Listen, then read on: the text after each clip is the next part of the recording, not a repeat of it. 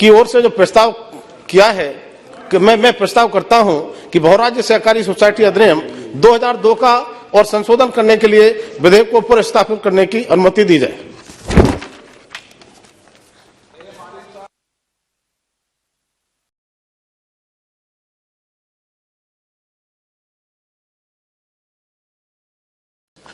Sir, I rise to oppose the introduction of the Multi-State Cooperatives Amendment Bill 2022 under Rule 72(2) of the Rules of Procedure and Conduct of Business in Lok Sabha and as per the provisions of the Constitution of India. Yes, sir, I am coming to. इस पर कभी इस पर debate हो जाना चाहिए। ये debate हो जाना चाहिए। जो कानून आप पढ़ते हो 72(2), ठीक है ना। डिबेट क्या है कि इस संसद को इस कानून को पास करने की विधायी क्षमता है ना, यही विषय है ना। अब मेरे शायद में आपसे ज्ञानी कोई नहीं है। मल्टी स्टेट कोऑपरेटिव एक्ट जब से बना, मैं कोऑपरेटिव में रहा हूं, सेंट्रल गवर्नमेंट का एक्ट है और राज्य का कोऑपरेटिव एक्ट है, यही है ना। बोलिए इनके Premchandra ji. Thank you. I fully agree with you, Honorable Speaker, sir. I am on technical points. Yes. And on the basis of the constitutional provisions, I am opposing the introduction of the Multi-State Cooperatives Bill 2022.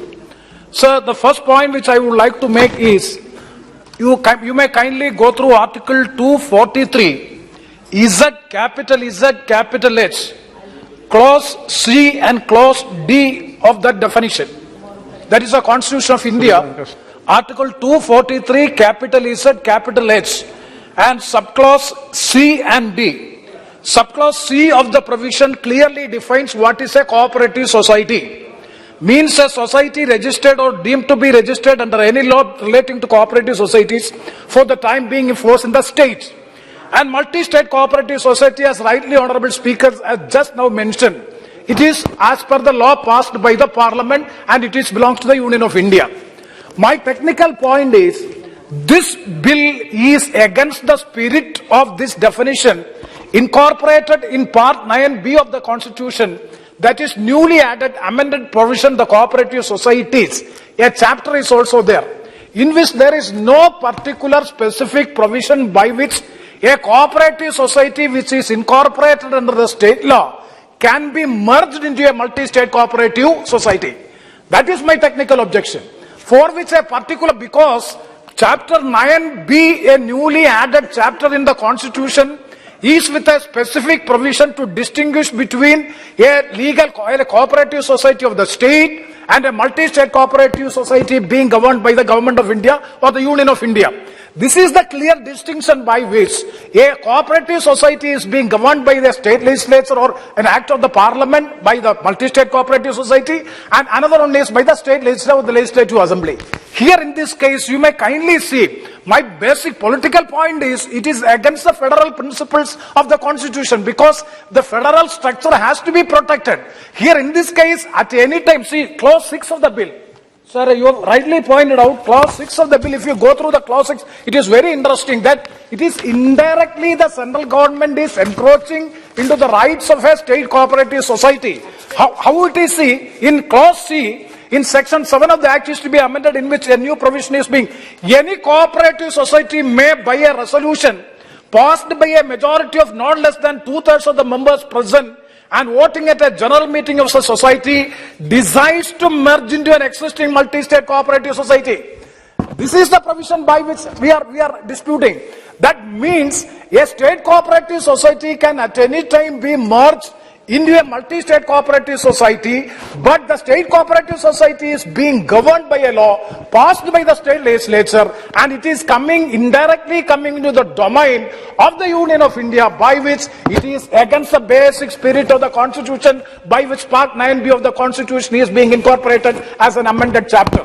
That is a technical objection which I would like to make. And second one is, so and 243, along with this 243, another provision also, sir, one second.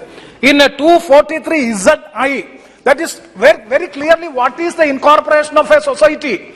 What is an incorporation of a society under the state law is also well mentioned in 243, capital is at capital I. Incorporation of cooperative subject to the provisions of this part. The legislature of a state may by law make provisions with respect to incorporation, regulation and winding up of a cooperative society.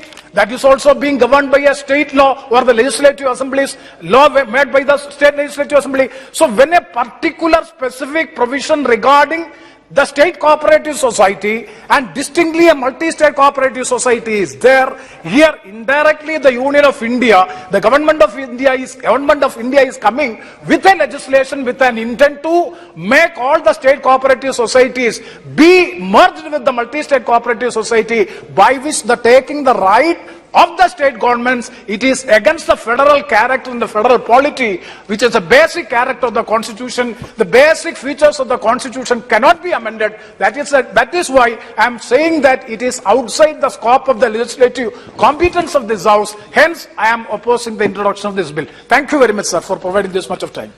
माननीय मंत्री जी, इनके प्रेमचंद्र जी जो विषय उठाया कि कोई भी society को, एक मिनट बस मैं मंत्री जी को, कोई भी सोसाइटी को जो विषय उठाया उन्होंने कि राज्य की कोई भी सोसाइटी को क्या मल्टी स्टेट कोऑपरेटिव सोसाइटी में बदल सकते हैं, ये अधिकार इसमें ले रहे हो क्या? आप जब भाषण, अभी नहीं बोल रहा मैं, जब बोले तो ये पॉइंट क्लियर करना। C Thomas ji no, D Ravi Kumar ji no, Manish Tiwari ji. Thank you very much, Mr. Speaker, sir. I rise to oppose the introduction of the Multi-State Cooperative Societies Amendment Bill, as this bill violates the object of the 97th Constitutional Amendment, Article 243ZI, inserted by the 97th Constitutional Amendment Act 2011 and Article 43B of the Constitution. Mr. Speaker, sir, with your permission, I will point out to 5 specific clauses of the bill which are beyond the legislative competence of this House, and therefore we are opposing the introduction of the bill. First, clause 6... अभी तो आप विद्वान है, अभी तो केवल इतना ही discuss करना है अपन को कि संसद को इसकी विधायी क्षमता है या ना। जब आप पूरा विषय जब इस पर डिस्कस हो तो पूरा स्पीकर साहब, मैं वही प्रावधान के और आपका ध्यान दिलवा रहा हूं जो प्रावधान सीधा इस सदन के लेजिस्लेटिव कॉम्पिटेंस के बाहर है। मैं उससे बाहर जाने की कोशिश नहीं कर रहा। First, clause 6 of the bill inserts subsection 10 into section 17, creating an ambiguity by allowing any cooperative society to merge into an existing multi-state cooperative society. This is beyond the legislative competence of the Union, as state cooperative societies are within the exclusive jurisdiction of the states. Number 2, Mr. Speaker, sir, clause 13 substitutes section 35 to now prohibit the redemption of shares of multi-state cooperative societies without the approval of the government. This strikes at the very heart of the principles of autonomous functioning of cooperative societies, which the 97th Amendment sought to introduce by virtue of Article 45B of the Constitution. Third, Clause 17 completely usurps the object of the Parent Act as well as the 97th Amendment by substituting Section 45 with a central election authority to be appointed by the central government. Fourth, a fund is sought to be created by virtue of Clause 24 of the bill, inserting Section 63A, 63B and 63C into the Parent Act. Again, by putting an additional burden on cooperatives, infringes upon the cardinal principle of autonomous functioning as provided in Article 43B of the Constitution. Finally, Mr. Speaker, sir, and I thank you for your indulgence, Clause 45 provides for an overriding of the board and appointing an administrator in its place who may not even be a member of the society. This clause also substantially contravenes the 97th Amendment to the Constitution. Mr. Speaker, sir, I would very, very humbly like to urge the Treasury benches that this bill should be withdrawn, it should be reconsidered, because it violates the federal spirit of the Constitution. It actually attacks the federal spirit of the Constitution with a sledgehammer. Thank you very much, Mr. Speaker, sir. Shri Adhir Ranjan Chaudhary ji. Sir, I rise to oppose the introductions of the bill under the nomenclature of Multi-State Cooperative Societies Amendment Bill 2022 under Rule 72/2. Sir, already the explicit reasons of opposing the legislative document has been deliberated by our colleagues. Sir, I would like to draw your attention that cooperative society is a state subject under 7th schedule via NT 32 of the state list in India in the Constitution.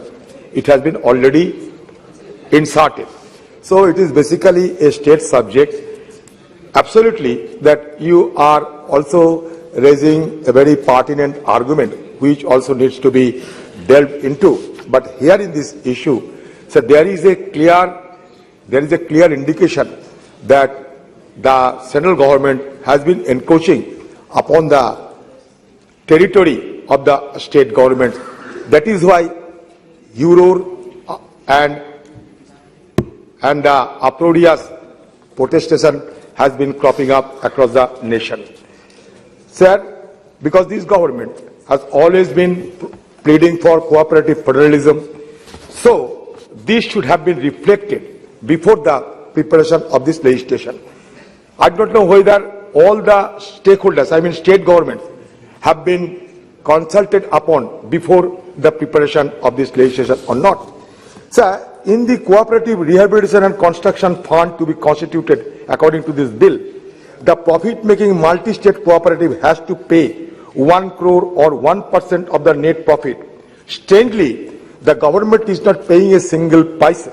This is illogical way one profit-making cooperative society shall pay for the revival of another loss-making cooperative society. This does not happen in the Companies Act also.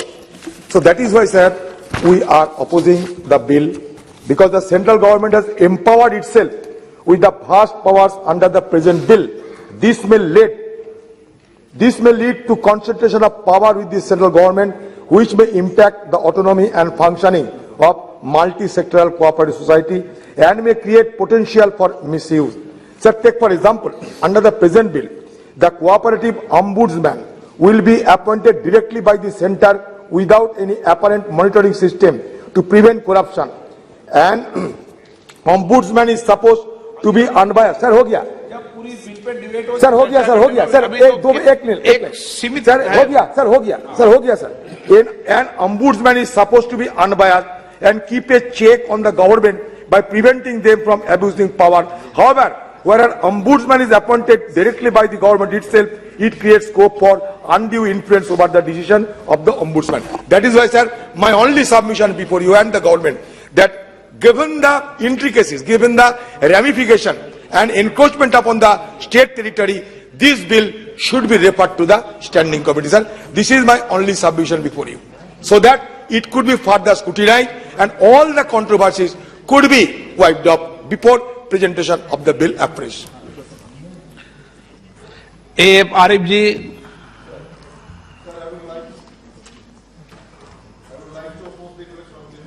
Cooperative Societies Amendment Bill 2020.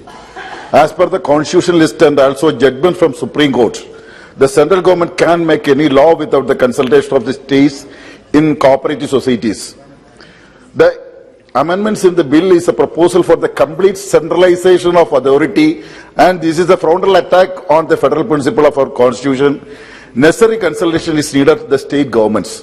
So I also support the members who are raised the arguments against the introduction of the bill. The bill may be sent to the subject committee, concerned as a committee. Sogat Rai ji. Under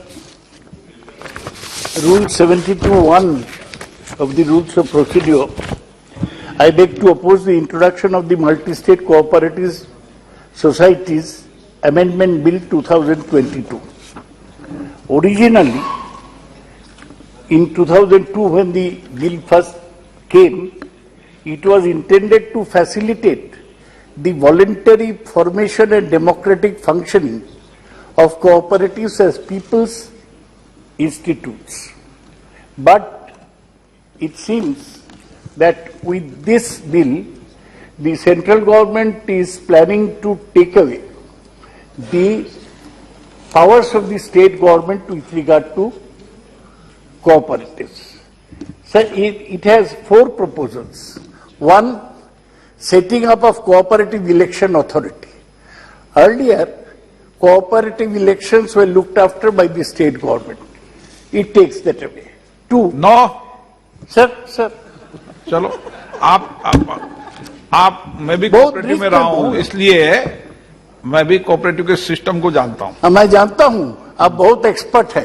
Kota में जो cooperative बना उसमें आप member थे, अब secretary भी थे, मुझे पता है सर।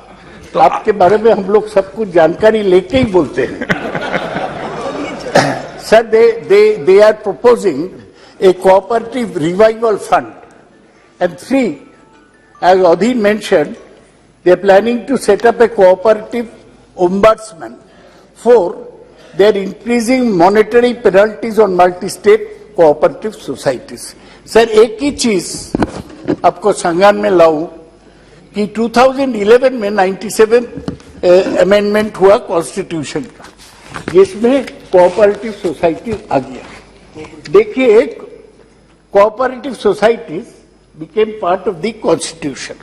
सर, उसमें क्या बोलता, इनकॉर्पोरेशन ऑफ कोऑपरेटिव सोसाइटी कौन करेगा? ये स्टेट करेगा, ये क्लियरली मेंशन्ड है। ये कॉन्स्टिट्यूशन अपन इस पे डिटेल डिस्कस हो जब कर लें। सर, 1 मिनट में खत्म कर दें। And B 243ZR gives an application to multi-state cooperative societies. ये कॉन्स्टिट्यूशन अमेंडमेंट में लाए। ये बिल में बोला गया, बिल में ऑब्जेक्शन रीजन में बोला गया कि वो अमेंडमेंट के बाद, कॉन्स्टिट्यूशन अमेंडमेंट के बाद, in view of the insertion of the said part, it has become imperative to amend the act. It's not clear to me how the act is related to the constitution amendment. 2011, the amendment came. This government has been in power for 8 years. They have not amended. Suddenly, Mr. Shah comes forward with amendment of this. Sir, this bill impinges on the rights of the state. It impinges on the right of people to form cooperative on their own will, and it basically will act in bringing more control over multi-state cooperative societies by the central government. I am totally opposed. It's undemocratic, it's anti-constitutional, and it violates the spirit of cooperatives and cooperation in the...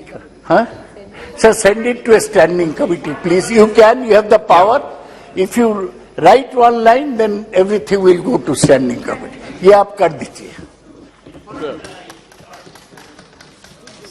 I am not a lion like other members. I am on a point of common man's view. This Multi-State Cooperative Societies Amendment Bill 2022 was stoutly opposed, being opposed by me, because of the reason. Sir, actually, it gives an impression as though the chairman and vice chairman and members and the secretary are just selected by the central government only. Not, there is no democratic policies or principles adopted. Yes, sir. That is why the objection is there is no point of view from the democratic elected public. It is intended for the betterment of opportunities that has been extended to the... No, this is nothing but... I will conclude, don't worry, I am not going to intrude in any other thing. Actually, the common man has got the opportunity by using the cooperative movement. He has to say what has to be served by the government by distributing the usual way of small helps by way of cooperative movements. But this movement is totally, it has to be reckoned by democracy means only. But there is no democracy. Actually, government is making everybody, the heads of the institution are appointed by the government only. This is not fair. So that is a main objection from us. This may be not, since it has to be referred to standing committee. माननीय मंत्री जी, माननीय अध्यक्ष जी, माननीय अध्यक्ष जी, अभी माननीय सदस्यों द्वारा कुछ प्रश्न आए हैं, तो सबसे बड़ा प्रश्न है कि संसद की क्षमता इस विधेयक को लाने की है कि नहीं। तब मैं कहना चाहता हूं कि अभी माननीय सदस्य ने एक प्रश्न किया था कि स्टेट के पर यह हमला हो रहा है। मान्यवर इस प्रकार का नहीं है। एक राज्य में जो सहकारिता की सोसाइटी काम करती हैं वो राज्य की होती हैं, और एक राज्य सहकारी समितियों के बहुराज्य सहकारी समिति में विलय का प्रावधान पहले से है, परंतु ये राज्यों के सहकारी सोसाइटी में नियमों के अधीन ही है। 2002 के अधिनियम में भी राज्य सोसाइटियों के बहुराज्य सोसाइटी में परिवर्तन करने का प्रावधान पहले से ही आपके यहाँ है। दूसरा, एक प्रश्न आया कि संविधान के 97 संशोधन को हम उच्च न्यायालय में निरस्त कर दिया गया था, पर सर्वोच्च न्यायालय ने जुलाई 2021 में ये निर्णय दिया गया, ये संशोधन बहुराज्य सहकारी समितियों पर लागू होगा, इसलिए इस संशोधन विधेयक की आवश्यकता पड़ी। दूसरा, हमारे यहाँ चुनाव प्राधिकरण का जो सवाल आया है, ये प्रावधान में संविधान के 97 संशोधन के अनुसार है, और शेयर्स के मोचन का जो प्रावधान अंकित मूल्य पर प्रस्तावित है, जो कि सहकारिता के सिद्धांतों के अनुसार। दूसरा, माननीय अध्यक्ष जी, ये सहकारी समितियों के उद्देश्य केवल एक राज्य तक ही सीमित है, वो सूची 2 राज्य की प्रविष्टि 32 में आती है, एवं राज्यों के सहकारी समितियों के पंजीकों द्वारा पंजीकृत की जाती है। यह विधेयक बहुराज्य सहकारी समितियों के लिए है जिनके उद्देश्य एक से अधिक राज्यों में है, जो संघ सूची की प्रविष्टि 44 के अंतर्गत आती है, और केंद्रीय पंजीयक द्वारा इसके पंजीकृत किया जाता है। यह विधेयक पूर्णतः संसद की विधायी क्षमता में है। यह विधेयक संविधान की 7वीं अनुसूची की सूची 1 संघ सूची की प्रविष्टि 44 के अंतर्गत प्रस्तावित है। बहुराज्य सहकारी सोसाइटी अधिनियम 2002 व उससे पहले बहुराज्य सहकारी सोसाइटी अधिनियम 1984 में भी इस प्रविष्टि के अंतर्गत संसद में ये पारित किए गए हैं। अतः ये विधेयक संसद की विधायी क्षमता में है। बाकी प्रश्नों के बारे में विधेयक पर खंडवार चर्चा जब होगी तब उसके उत्तर दिए जाएंगे। अतः मैं बहुराज्य सहकारी सोसाइटी संशोधन विधेयक 2022 के पुनर्स्थापन का अनुरोध करता हूं।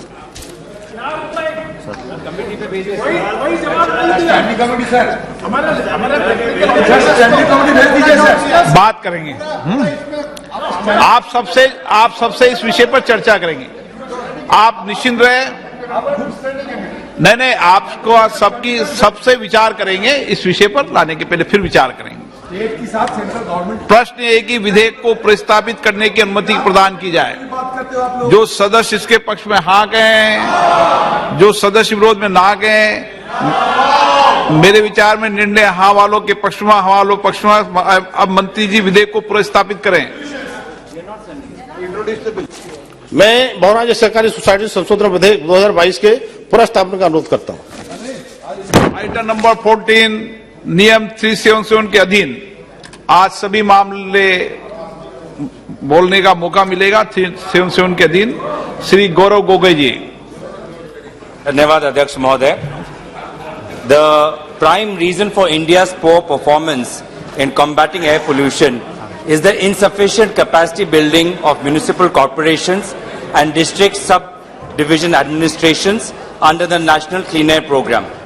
Sir, reportedly most of the cities mandated to submit their respective city action plans have only replicated each other's initiatives.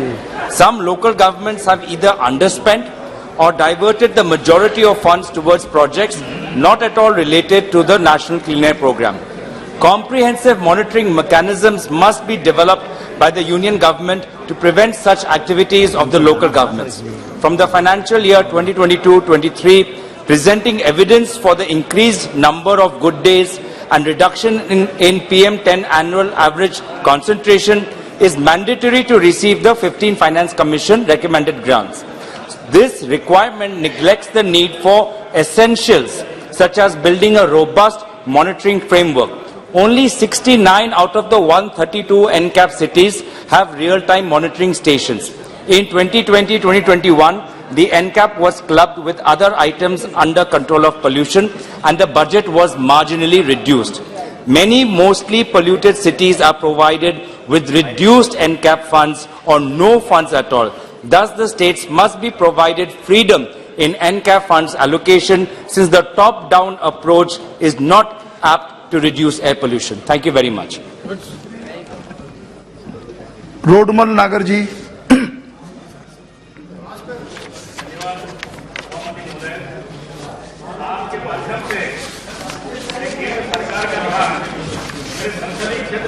Madhya Pradesh में महत्वपूर्ण धार्मिक स्थान मां विजयसंधाम भेसवा माता, साका श्याम जी मंदिर नरसिंहगढ़, मां बुगलामुखी मंदिर नलखेड़ा, घुरेल पशुपतिनाथ मंदिर ब्यावरा, जालपा मंदिर राजगढ़, बाग बागेश्वर महादेव चाचोड़ा, कोटरा की गुफाएं, 16 खंबे एवं प्राचीन गुफा मंदिर नरसिंहगढ़ की ओर आकर्षित करना चाहता हूं। ये स्थान केवल राजगढ़ क्षेत्र के ही नहीं अपितु देश भर के श्रद्धालुओं की लोक आस्था का केंद्र है।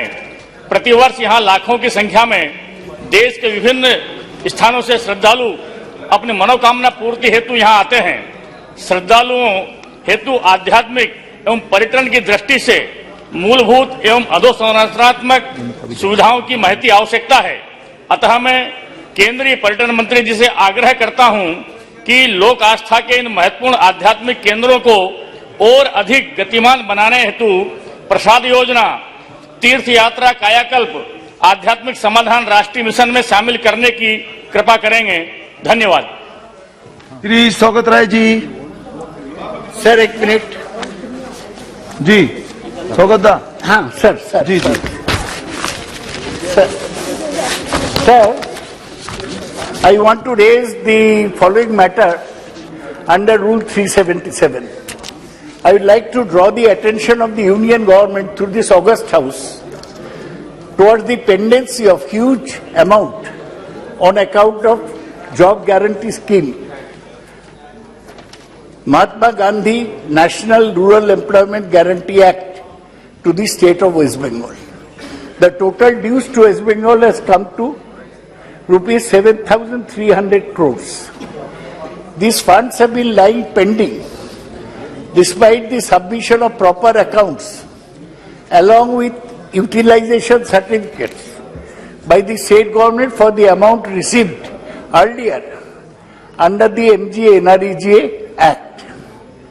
Sir, our Chief Minister had sent 2 letters dated May 12 and June 9 to the Honorable Prime Minister on this issue. Sir, a delegation of TMC MPs went and met the Rural Development Minister, Giriraj Singh, to request him to release the funds. Under the Act, payment cannot be denied for more than 15 days to MGNREGA workers, but their wages, the wages of such poor people are being stalled. It is very unfortunate that neither any funds nor any response has been received from the ministry to the state's representations yet. Sir, this is beyond the ethics of the state scheme, and livelihood of the rural people in the state is suffering extremely. Sir, I may mention that not only under this scheme but also under the House for All scheme, another central scheme, total dues to the state government, sir, 8 seconds.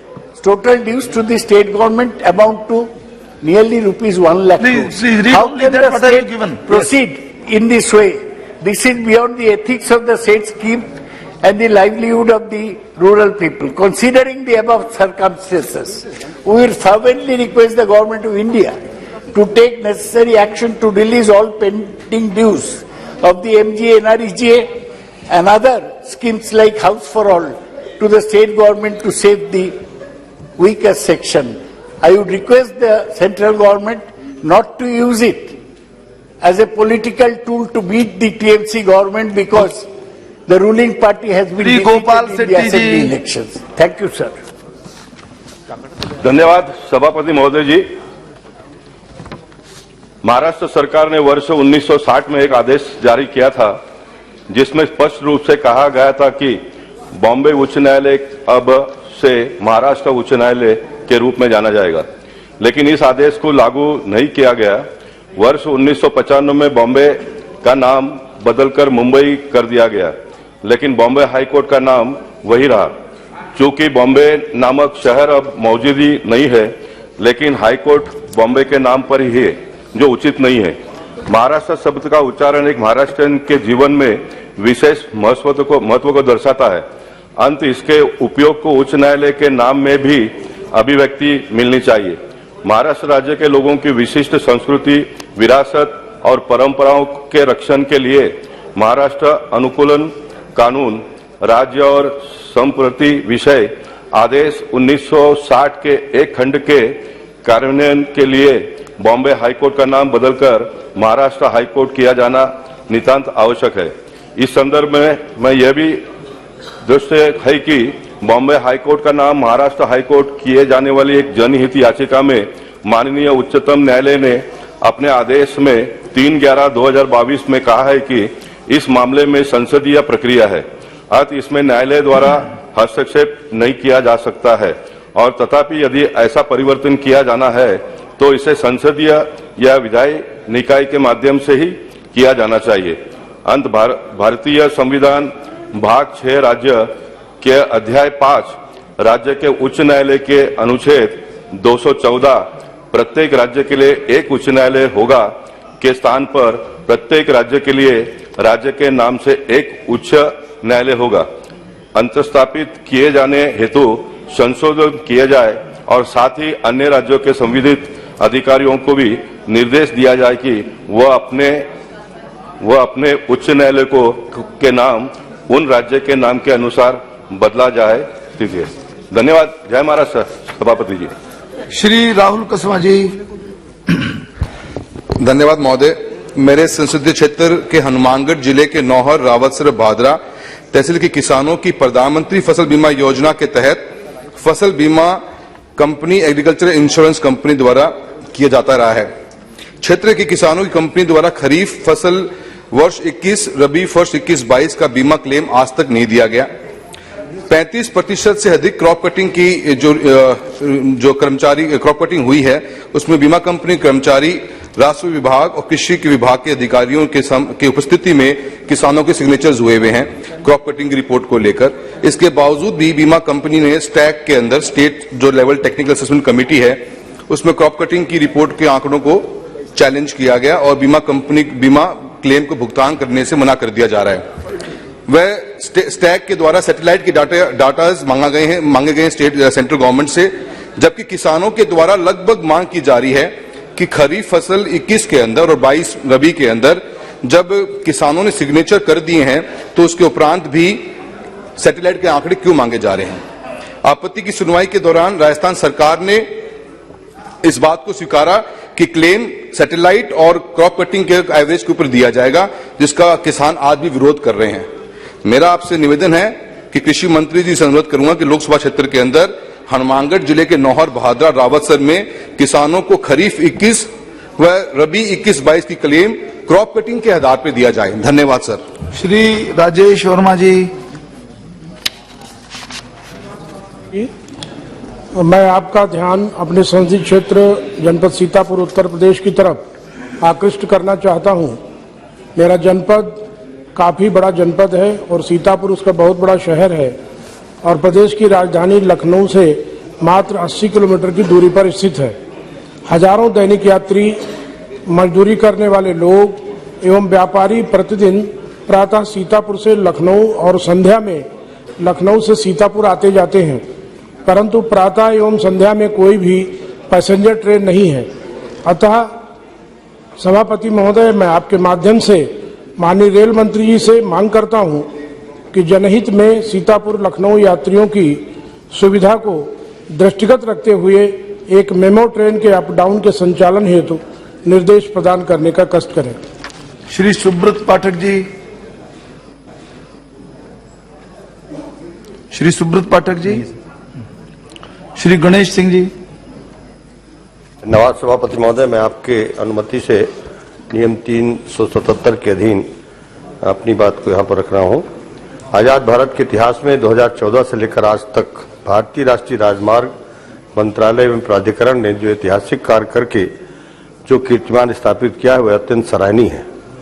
किंतु मेरे लोकसभा क्षेत्र सतना जो उत्तर प्रदेश की सीमा से लगा हुआ है, किंतु सीधा कोई भी राष्ट्रीय राजमार्ग नहीं है। भारतमाला योजना के से मैंने सतना से सिमरिया, सिरमौर, जवा, शंकरगढ़, प्रयागराज हेतु एक राष्ट्रीय राजमार्ग की मांग की थी, जिसकी सैद्धांतिक सहमति भी हो चुकी थी। माननीय मंत्री जी का आश्वासन पत्र भी मुझे मिला था, किंतु आज तक दो राज्यों को जोड़ने वाली सड़क जो कि सर्वाधिक पिछड़े हुए क्षेत्र से गुजरने वाली है, उसकी स्वीकृति नहीं हो पाई। मैं आपके माध्यम से मांग करता हूं कि तत्काल उक्त सड़क की स्वीकृति दी जाए। धन्यवाद। Shri Khagen Murmu ji. Thank you, Chairman sir. I would like to draw the kind attention of Honorable Minister of Civil Aviation towards the pressing need of an airport in Malda. The nearest airports to Malda are Siliguri and Kolkata, which are 250 km and 350 km away, respectively far.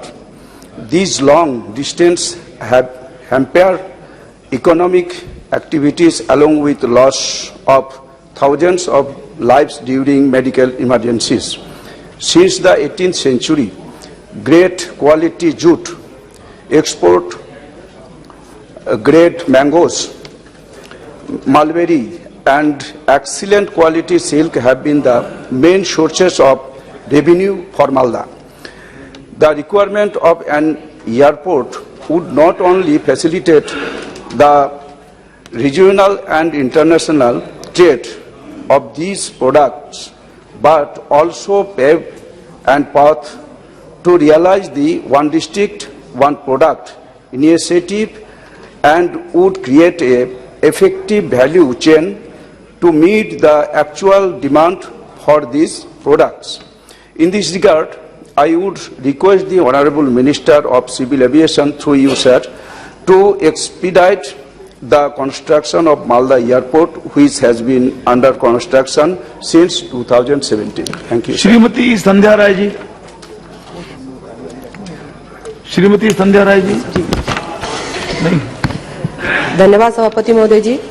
मैं आपके माध्यम से नियम 377 के अधीन मेरे भिंड जिले के लिए मैंने पूर्व में सभापति महोदय आपके माध्यम से पूर्व में सदन के माध्यम से माननीय कृषि मंत्री जी से भिंड जिले में एक अतिरिक्त कृषि विज्ञान केंद्र खोलने हेतु निवेदन किया था, जो आज दिनांक तक विचार में नहीं लाया गया। मैं आपके माध्यम से बताना चाहूंगी कि भिंड जिला कृषि उपज की दृष्टि से अत्यंत महत्वपूर्ण जिला है तथा कृषि विकास की अत्यंत संभावना है। वर्तमान में भिंड जिले में कृषि विज्ञान केंद्र तहसील लाहौर में खोला गया है, जो कि भिंड जिले से उसकी दूरी 60 किलोमीटर है तथा अन्य तहसीलों एवं अन्य 4 विधानसभाओं से भौगोलिक दृष्टि से भी दूर है, जिस कारण से कृषि विभाग से प्राप्त होने वाले लाभ सीमित किसानों को ही प्राप्त हो पाते हैं। भारतीय कृषि अनुसंधान परिषद नई दिल्ली द्वारा मध्य प्रदेश के धार जिले में 2 कृषि विज्ञान केंद्र किसानों को लाभ दिलाने के लिए खोले गए हैं। यहाँ यह भी मैं ध्यान आकर्षित करना चाहूंगी आपके माध्यम से कि पूर्व में कृषि विज्ञान के नाम से भिंड जिला मुख्यालय पर कृषि विश्वविद्यालय को भूमि आवंटित कर बिल्डिंग बनाई जा चुकी है। तत्पश्चात तत्कालीन कारणों से कृषि विज्ञान केंद्र लाहौर में खोला गया। अतः ऐसी परिस्थिति में भिंड जिले में अतिरिक्त कृषि विज्ञान केंद्र खोलने की अनुमति प्रदान की जाती है, तो न तो वहां पर भूमि आवंटन की दिक्कत आएगी तथा वहां पर बिल्डिंग भी बनी हुई है, शासन पर कोई अतिरिक्त भार नहीं पड़ेगा। अतः मैं आपके माध्यम से पुनः निवेदन करती हूं कि भिंड जिले में एक अतिरिक्त कृषि विज्ञान केंद्र प्रदान करें, जो कि भिंड जिले के किसानों के लिए वरदान साबित होगा तथा माननीय प्रधानमंत्री जी का संकल्प है किसानों की आय दोगुना करना, उसमें भी सार्थक सिद्ध होगा। धन्यवाद। दिया Kumari ji. Thank you, Chairperson, sir. Sir, I would like to bring to your notice that in 2015, the Archaeological Survey of India identified sites of religious and historical importance that attract very high tourist footfall under the Adarsh Smarak Yojana to implement disabled-friendly measures. These include solar wheelchairs and battery-driven carts, braille signage, tactile floors or pathways, special toilets and railings, etc. that can facilitate the entry of differently abled people at the archaeological sites. This noble initiative is a part of the Accessible India campaign, Saugamya Bharat Abhiyan, conceptualized by the Honorable Prime Minister to enable persons with disabilities to gain universal access to all archaeological sites. However, such development works in key historical marvels like the Kumbhalgarh Fort and the Ranthambore Fort is yet to take off. In this regard, through you, sir, I'd like to request the ASI to expedite the process of making these destinations more inclusive. Thank you, sir. Shrimati Sangeeta Kumari Singh ji. Sir, the Pradhan Mantri Fasal Bima Yojana was launched to provide comprehensive insurance coverage against crop loss on account of non-preventable natural risks to help in stabilizing the income of farmers. As Odisha is a natural disaster-prone state, the PMFBY is a major risk mitigation program for the farmers of the state. The premium subsidy sharing pattern is 50-50 between the central and the state governments.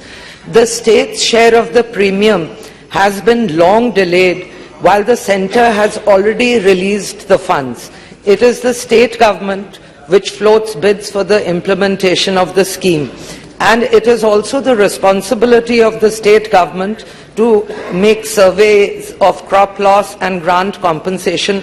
केली की फसल अधिकतर मात्रा में होती है और इस वर्ष में करीब करीब 1 लाख हेक्टेयर से ज्यादा सिंचाई क्षेत्र में केली की फसल की जा रही है।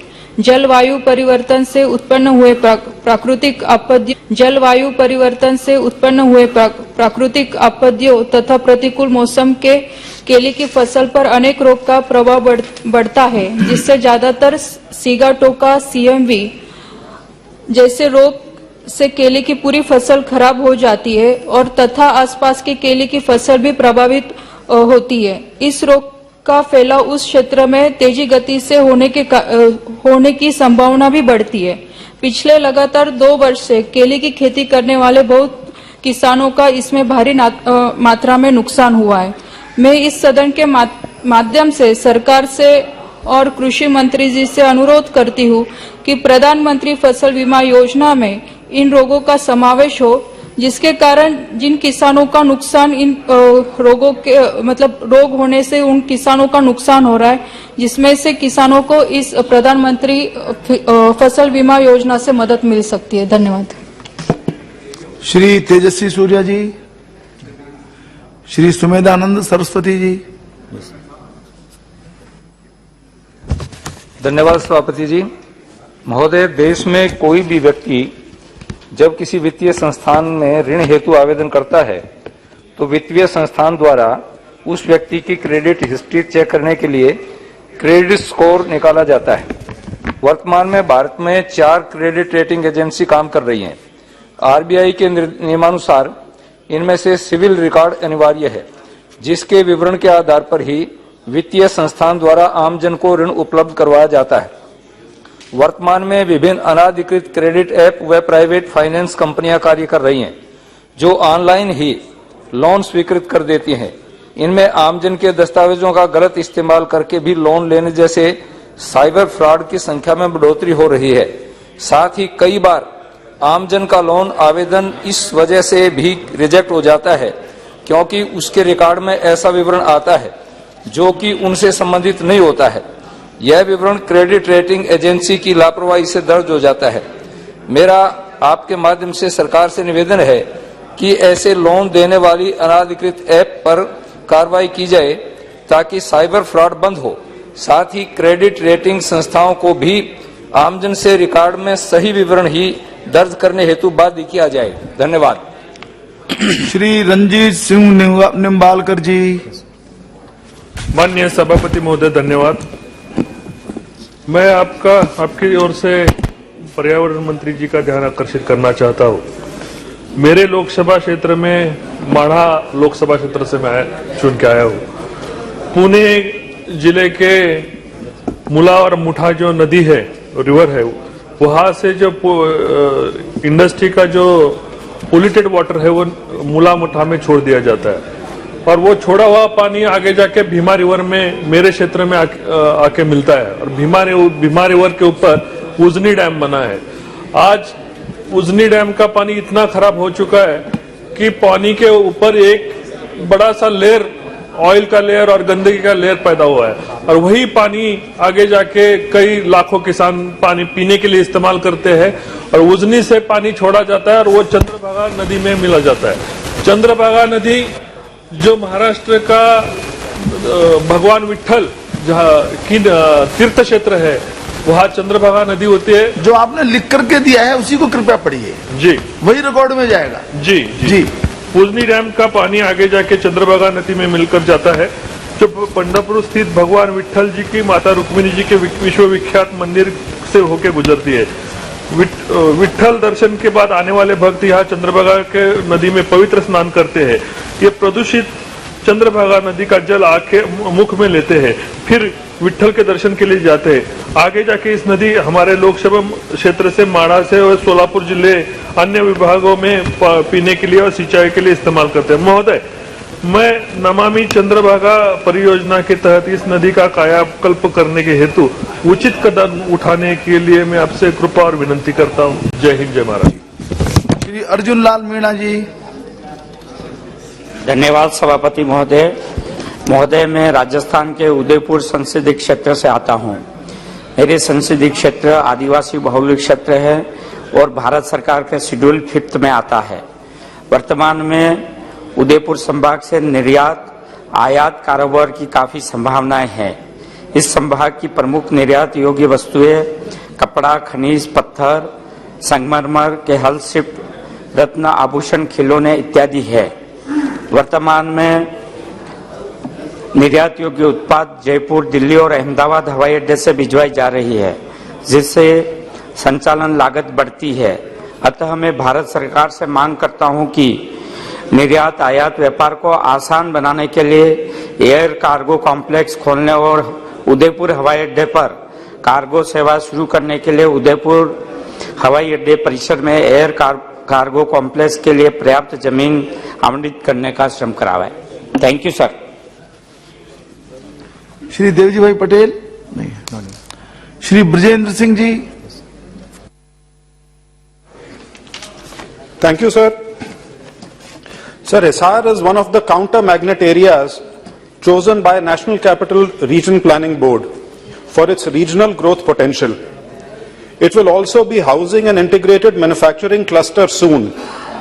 Despite the growing developmental activity, there is no direct railway connection from Hisar to Chandigarh, which happens to be the capital of Haryana and Punjab.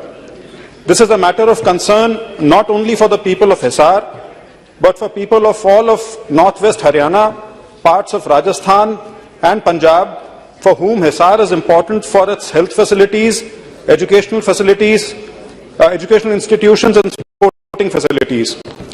Currently, the shortest railway route from Hisar to Chandigarh takes almost 6.5 to 7 hours to cover a distance of just about 245 kilometers. This is double the time that it would take if there was a direct railway line which could possibly be laid between Barwala and Narwana or any other feasible route. Therefore, through you, sir, I urge the government to consider this request and ease the access between Hisar and Chandigarh. Thank you.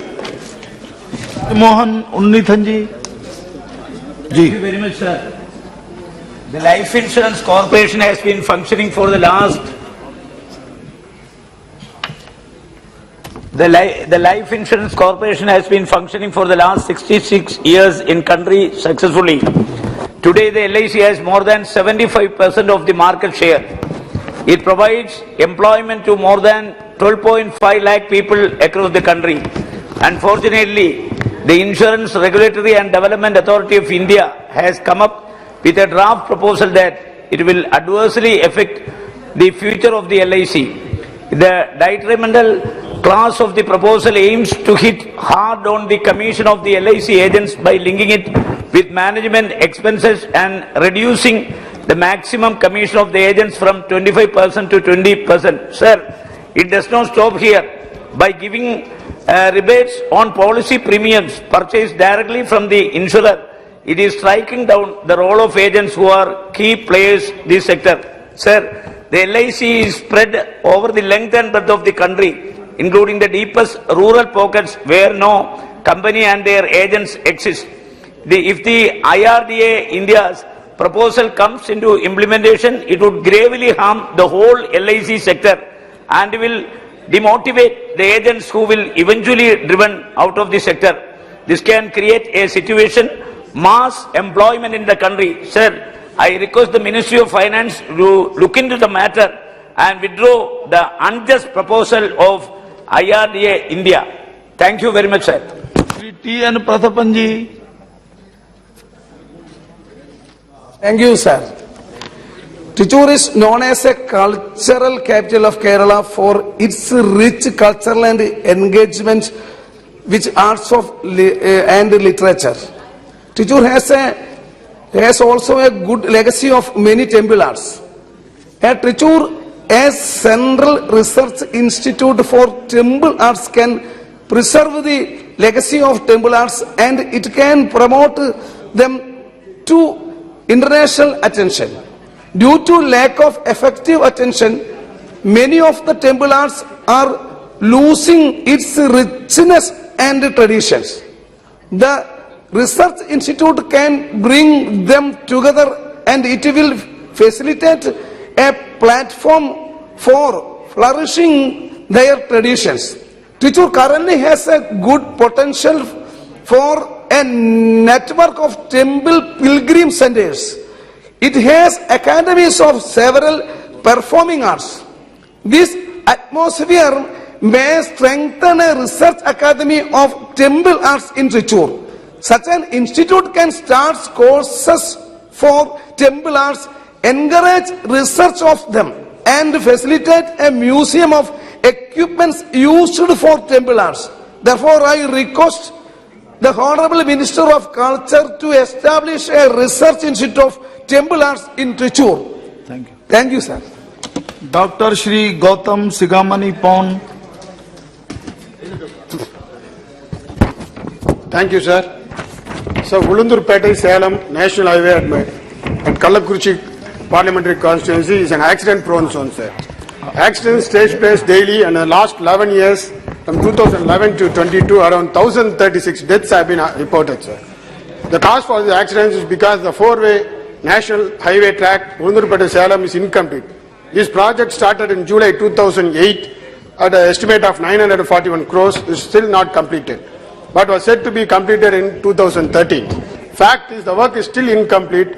Athur, Vayapadi, Udayapatti, Chinnasalem, Kallakurichi, Tyagaduruvam, Elevanasur and Ulundurpete are left as two-way roads, sir, instead of four-way roads. Four-way roads shrink to two-way roads and over bridges having dangerous curves causing tragic accidents. The NH connecting Salem and Chennai via Ulundurpete and Viluppuram is very vital, as it has many education institutions and facilitates large number of small and medium-scale industries in Salem, Namakkal, Kadalur and Viluppuram districts. The speedy completion of the national highway, which is incomplete for more than 10 years, will help in bringing new industries here.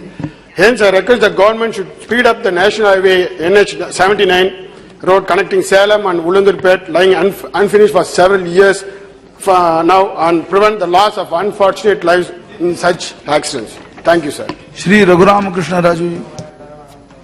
Thank you, Honorable Speaker, sir. Chairman, sir. The Fiscal Responsibility and Budget Management FRBM Act was enacted in 2003 with the aim to establish financial discipline, improve the administration of public finances, strengthen financial prudence and reduce the revenue deficit, thereby to maintain a sustainable economic growth in the country. During the last 2 decades, it has been subjected to many amendments by the state governments to borrow more funds to meet the expenditure of their states, which resulted into a larger revenue deficit, contrary to the main objective of FRBM Act. Some state governments are resorting to use it as a tool to increase their borrowings by showing fictitious corporations that have no income of their own, where the repayments were being paid by the government. Because of such irresponsible and indisciplined borrowings of few state governments, the main objective of the FRBM Act is being defeated and revenue deficit of those states is increasing instead of reduction. In view of the above, through this August House, I request the Honorable Prime Minister and Honorable Minister for Finance to embark on taking immediate corrective steps before it goes out of hands and save the economy of the state, especially from the state where I got elected. Thank you, sir.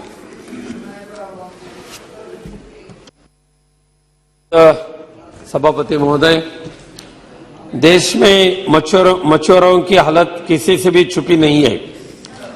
आज के समय में मछुआरों और मछली पकड़ने के अतिरिक्त कोई व्यवसाय नहीं होने के कारण वह अपने परिवार का ठीक से भरण पोषण नहीं कर पा रहे हैं और अपने बच्चों को अच्छी शिक्षा नहीं दे पा रहे। मछुआरों की आर्थिक हालत ठीक न होने के कारण बचपन से ही अपने बच्चों को मछली पकड़ने के व्यवसाय में लगा देते हैं। आज भी देश के मछुआरों के पास पक्के मकान नहीं है, इसकी वजह से उन्हें कोलीवाड़ा में रहना पड़ रहा है तथा यह कोलीवाड़ा समुद्र के किनारे ही बने होते हैं। समुद्र के किनारे होने के कारण ये लोग कोस्टल रेगुलेशन जोन में जाते हैं। इनका परिवार बदलतर हालत में जीने को मजबूर है। मछुआरे अपनी नौकाओं को वर्षा के समय बारिश से बचाने के लिए प्लास्टिक इत्यादि चीजों का इस्तेमाल करते हैं। उचित साधन नहीं होने के कारण उनकी नौकाएं जल्दी खराब हो जाती है। इनके पास कोल्ड स्टोरेज नहीं होने के कारण इनकी पकड़ी मछली जल्दी खराब हो जाती है। इनकी परेशानी यह खत्म नहीं होती है तथा मछुआरे मछली पकड़ने ज्यादातर खाड़ी इलाके में जाते हैं, जिसमें कीचड़ होने के कारण मछली नहीं पकड़ सकते। इस वजह से उनके व्यवसाय में कमी आ रही है। अतः अध्यक्ष सभापति महोदय, मैं आपके माध्यम से माननीय मंत्री महोदय जी से मांग करता हूं कि मछुआरों के भरण पोषण के लिए समय समय पर सरकारी अनुदान दिया जाना चाहिए। केरोसिन, पेट्रोल पर भी सब्सिडी सही वक्त पे देनी चाहिए। कोल्ड स्टोरेज की उचित व्यवस्था होनी चाहिए तथा उन खाड़ी इलाकों की उचित सफाई की जाए जहां पर मछुआरे मछली पकड़ने जाते हैं तथा सरकार मछुआरों के व्यवसाय बढ़ाने और इनके बच्चों को उचित शिक्षा देने के लिए कोई उचित योजना बनाए जिससे उनकी परेशानी जल्दी से जल्द खत्म हो सकती है। धन्यवाद सभापति महोदय। Shri Mahabali Singh ji.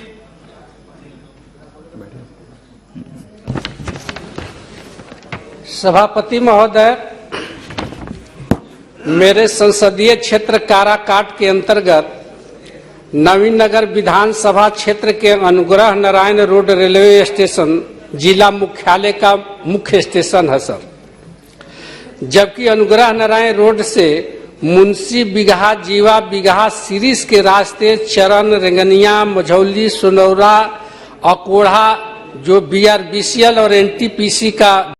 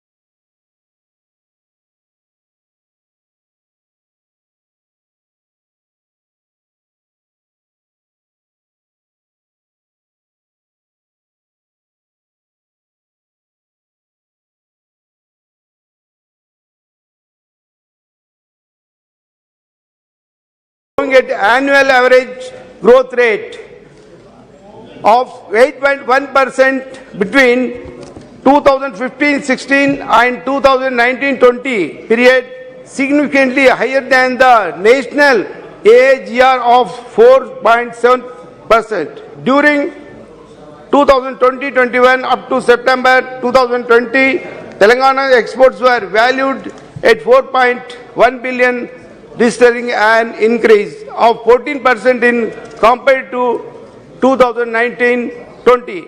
Thank you, sir. But what do you want? You didn't make any request. There is I will increase the export and the valuable foreign currency. Shrimati Supriya Sule. Sir, today road safety seems to be a huge challenge in our country, and this is the issue I want to raise, sir, today. There's an area called Navbharat Bridge in Pune city, Nare, which is a part of my constituency, sir, in Khadakwasla area. Since 2021 alone, took 17 lives. And बातचीत करते समय कृपया आवाज जरा मंदी रखें। जो माननीय सदस्य बात कर रहे हैं, जरा धीमी धीमी आवाज में बात करें, या तो न करें, अच्छा होगा कि न करें, बहुत आवश्यक है तो जरा धीमी आवाज में करें। तो अब वो मैं नाम नहीं ले सकता हूं, मैं अभी नहीं लूंगा, बाद में। I think please. Okay. Sir, road safety seems to be a big challenge in our country, and I'd like to raise this issue regarding Navle Bridge in my constituency, which is the Nare area in Pune city and Khadakwasla area. Since 2021, took 17 lives and seriously injured 24 people. On November 21st, a series of accidents continued because a truck lost its control and about 40 vehicles caused a large pile of damaged vehicles on that road. The bridge has become a black spot for accidents due to the combination of steep inclines and turns and downward slopes, which have been reduced in the first measure of the check of the accidents. I have time and again raised this issue, and the service roads also need to be spruced up. But the accident somehow had stopped for about 6 months. But in order to ensure that people follow traffic rules and sufficient presence of police along the highway is much needed. Although National Highway, Police and Municipal Corporation of Pune have taken several steps in the past, but we have not been able to get a zero accident area as yet. So I would request the Ministry of Road Transport and Highways to look into the matter. Take some very concrete steps, because it's a very large highway and we lose a lot of innocent lives here. Thank you, sir. Dr. Shri MP Abdul Samad Samadani. Thank you, sir. Sir, through you, I would like to draw the attention of the government and the Honorable Minister for Civil Aviation especially to a serious crisis that has occurred in the much awaited development process of the Kozhikode International Airport in Kerala. Sir, this crisis has taken place in the completion of the official formalities of the development project of the airport. The crisis, which is related with the financial aspect of the project, can be solved by effective and positive coordination between the central and state government departments and the governments. Sir, I therefore request the Honorable Minister of Civil Aviation to initiate such a move for coordination between the central government and the state government, and to do the needful for starting the delayed development work of the airport at the earliest. Meanwhile, there are reports that the concerned authorities may be deciding to reduce the length of the airport runway, considering the non-completion of the essential official formalities by the concerned. Therefore, sir, I request the government to cancel that idea, which was already given up by the Honorable Minister on the request of members of Parliament representing the area. The curtailment of the runway will be very harmfully affecting the well-being, welfare, the day-to-day functioning and future development of this airport, this international airport, on which a large number of passengers, including the Pravasis, depend. Sir, this very important development work of the airport has to continue, and the curtailment of the runway, the idea has to be withdrawn, sir. Thank you, sir. Thank you so much. Shri Subrat Pathak ji.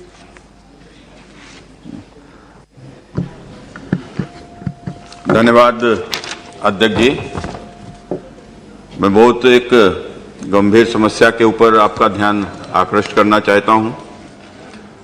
आपके माध्यम से सरकार को ध्यान में कि देश में ऑटिज्म और सेरेब्रल पाल्सी के मरीजों की संख्या में वृद्धि हो रही है।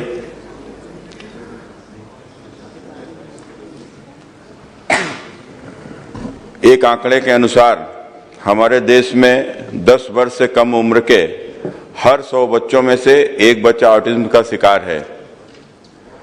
स्वास्थ्य मंत्रालय को इस दिशा में कारगर प्रयास किए जाने की आवश्यकता है। यहां यह उल्लेख करना महत्वपूर्ण है कि अब तक ऑटिज्म और सेरेब्रल पाल्सी की CGHS की सूचीबद्ध बीमारियों के पैनल में शामिल नहीं किया गया है, जिससे सरकारी क्षेत्र के कर्मियों को अपने ऊपर ही निर्भर रहकर इलाज कराना पड़ता है और लोगों को इलाज कराने में बड़ी मुश्किलों का सामना करना पड़ता है। कई तो ऐसे लोग हैं कि जिनके पास में इलाज के लिए कभी कभी उनको अपना खेत तक गिरवी रखना पड़ता है, खेत बेचना पड़ता है, कर्जा लेना पड़ता है। ऐसी तमाम सारी समस्याओं से उनको जूझना पड़ता है। इसलिए इस इलाज में मरीजों की थेरेपी का भी बहुत बड़ा योगदान होता है। इससे संबंधित थेरेपी को भी CGHS के अंतर्गत लाने का प्रावधान किए जाने की आवश्यकता है।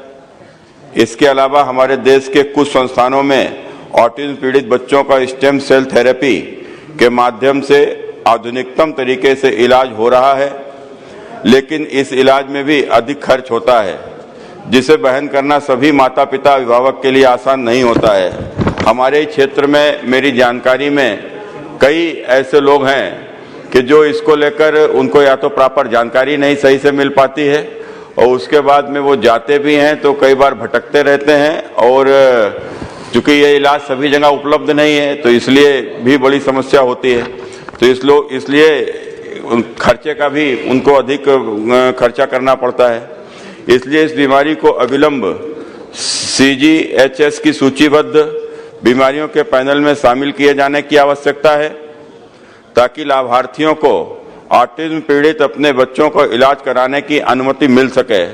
कई जगह से मेरी सूचना में भी ये आया है कि कई जगह से इनको लौटा दिया गया है, तो इनको लौटाया ना जाए और सभी जगह के ऊपर इसकी व्यवस्था हो।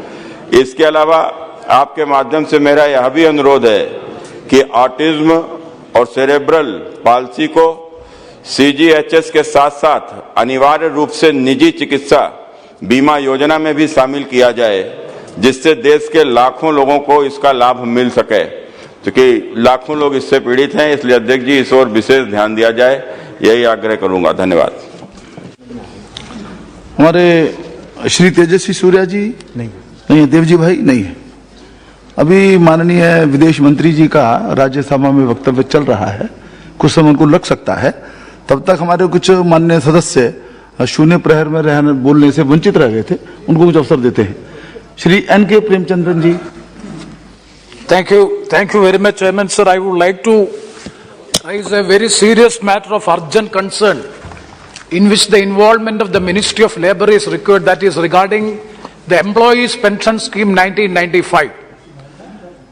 Honourable Chairman, it may kindly see, on 4th November 2022, the Honourable Supreme Court has delivered a judgment in respect of Employees Pension Scheme 1995 regarding the higher pension on the basis of actual salary. The matter was heard by various High Courts of India, Kerala High Court, Rajasthan High Court, Delhi High Court, and delivered their judgments. Against the judgments of these various High Courts, Government of India, Labour Ministry and Employees Provident Fund Organisation has preferred a special leave appeal, and that appeal has been rejected and dismissed by the learned Supreme Court, and subsequently review petition was filed, and the review petition was further allowed and delivered a detailed judgment. Sir, the judgment is affecting millions of workers in the country, those who are in the service and also those who are out of service who have already opted pension. In such a situation, it is having series of ramifications are there as far as the judgment is concerned. So my point is, as per the judgment of 2022, that is Employees Pension Scheme, those who have not opted for higher pension on the basis of the actual salary, they are entitled to opt for the pension within 4 months from the date of the judgment. So the date of judgment was on 4/11/2022. But it is quite unfortunate to note that the Employees Provident Fund organization has not yet taken any steps so as to implement the order of the Supreme Court judgment. That will be adversely affecting the poor workers. And another point is those who have already retired prior to 1/9/2014, they are not entitled to for opting higher pension, but at the same time, sir, 1 second, but at the same time, the R.C. Gupta judgment is approved and ratified in the judgment, so there is an ambiguity as far as the employees pension scheme is concerned. So my point is, the government of India should come out with a clear statement as far as the implementation of the Supreme Court judgment regarding implementation of the order, as well as those who already retired before 1/9/2014. Then I would urge upon the Labour Ministry to come out with a statement for the implementation of the judgment at the earliest, so as to protect the interests of the millions of workers. धन्यवाद सभापति महोदय। मैं जिस इलाके से आता हूं वहां 3 ऐसी घटनाएं हो गई सर, सभापति महोदय, जो देश को जानने लायक है कि पूरा का पूरा जो आदिवासी समाज है, शेड्यूल 5 का जिला है, जो संथालपन्ना पूरा इलाका है, उसमें 3 अभी हत्याकांड ऐसा हुआ जिसमें कि घर में घुस के लड़की को जला दिया गया। हम बेटी बचाओ बेटी पढ़ाओ की बात कर रहे हैं, लेकिन चाहे वो दुमका में हो, चाहे काठीकुंड में हो, चाहे मेरे लोकसभा जरमुंडी में हो सर, और पिरपैंती में भी अभी हुआ है सर, जो मेरा अपना खुद का विधानसभा है जहां का मैं वोटर हूं। ये चारों जगह जो चीजें दिखाई दे रही हैं, और लगातार मैं इस पार्लियामेंट में बोलता रहा हूं सर कि वोट बैंक का सवाल नहीं है, सवाल यह है कि जो आपका जिला मुर्शिदाबाद है, मालदा है, कटिहार है, किशनगंज है, भागलपुर है, गोड्डा है, दुमका है, देवघर है, जामताड़ा है, पाकुड़ है, इन सबों का डेमोग्राफी बदल गया। और डेमोग्राफी यदि पूरे देश के पॉपुलेशन के बढ़ोतरी को यदि आप लेंगे, और यदि मेरे इलाके और जो बिहार का पार्ट है, जो बंगाल का पार्ट है, जो संथालपन्ना झारखंड का पार्ट है, उसमें अचानक पॉपुलेशन बहुत बढ़ा है, और पॉपुलेशन बढ़ा है मुसलमानों का, उन मुसलमानों का जो बांग्लादेशी घुसपैठिए हैं। और बांग्लादेशी घुसपैठियों को धर्म के आधार पर यदि आप देखते हैं तो एक बड़ा सवाल पैदा होता है कि आपकी बहू सुरक्षित है कि नहीं, बेटी सुरक्षित है कि नहीं। ये 4 घटनाएं तो मैं आपको बता रहा हूं कि जो कि हत्या कर दी गई, दिन दहाड़े हत्या कर दी गई, लेकिन जो एक बड़ा ट्रेंड डेवलप हुआ है और पूरे देश को जानने वाला सवाल है सर, कि आदिवासी लड़कियों के साथ मुसलमान शादी कर रहा है, और शादी करके उनके जो बच्चे हो रहे हैं वो मुसलमान हो रहे हैं। जब झारखंड अलग हुआ तो उस वक्त पाकुड़ एक जिला है हमारे यहां जिसका पॉपुलेशन 30%, 32% मुस्लिम पॉपुलेशन था, आज वो 66% पर हो गया है। मैं जब गोड्डा में पहली बार चुनाव लड़ने के लिए गया 2009 में अध्यक्ष महोदय, तो उस वक्त जो है केवल और केवल 2 लाख मुसलमान थे, आज 4 लाख मुसलमान हैं। क्या ये यहां के मुसलमानों का रोजगार नहीं छीन रहे? क्या एएसआई और पीएफआई की जो एक्टिविटी है इस देश को तोड़ नहीं रही है? पूरे दुनिया का जो भी साइबर क्राइम हो रहा है वो सब मेरे इलाके में हो रहा है। यदि आप देखेंगे जामताड़ा नाम का नेटफ्लिक्स पर एक बड़ा सीरियल हो चुका है, और वो सब बांग्लादेशी मुसलमान और घुसपैठिए कर रहे हैं। मेरा आपके माध्यम से सरकार से आग्रह है कि यह समय आ गया है कि नेशनल पॉपुलेशन रजिस्टर बनाइए, जो बांग्लादेशी घुसपैठिए हैं उसको बाहर करिए, और जो आदिवासियों के नाम पर जो प्रताड़ित हो रही हैं महिलाएं, जो शादी करके धर्मांतरण कर रहे हैं और जिसके ऊपर सुप्रीम कोर्ट ने भी एक बहुत बड़ा क्वेश्चन किया है, उसको आप रोकने का प्रयास करें। धन्यवाद सर। सभापति महोदय, आपका बहुत बहुत धन्यवाद। मैं आपका ध्यान एक बहुत ही संवेदनशील और दुर्भाग्यपूर्ण मामले की ओर आकर्षित करना चाहता हूं। गत 30 अगस्त 2002 से सभापति महोदय, हमारे नौसेना के 8 जो सेवानिवृत्त अधिकारी हैं उनको कतर में, दोहा में सॉलिटरी कन्फाइनमेंट में रखा गया है, और उनके खिलाफ क्या आरोप है, ना उनको वो आरोप बताए गए हैं, ना उनके परिवारों को वो आरोप बताए गए हैं। और 90 दिन सॉलिटरी कन्फाइनमेंट में रखने के बाद जब उनको 1 दिसंबर 2002 को एक अदालत के सामने पेश किया गया, उनकी सॉलिटरी कन्फाइनमेंट की अवधि फिर 30 दिन के लिए बढ़ा दी गई। मैं सभापति महोदय आपके माध्यम से अनुरोध करना चाहता हूं, विदेश मंत्री भी अभी आएंगे अपने बिल को सदन के पटल पर रखने के लिए कि ये बहुत ही गंभीर मामला है। हमने 4 दिसंबर 2002 को नेवी डे मनाया है और ऐसी परिस्थिति में एक पड़ोसी देश में हमारे 8 सेवानिवृत्त नौसेना के अधिकारी अगर 120 दिन से ज्यादा सॉलिटरी कन्फाइनमेंट में हो और ना उनको बताया गया ना उनके परिवारों को बताया गया और शायद भारतीय दूतावास को भी नहीं बताया गया कि उनके खिलाफ क्या आरोप है, ये बहुत ही एक दुर्भाग्यपूर्ण बात है। मैं आपके माध्यम से सरकार से अनुरोध करना चाहता हूं कि कतर की सरकार के साथ इस मामले को तुरंत उठाया जाए और ये जो 8 लोग हैं इनको रिहा कराकर हिंदुस्तान वापस लाया जाए। बहुत बहुत जायसवाल जी। बहुत बहुत धन्यवाद सभापति महोदय। बिहार में संविधान की धज्जियां उड़ रही हैं। बिहार में जो भी स्कूल हैं उसमें बिल्कुल साफ नियम है कि जो सरकारी स्कूल हैं वह रविवार को बंद होंगे और जो उर्दू स्कूल है वह शुक्रवार को बंद होंगे। और इसमें मुझे कुछ नहीं कहना है, लेकिन पूरे सीमांचल क्षेत्र में चाहे वो किशनगंज हो, पूर्णिया हो, अररिया हो, सभी जगहों पर शुक्रवार को छुट्टी दी जा रही है। जो भारत सरकार अपना मध्याह्न भोजन शुक्रवार को देती है वह बढ़ता नहीं है, वह पूरा का पूरा पैसे का घोटाला हो रहा है। और संविधान से ऊपर व्यक्ति कैसे हो सकता है? जब मेरे क्षेत्र में मझरिया में एक उर्दू स्कूल है, एक भी अल्पसंख्यक बच्चा वहां नहीं पढ़ता है, फिर भी जबरदस्ती शुक्रवार को वहां छुट्टी कराई जाती है यह कहते हुए कि यह उर्दू स्कूल है, जबकि वहां एक भी अल्पसंख्यक बच्चा नहीं है। वहीं सीमांचल के क्षेत्र में एक पूरी साजिश के तहत जो एक पूरे इलाके में बांग्लादेशी घुसपैठियों के कारण शुक्रवार को स्कूल में छुट्टी कराई जा रही है, उस दिन का मध्याह्न भोजन का घोटाला हो रहा है और बिहार सरकार पूरी तरह से चुप है। अभी पीरपैंती में भी श्रीमती नीलम देवी जी की जघन्य हत्या हुई है और वहां का पुलिस अधीक्षक कहता है कि नहीं, यह मामला उधार लेने का है और उधर कोई अल्पसंख्यक पूरे समाज को वह अपमानित कर रहे हैं। अगर एक महिला की इस बुरी तरह हत्या की जाती है और आप इसको समाज उधार से जोड़ रहे हैं तो यह बहुत ही शर्मनाक बात है। Shri ET Mohammed Basheer ji. Thank you very much. Sir, I wish to draw the kind attention of this House and the government towards an injustice done against lakhs and lakhs of students who are depending pre-matric scholarship. So this pre-matric scholarship was now abandoned. It is cancelled. Government of India has not said any specific reason, sir. Sir, you may be knowing that poor students, this is scholarship, you have to realize. This was under Ministry of Social Justice and Ministry of Tribal Affairs. So you can very well imagine, sir, how important was this. Lakhs of students, they were depending upon this scholarship only, sir. Not only that, the cruelty in that is something more. Because everything was going on nicely. Application was invited, it was scrutinized, and they were waiting for the final order. Unfortunately, in the fine morning, Government of India decided to withdraw that. 1 to 8 class.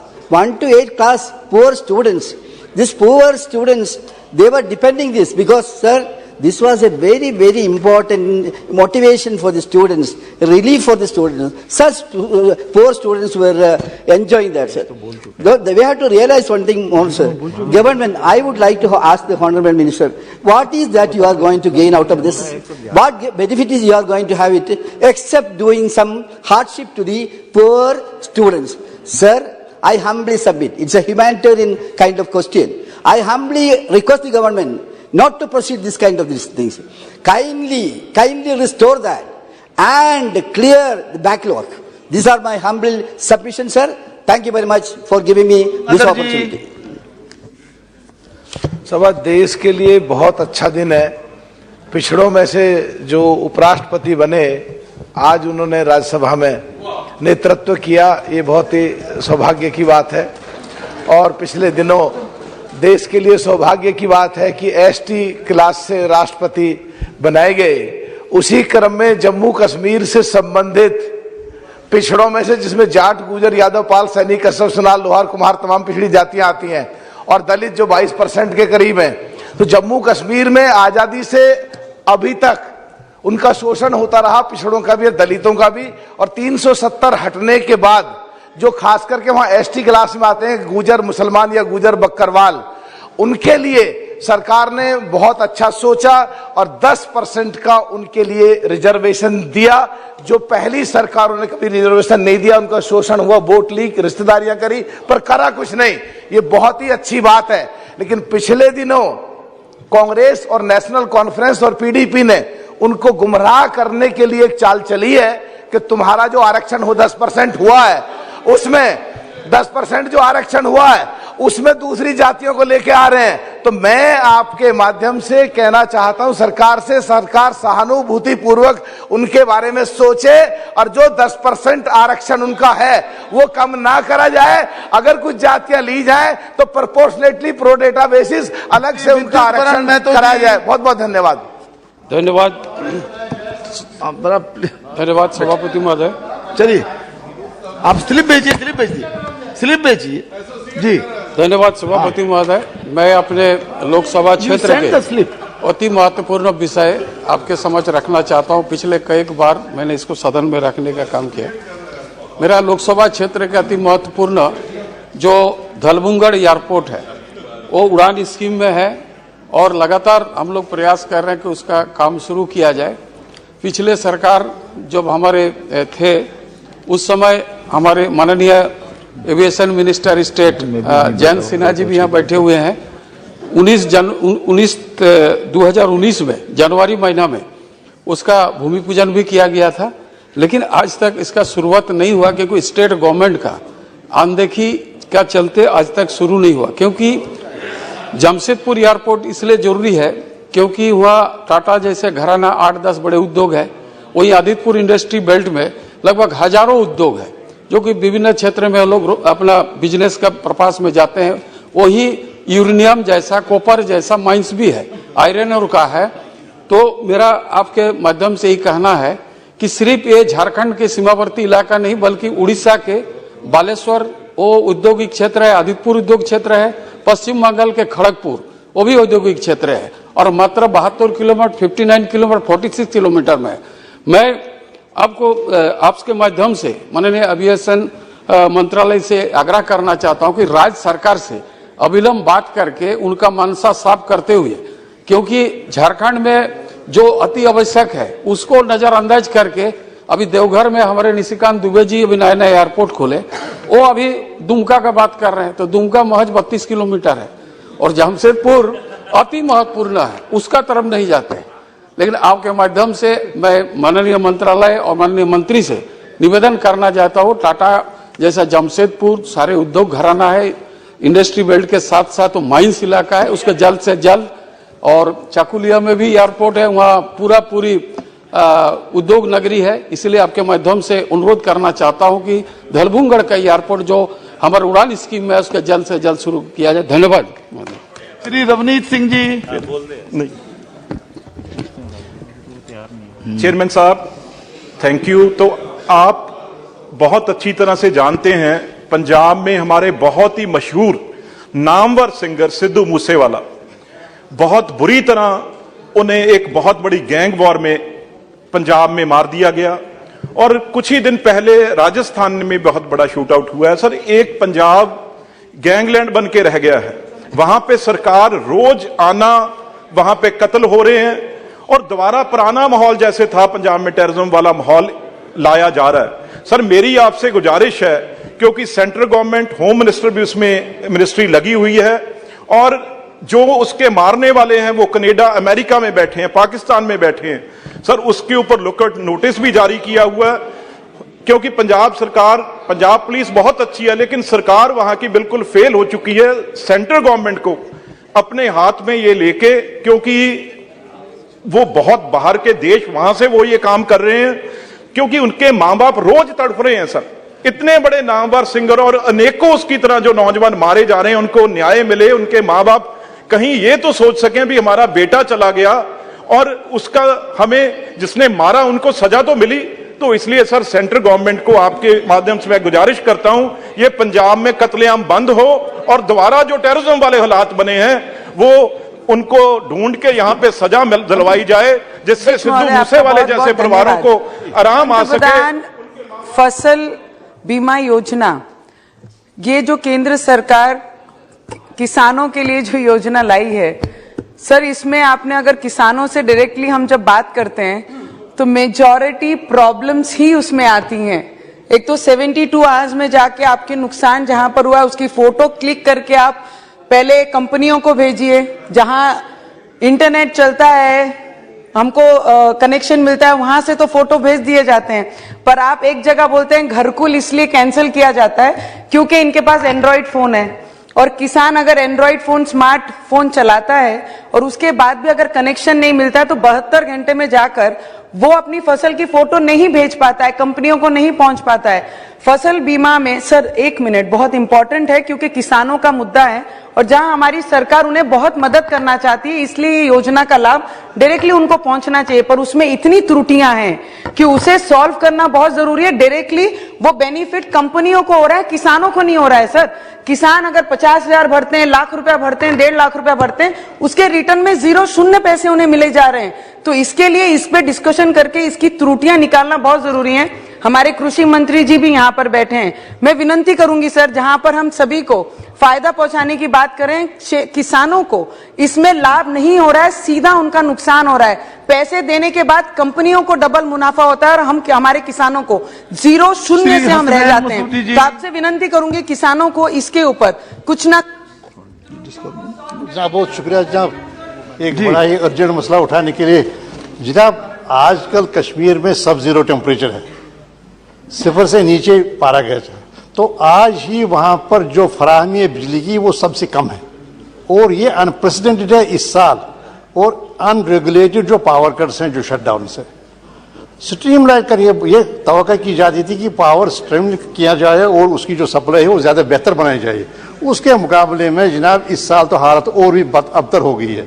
तो मेरी ये गुजारिश होगी कि कोई 2500 megawatt के करीब वहाँ बिजली की ज़रूरत है रोज़ाना, उसके मुकाबले में सिर्फ 1600 के करीब वहाँ सप्लाई की जाती है। एक तो वहाँ लोकली स्ट्रीमलाइन किया जाए, रेगुलेट किया जाए जो भी पावर कट्स हैं, शटडाउन से, और दूसरी यहाँ से बिजली की जो फराहमी है वो इंक्रीज की जाए ताकि ऑप्टिमम लेवल तक 2500 मेगावाट तक जो भी रिक्वायरमेंट हो वो उस तक वहाँ बिजली फराहम की जाए और लोगों को सब 0 टेम्परेचर में, जबकि इस वक्त फ्रीजिंग से नीचे चला गया टेम्परेचर, तो उसमें उनको असुविधा न हो।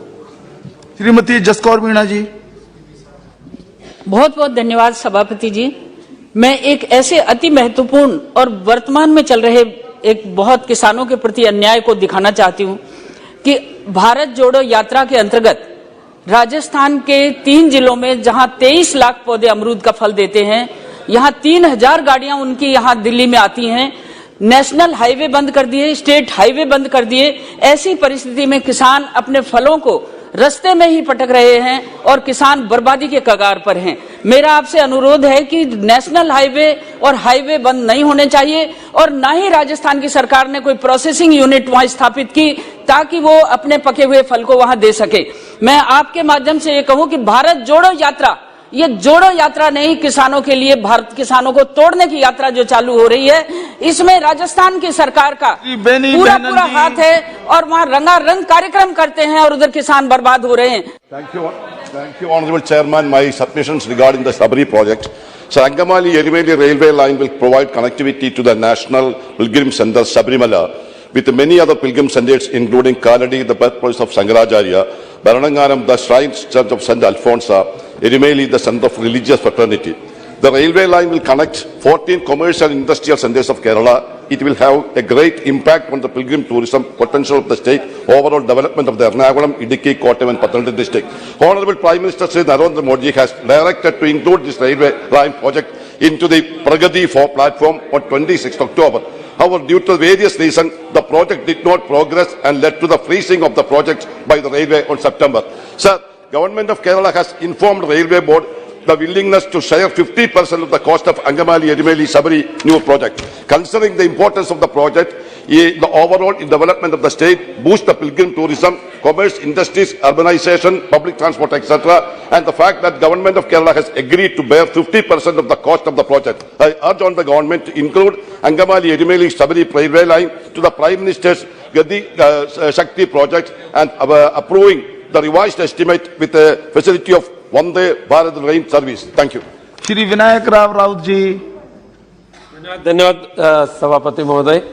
खास करके महाराष्ट्र के किसानों की समस्या मैं आपके माध्यम से सरकार के ध्यान में लाना चाहता हूं। इस वक्त महाराष्ट्र के कई क्षेत्रों में भारी वर्षा होने की वजह से जो फसल आ रही थी वो पूरी तरीके से बर्बाद हो चुकी, चाहे वो धान हो, कपास हो, सोयाबीन हो। और बरसात के वजह से, भारी वर्षा के वजह से फसल किसानों को मिलने के जब वक्त था तभी न मिलने के बाद आज किसानों के सामने बहुत बड़ी समस्या निर्माण हुई कि हम भविष्य में कैसे जी सके। और ना सरकार मदद करते, किसानों की मांग है एसडीआरएफ में बढ़ोतरी होनी चाहिए, एनडीआरएफ के जो नॉर्म्स है उसमें बढ़ोतरी होनी चाहिए, किसानों को मदद मिलना चाहिए, फसल बीमा स्कीम की भी मदद सही वक्त पे मिलनी चाहिए, बिजली की सप्लाई नहीं हो रही है। विनायक राव, आप बोल चुके हैं 0 आवर में आज? नहीं, वो रिकॉर्ड में नहीं आया था। नहीं, बोल चुके हैं दोबारा नहीं। तो खत्म करता हूँ सर जी। तो नहीं, खत्म करने के लिए काट भी अलाउ। आप जी बोल चुके हैं एक बात, तो प्लीज आपको भी ध्यान रखना था। कोई बात, हाँ प्लीज। நன்றி அவைத் தலைவர் அவர்களே। No no no no, it can't be like that, please please. நன்றி அவைத் தலைவர் அவர்களே। நாடு முழுவதும் ஆன்லைன் சூதாட்டத்தை தடை செய்ய வேண்டும்। ஆன்லைன் சூதாட்டத்தால் பலரும் தற்கொலை செய்து வந்து இருக்கக்கூடிய நிலையிலே ஆன்லைன் சூதாட்டத்தை தடை செய்ய வேண்டும் என்று கேட்டுக்கொள்கின்றேன்।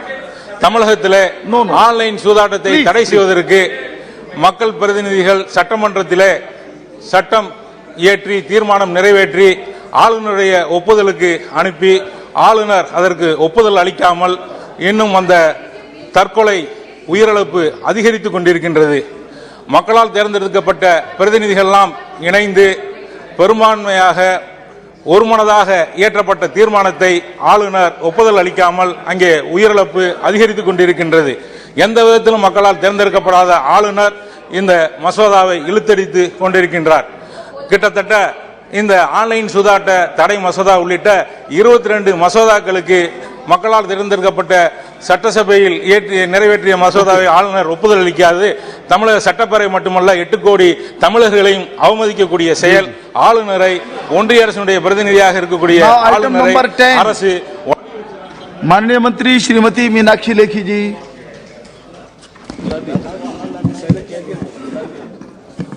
I rise to appraise this August House of the key foreign engagements and initiatives taken by India since monsoon session, and which ended on 8th of August 2022. During this period, India's diplomacy continued apace. Honorable President, Honorable Vice President and Honorable Prime Minister interacted with number of their foreign counterparts in India and abroad. We also participated in events linked to G20, SCO and ASEAN while hosting a number of foreign dignitaries in India. This included Secretary General Antonio Guterres of the United Nations. I myself visited a number of nations, as did several our External Affairs Minister and other Ministers of State. And we have received many of our counterpart colleagues here in India. Together, these activities reflected India's growing interest, expanding footprint and more intensive partnerships. Through these efforts at multiple levels, we were able to advance our national objectives in a world that is increasingly beset with uncertainties, disruptions and rivalries. Honorable President met Her Majesty Queen Maxima of Netherlands, who visited India from 29 to 31st August 2022 in her capacity as United Nations Secretary General's Special Advocate. Prime Minister of Bangladesh, Her Excellency Sheikh Hasina, also called on Honorable President during her state visit to India. Honorable President's first overseas visit was to United Kingdom to attend the funeral of late Queen Elizabeth II. Honorable Vice President represented India at the India-ASEAN Commemorative Summit at Cambodia, which elevated the India-ASEAN relationship to a comprehensive strategic partnership. He also attended 17th East Asia Summit, which is an important forum to promote free, open, inclusive and rules-based Indo-Pacific. Apart from bilateral engagements in Phnom Penh, he visited UNESCO World Heritage Temples at Thap from Angkor Wat, where conservation and restoration work has taken place with India's support. Furthermore, on the invitation of His Highness Sheikh Tamim bin Hamad Al Thani, Amir of Qatar, Honorable Vice President attended the opening ceremony of FIFA World Cup 2022. This reflected India's long-standing friendship and relationship with Qatar, which is home to over 8.5 lakh Indian nationals.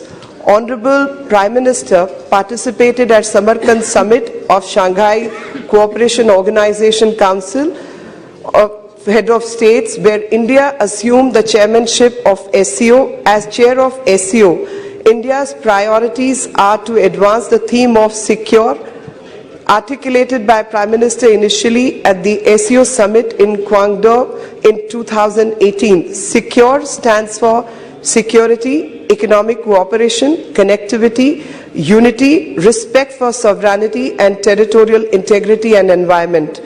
At Samarkand, Prime Minister voiced global sentiment when he declared that this was not an era of war. His statement was in the context of the Ukraine conflict, where our advocacy of dialogue and diplomacy has been consistent and persistent. It has a larger resonance as well. We have also extended support on specific concerns such as supply of food grains and fertilizers. As indeed on security of nuclear installations, our position has been broadly appreciated by the international community and finds reflection in G20 Bali Declaration. I'm very happy to inform the House that Kashi has been designated as the first SCO cultural and tourist capital for 22-23. This would facilitate showcasing of our age-old knowledge, inheritance, and our rich social and cultural heritage. The Prime Minister also attended the state funeral of late Prime Minister Shinzo Abe of Japan, who was a particular friend of India. In his meeting with his counterpart, PM Fumio Kishida, Prime Minister noted that invaluable contributions made by Shinzo Abe to strengthening India-Japan relations, as well as conceptualizing the vision of a free, open and inclusive Indo-Pacific region.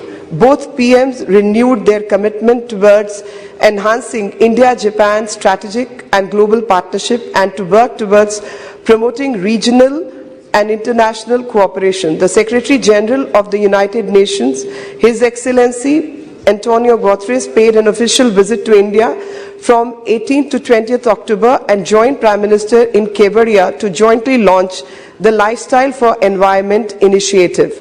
Heads of state and governments from France, UK, Estonia, Georgia, Maldives, Nepal, Madagascar, Mauritius, Argentina and Guyana contributed with their messages of support for the LIFE initiative.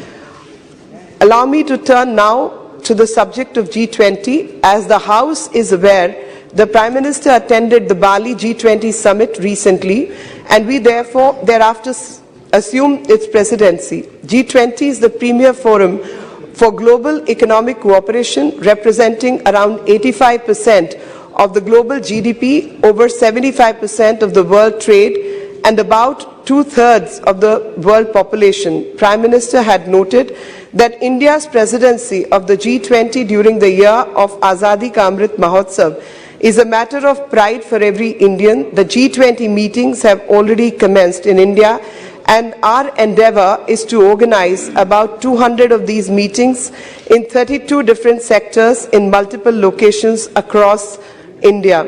The G20 summit to be held next year would be one of the highest profile international gatherings to be hosted by India. During the G20 Bali summit held under Indonesia's presidency, India extended fullest support to ensure its success. Our contribution to finding a common ground among members in a polarized environment was widely appreciated. Prime Minister also held discussions with counterpart leaders on key issues of global concern.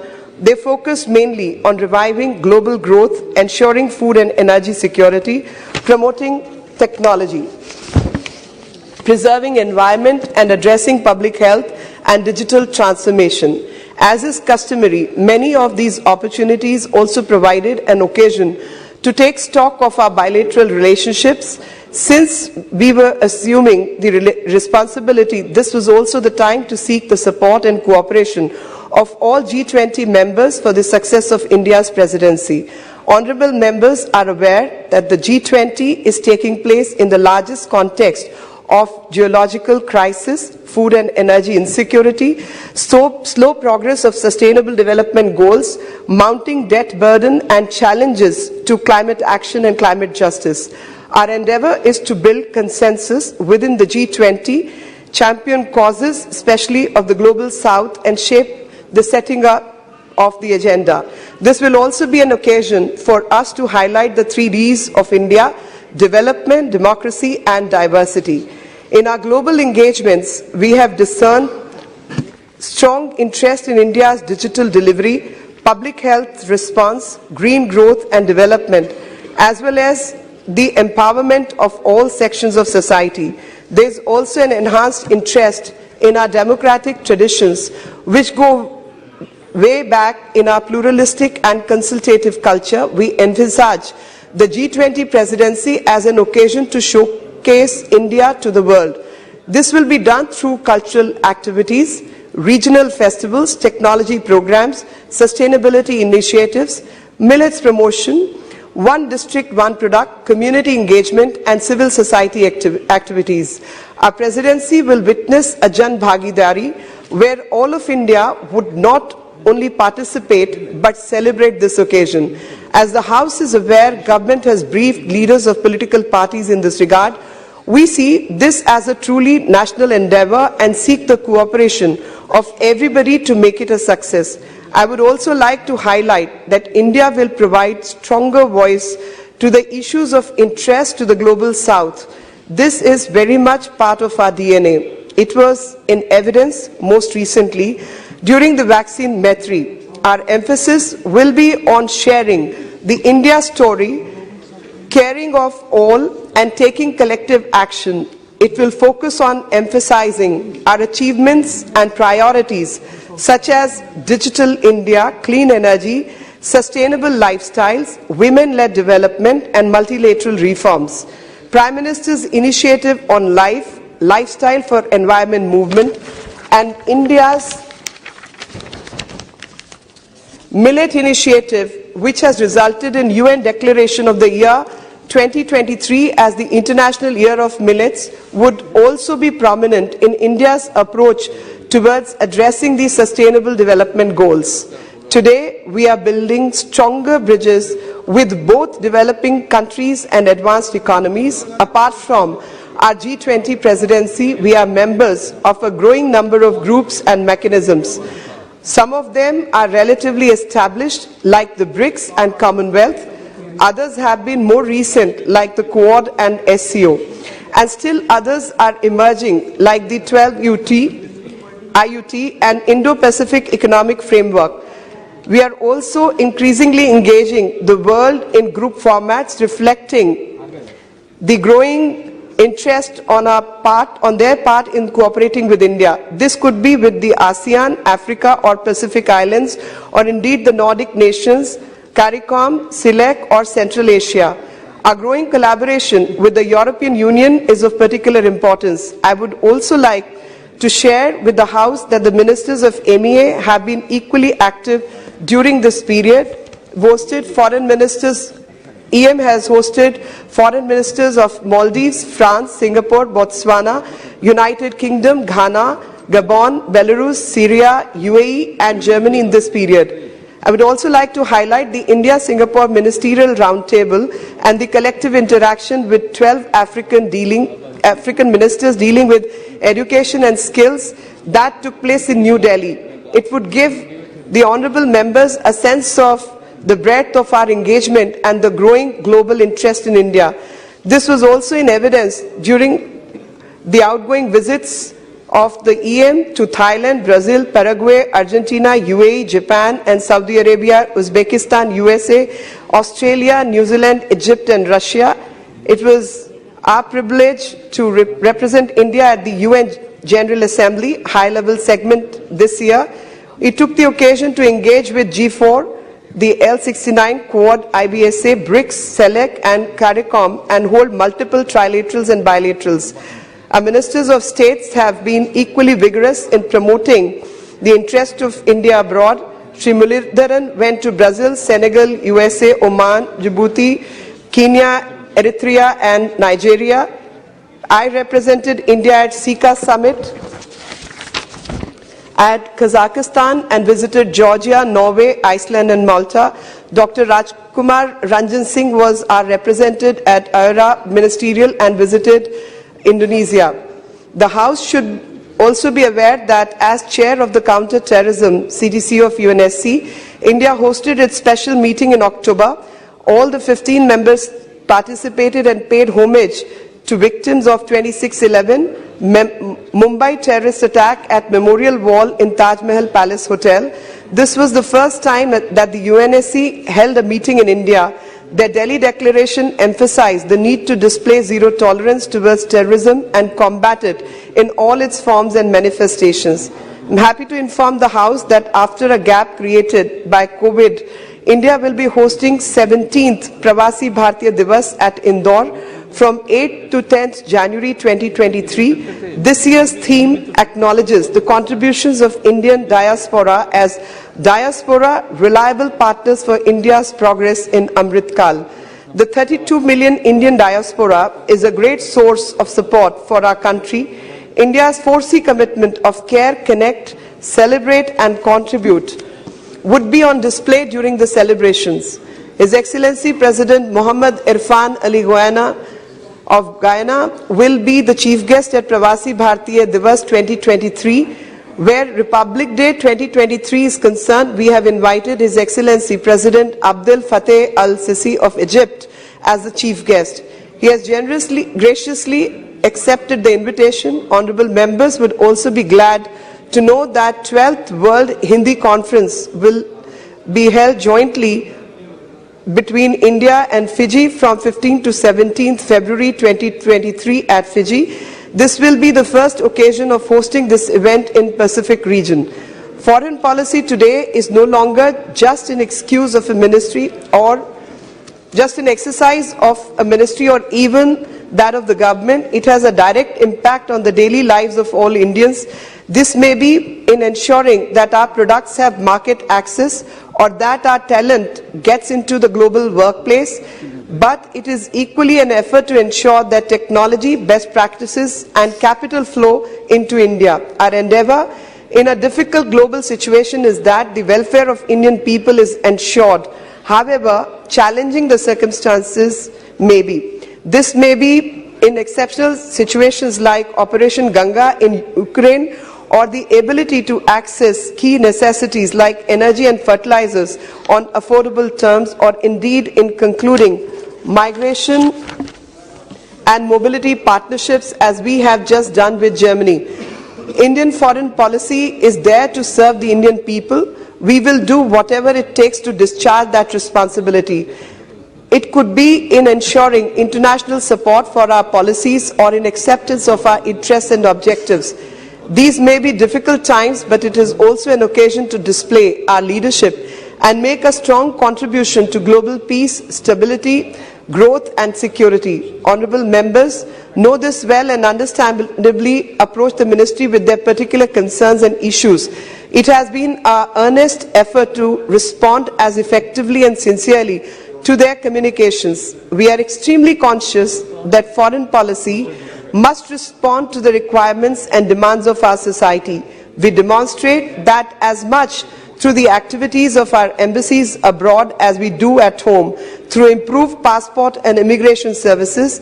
Every confidence that this august House does appreciate both our promotion of national interest abroad as well as our responsiveness to the daily requirements of our people.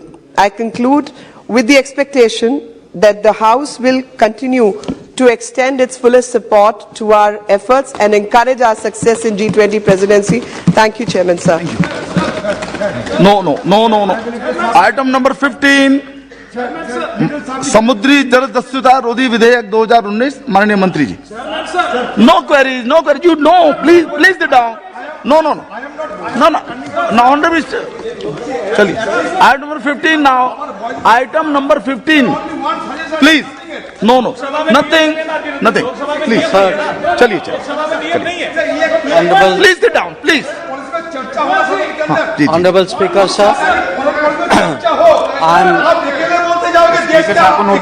Notice दीजिए उसका. Honourable minister के वक्तव्य पर कोई comment नहीं होता. Please बैठ जाइए. बैठिए प्रेम साहब बैठिए. आप नोटिस दीजिए, चर्चा हो उसके ऊपर. प्लीज आप 193 में कर लो. नो बैठिए. अधीर साहब बैठिए. बैठ जाइए. Please mister. Honorable Speaker, sir, I am rising to move in this August House official amendments to the Anti-Maritime Piracy Bill 2019. The bill was introduced in the Lok Sabha on 9 December 2019 and Honorable Speaker, sir, had referred it to the Standing Committee on External Affairs 2019-2020 for examination and report.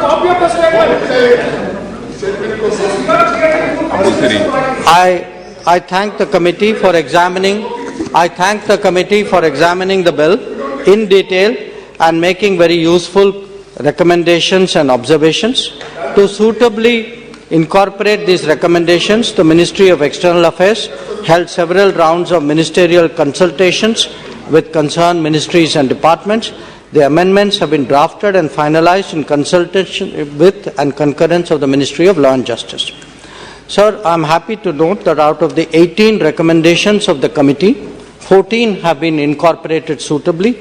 3 recommendations, number 1, 3 and 18, were in the nature of observations which have been noted.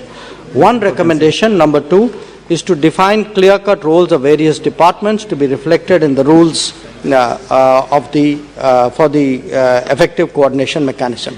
This recommendation also calls for SOPs for deportation and extradition of pirates by the Ministry of Home Affairs so that these could be implemented early, and that has been noted and will be addressed suitably.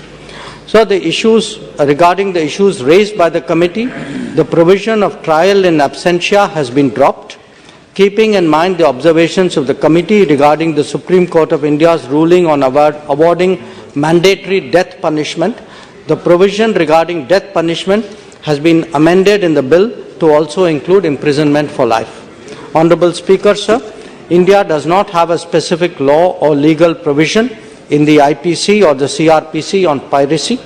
This bill, along with the amendments, would provide an effective legal instrument to combat piracy, not only in our territorial waters, but in the EEZ, but also on the high seas. India's security and economic well-being is inextricably linked to the sea, and maritime security is a prerequisite, with more than 90% of our trade with the world taking place through sea routes and more than 80% of our hydrocarbon requirements being seaborne. The security of our sea lanes of communication is critical to our national well-being. India is also one of the largest providers of seafarers in the world. We are a signatory to the UNCLOS 1982, which was ratified in 1995. The passing of this bill fulfills the expectation of this convention for cooperation in repression of piracies in the high seas. It may be noted that the Honorable Prime Minister had chaired a UN Security Council session in 2021 focused exclusively on maritime security. He had then outlined 5 principles for such cooperation. As such, the passing of the bill today is a logical follow-up of our maritime initiative and will also enhance our maritime security, including those of our trade routes and the welfare of our seafarers in international waters. It therefore merits the consideration and approval of this House. Thank you. So, sir, I rise to move that the Anti-Maritime Piracy Bill 2019 with amendments be passed. Into consideration. Introduction. No. Taken into consideration. Introduction हो चुका है. Passing. हाँ ठीक है ठीक. Consideration के लिए. Sir, be considered and passing. Considered and passed. Okay, Minister. Shri Manish Tiwari ji.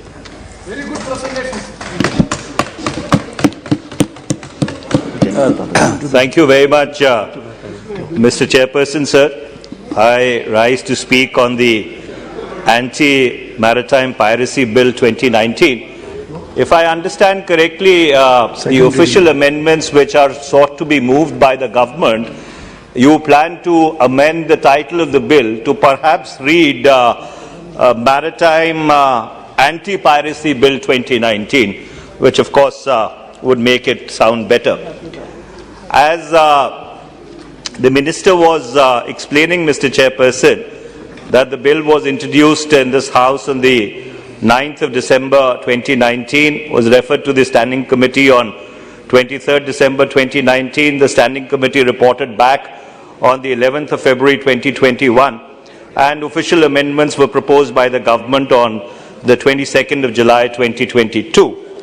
This bill, Mr. Chairperson, provides us an opportunity not only to discuss the legal architecture around, or the need for a legal architecture around piracy, but more importantly also India's interests, India's strategic interests in the Northern Arabian Sea and the Western Indian Ocean, where a majority of India's trade passes through.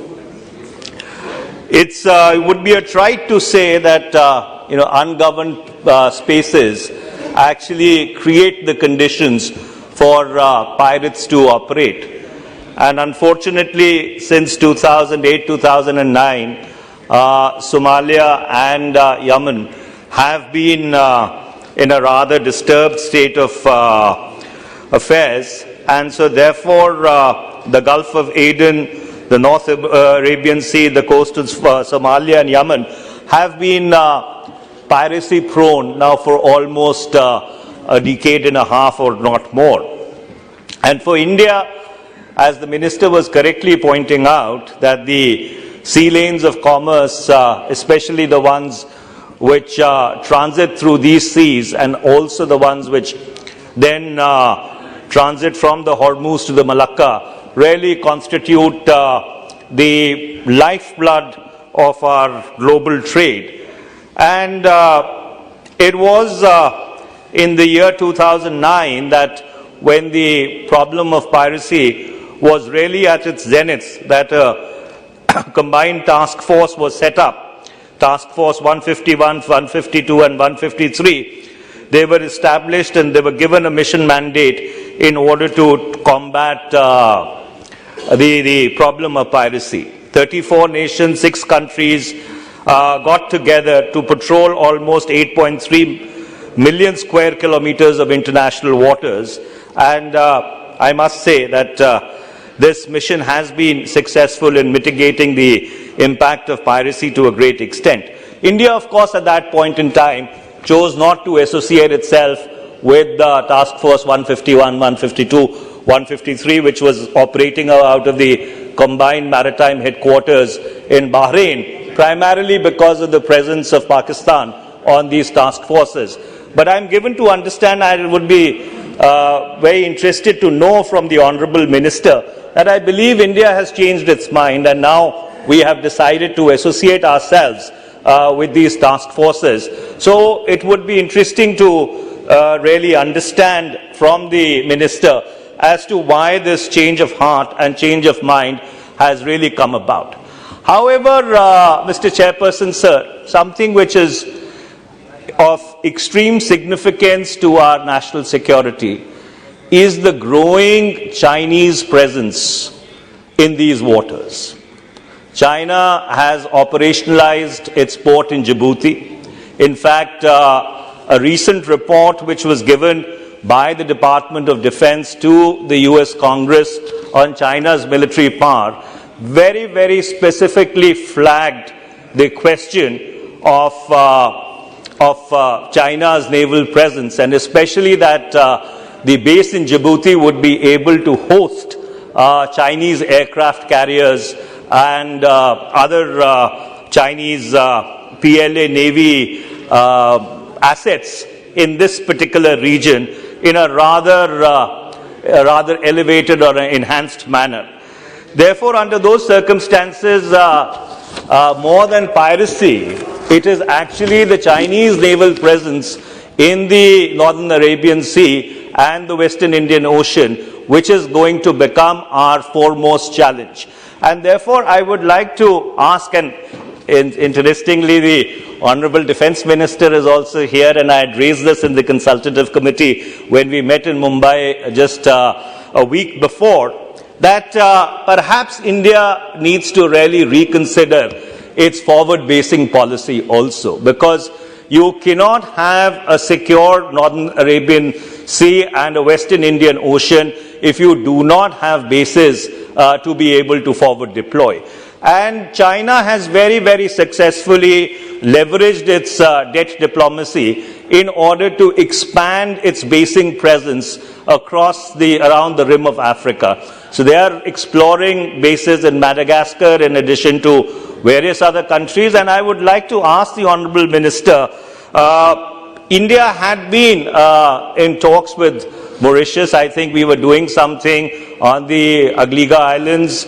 We were also doing something with Seychelles on the Assumption Islands. So therefore, it would be interesting if the Minister could throw light as to what really would, in the light of the changed circumstances, the geopolitical circumstances, not only in the Northern Arabian Sea and the Western Indian Ocean, but globally also, is India willing to really reconsider its policy of having bases abroad? And under those circumstances, if it's willing to reconsider that policy, then how really is the situation with regard to what we had in the works, Quay Mauritius and Quay Seychelles?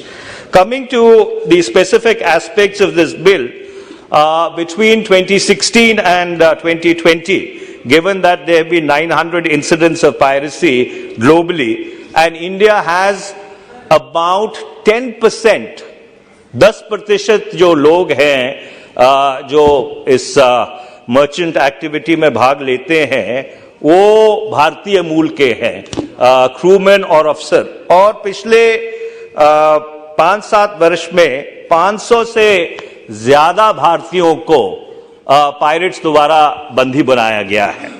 और इस संदर्भ में ये जो कानून सरकार लेके आई है, इसकी जरूरत तो थी और है, पर इसके कुछ अंश हैं जिसके ऊपर मैं सरकार का ध्यान आकर्षित करना चाहता हूं।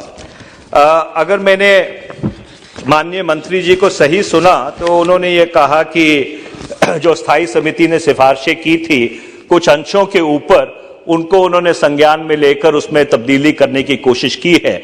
But I would still like to point out certain ambiguities which continue to exist in the law and which need to be further refined, which need to be fleshed out or sharpened, because they are going to become an impediment with regard to international cooperation, which is the sine qua non of our entire anti-piracy effort. Now, if you were to, Mr. Chairperson, sir, direct your attention specifically to clause 3, which says that whosoever commits any act of piracy shall be punished with imprisonment for life or with death if such person in committing the act of piracy causes death or an attempt thereof. Now, there is an inherent contradiction and an inherent ambiguity in this clause. And let me point it out why I'm saying so. The Indian jurisprudence in the Supreme Court has been extremely conservative when it comes to handing out death penalty. And they have repeatedly reiterated and stressed that only in the rarest of rare cases death penalty should be given. I can understand the government's intent to try and deal with piracy with a firm hand, But even Indian law does not permit a death sentence or does not contemplate a death sentence where an attempt has been made which might result in causing death. You see, under the Indian Penal Code, attempt to murder, which is section 307 of the Indian Penal Code, is not punishable by death. So therefore, is the government trying to create new jurisprudence through this law, which then can be extrapolated to other criminal laws, whereby you are proposing that even the offense of attempting to commit murder and the statistics on people getting acquitted insofar as section 307 of the Indian Penal Code is concerned is very, very high. I would seriously urge you that I think either it is a drafting error or it is an inadvertent slip, but this needs to be corrected. I don't think a law, and even in terms of soliciting international cooperation on the question of piracy, if you have a law which punishes an attempt which has been made in the course of a piracy on somebody's life as punishable with death, that is not going to really bring the kind of cooperation which you would perhaps look for while operationalizing this law. Similarly, if I were to come to clause 4 in the bill, now may I, Mr. Chairperson, sir, just read it out. Whosoever attempts to commit the offense of piracy or aids or abets or counsels or procures for the commission of such an offense shall be punishable with imprisonment for a term which may extend to 14 years and shall also be liable to fine. Now, Mr. Chairperson, you are a lawyer yourself. We have another eminent lawyer sitting right there who's the Minister of State for External Affairs.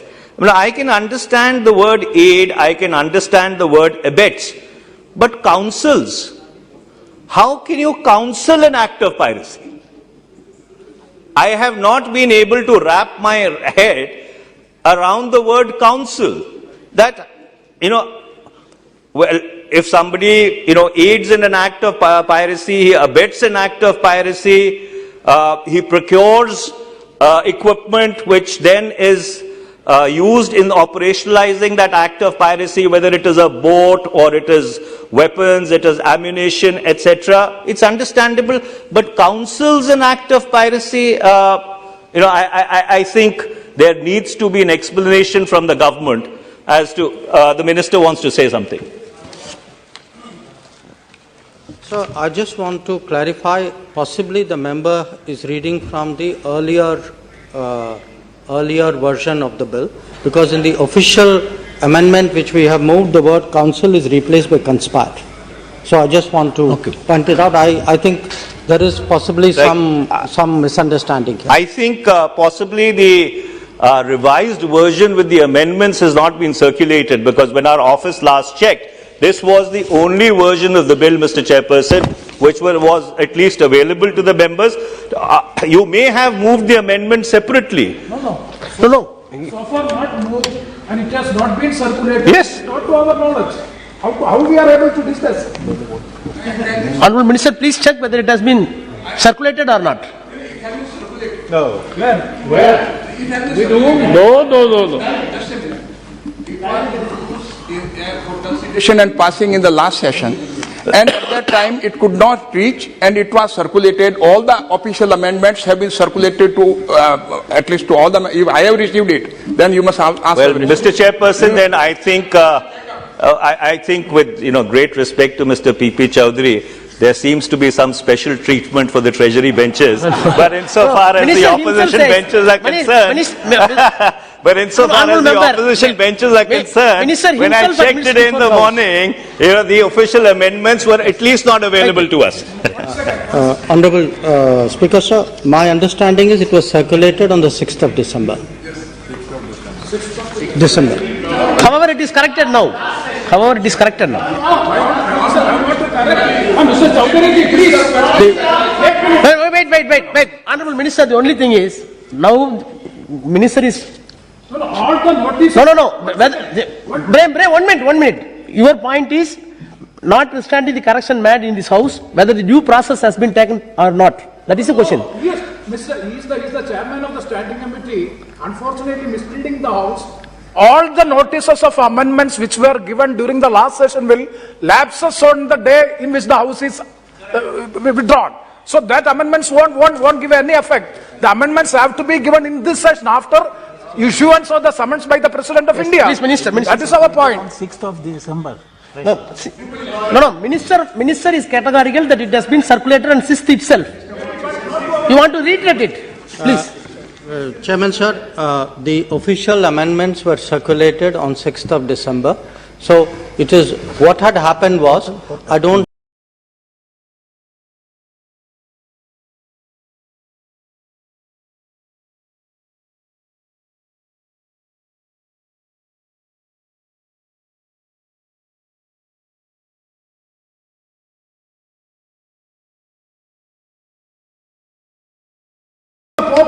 How the members who are coming on 6th or 7th, the bill is being treated for discussion. How we are able to go through the amendments and have a homework on these issues?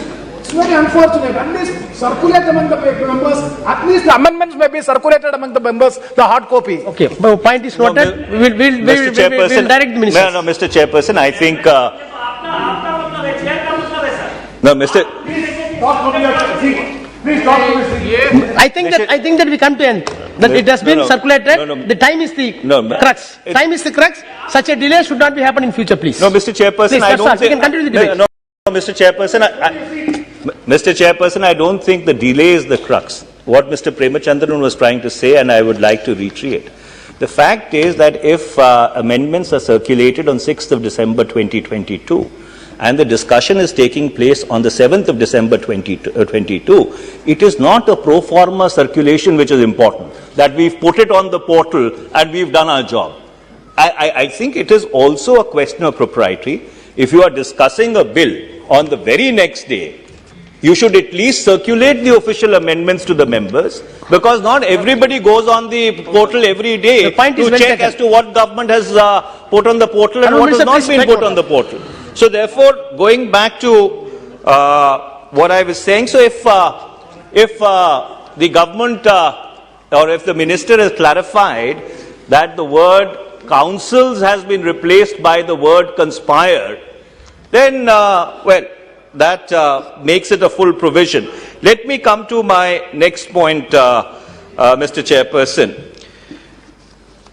Now, Clause 9 and the proviso to it says that provided where such offence is committed on board a foreign flag ship, such court, which is a designated court, shall not have the jurisdiction to try such an offence unless the law enforcement agency or the public authority of the port or place where the ship is located has been requested to intervene by the concerned state whose flag the ship is entitled to fly, or by the owner of the ship or his master or any other person on board the ship.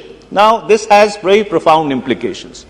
For example, Mr. Chairperson, if there is a ship on high seas on which an attempt of piracy has been made, and there are Indian crewmen or Indian officers on board that ship, and there are unfortunate casualties, and therefore it is the Indian Coast Guard or the Indian Navy which responds to it and takes them into custody, is the government trying to say just because the ship is flying a foreign flag, irrespective of the fact that Indian nationals may have been involved in or may have been hurt in the process, the government or the designated court will not have the authority to try that particular offence? I think there is a clarity required, because if there are Indian nationals and we are actually enacting a law or putting in place a legal architecture with regard to piracy, so therefore it should extend to every ship which possibly has Indian crewmen or Indian officers on board. My final point, Mr. Chairperson, and I think which is important, is on the question of presumption. This law shifts the burden of proof and actually turns the principle of jurisprudence on its head, that you are innocent until proven guilty. Now, this is not the only law which does it. Even the Prevention of Corruption Act has that, or shifts the burden of proof.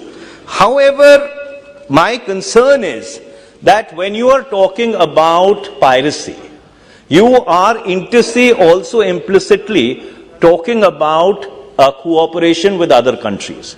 Now, if you have a law where the presumption of guilt or the burden of proof has actually been shifted to the accused, and the accused has to be extradited from a third country, that third country is not going to extradite an accused who's already proven to be guilty till the time he doesn't prove himself to be innocent.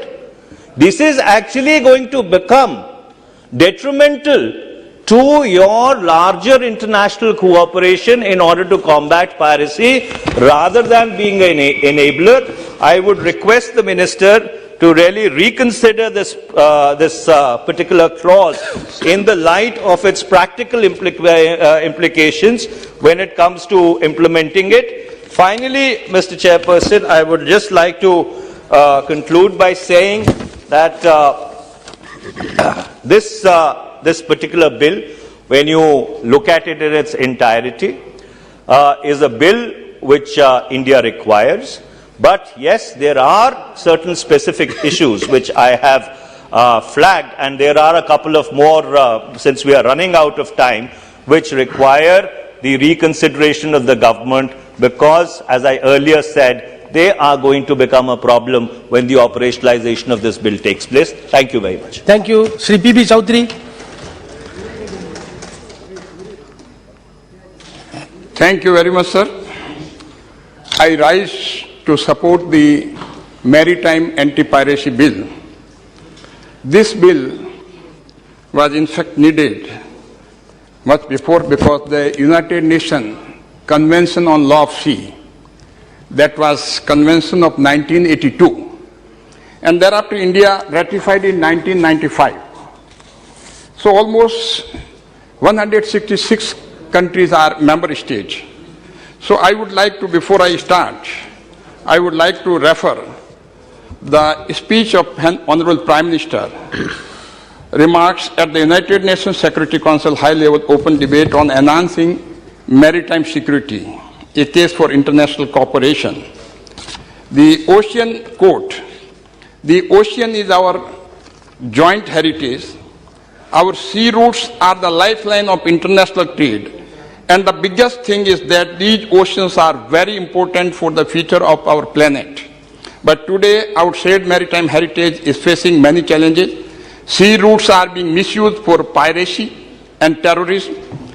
There are maritime disputes between many countries, and climate change and natural disasters are also maritime domain-related issues. In this broad context, we must make a framework of mutual understanding and cooperation for the preservation and use of our common maritime heritage. No country can make such a framework alone. It can only be realized through a common effort. It is with this thought that we have brought this important issue before the Security Council.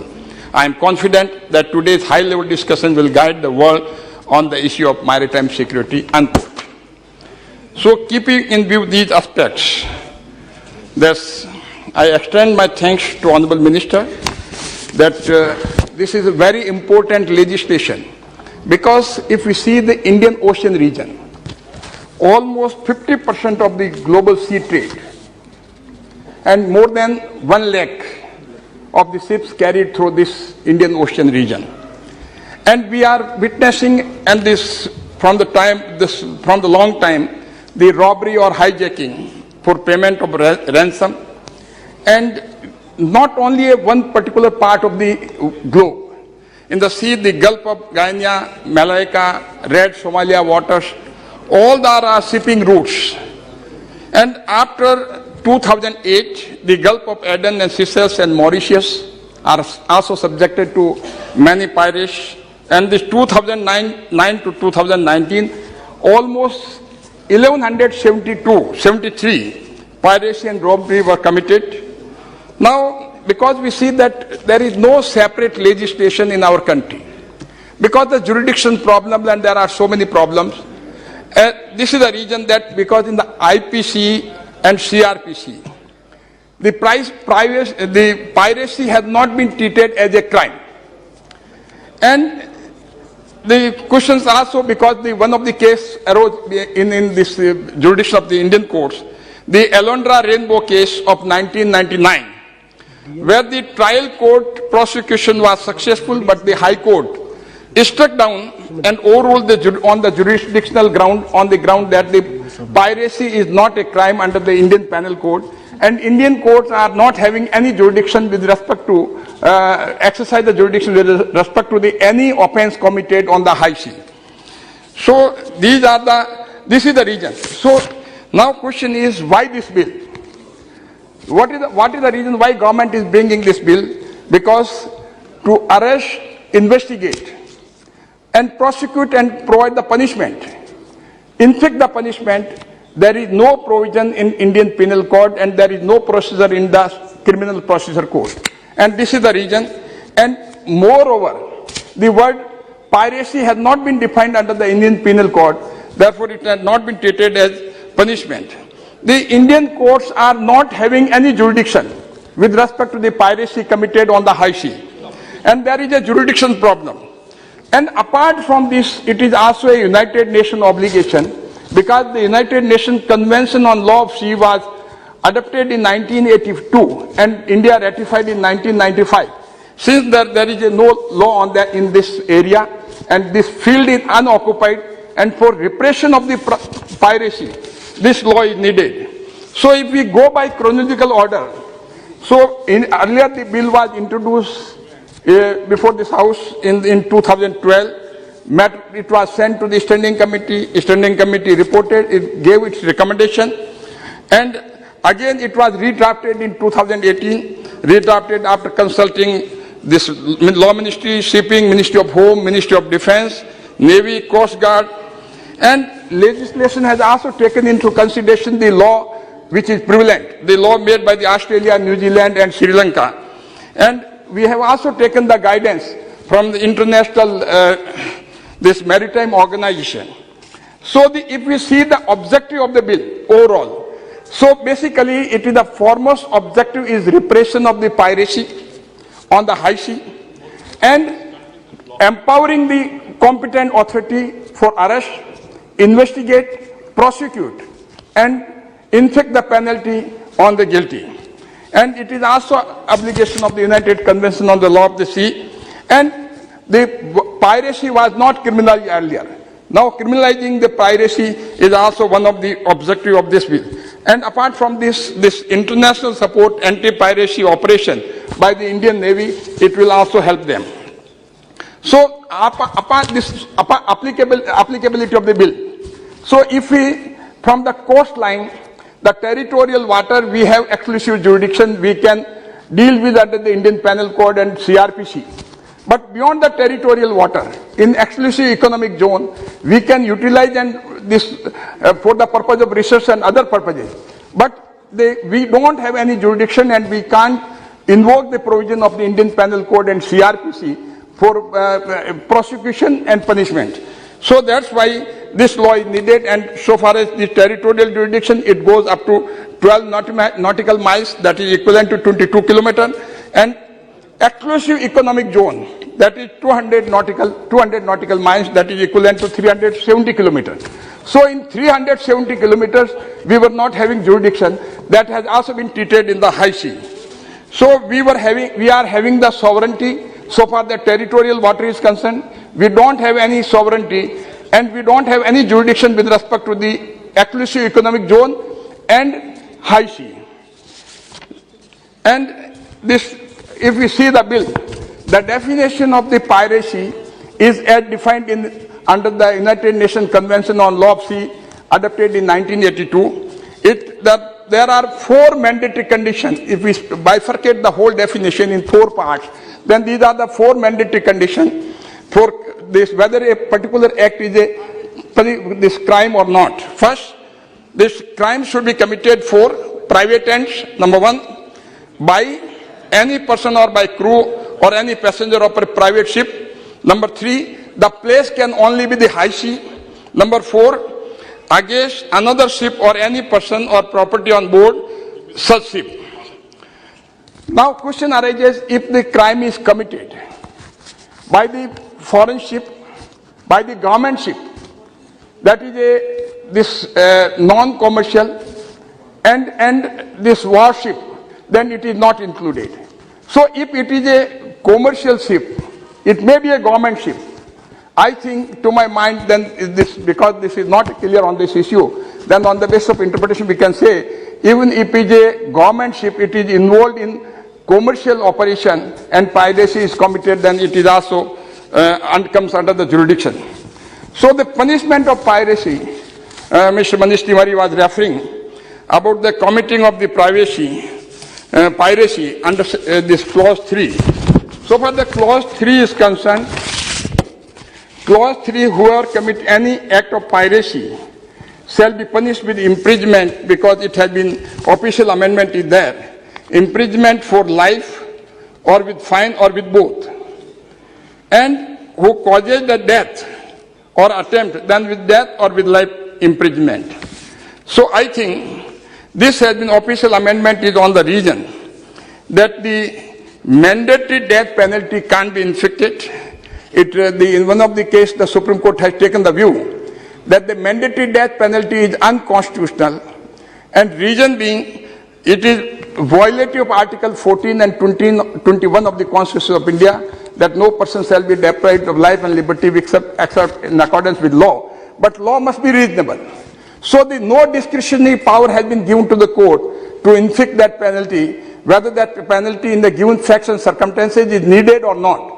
Therefore, the discretionary power can't be taken away from the court. So in state jacket formula, if such type of crime is committed, then the court must be given discretion, and this is the reason that I think it is a welcome move by this government, that they have this official amendment is there, that discretion has been given to the courts. So in fact, earlier the court has also struck down this section 303 of the IPC, where a convict who is in the prison, serving the prison, if he commit a murder, then that person committed death, then that person the penalty is only the death sentence. So that provision has been struck down by the court, that the discretion should be, and some questioning should be there. In the given facts and circumstances, it is for the court to decide whether the death penalty is needed or not. So that is the reason. And apart from this, under the Arms Act, usage of prohibited arms resulting in death, then that provision is also struck down. So, and on the basis of this, some of the cases are also pending before the Supreme Court with respect to the mandatory death penalty on the Act of the SC/ST Act of 1989 and Anti-Hijacking Act of 2016. These cases are pending on this, and the government has this amended, official amendment is there. So the word death penalty has been removed and word or is used, and that discretion has been endowed on the court. Now if we go by the country-wise, some of the country like Singapore, Thailand and Malaysia, they have made the provision for mandatory death penalty if death is caused during the piracy. And in America, the punishment is for 20 years. And some of the more countries that no death penalty for the piracy is Kenya, Australia, Italy and Sri Lanka.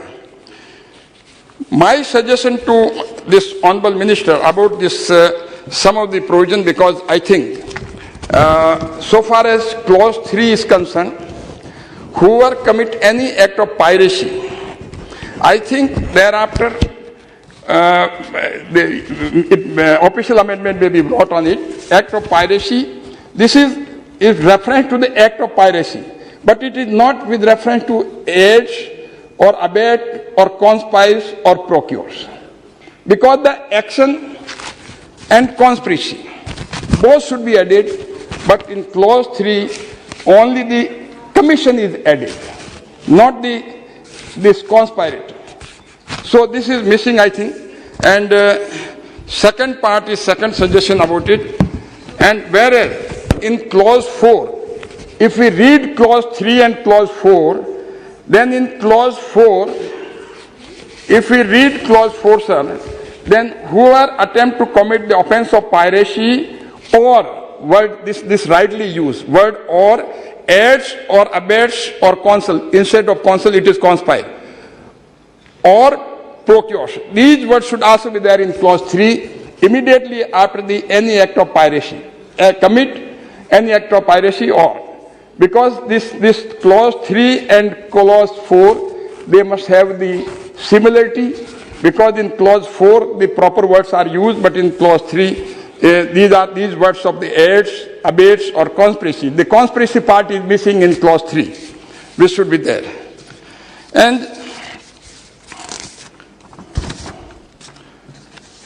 this for attempt, this under clause 4, punishment for attempt to commit any piracy or aids or abet, conspire, this is because it can extend to 10 years. I am coming on the punishment. It is extendable up to 10 years or fine or both. But I fear that if any attempt or the commission offense is there, then the use of the word or, it gives too much discretion to the court, that if they can also impose only the fine instead of inflicting the penalty. I think too much discretion has been given to the court that even the fine can be imposed for this purpose. And again in clause 5, punishment or for organizing, directing others to participate, 14 years or with fine or both. This I am reading clause 5, sir. Whoever participate or organize or direct other person to participate in any act of piracy shall be punished with imprisonment for a term which may extend to, now it has been reduced to 10 years, and shall also be instead of and, now it has been substituted by the word or, shall also be liable to be fined. So the court can also impose the fine in all cases wherever the word or is used. So we can use the word immediately after the 10 years punishment and word and, fine or both. And finally, this I would also like to refer, arrest of person and seizure of ship, this clause 7, sir.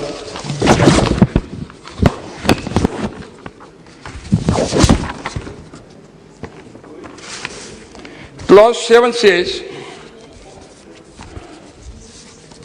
this new clause has been added. The clause 7 says, the authorized personnel may either generally or on suspicion that a ship is engaged in piracy on the high sea, board such ship and arrest the person or seize the pirate ship and property on board. I am referring to the official amendment. And in official amendment, the word generally, either generally or on suspicion, because in the main act, the word suspicion we have not treated as a punishment. So if it is a suspicion is not a punishment under the word, when we define the word piracy, then we can't treat it as a punishment. So that's why it can also create a problem. And here they arrest the person or they seize the pirate ship. So we are giving the power to the authority. Either he can arrest the ship or seize the private ship. So if he only sees the private ship and he is not arresting the person, so this power is given, we are empowering the authority, either arrest the ship or seize the vessel, seize the private ship. So arresting the person is not mandatory. He can only seize the private ship and property on the board and finish his job, because he can say very well that I am acting in accordance with the provision of the law. And again, the word suspicion is not there. It has not been treated as punishment. So once we are not treating it as a punishment under the definition of the piracy, then it may create some problem. And about the authorized persons, there is no problem. And again, this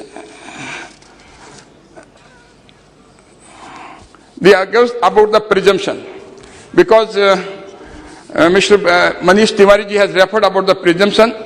In some of the law presumption, on the basis of the presumption, person can be prosecuted. But no doubt it depends upon country to country. But once the offence is extraditable, then it can be on the basis of the reciprocity. We can bring the accused here and prosecute. But the presumption of committing the crime, unless contrary is proved, we have under the bill, we have given the sufficient safeguards. The safeguards is, but because these are the mandatory safeguards, that the recovery of arms and ammunition. Once we recover the arms and ammunition, then presumption can be drawn.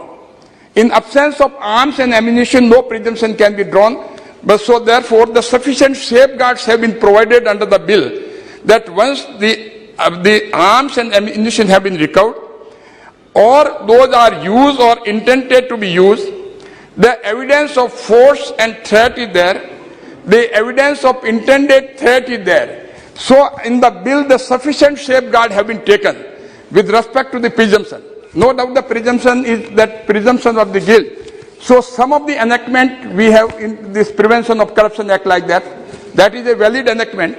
So in this, when we are dealing with high C, so in case we don't draw the presumption, then it is very difficult to prosecute that person, very difficult to collect evidence. But in the bill, the mandatory conditions have been provided and sufficient safeguard have been given and very fine balance have been maintained, that unless there is no recovery. Simply on the basis of this provision, we can't say that only the presumption is there. But for the presumption, to draw the presumption, then the recovery of the arms and ammunition should be there. And those should be either used or intended to be used or force or there is a threat, then only the presumption can be drawn. So therefore, there are sufficient safeguards in the bill. And on the point of the extraditable crime, because it is no doubt and deemed to be any other state on the reciprocity, if there is a reciprocity with the other nations, then we can extradite without any problem.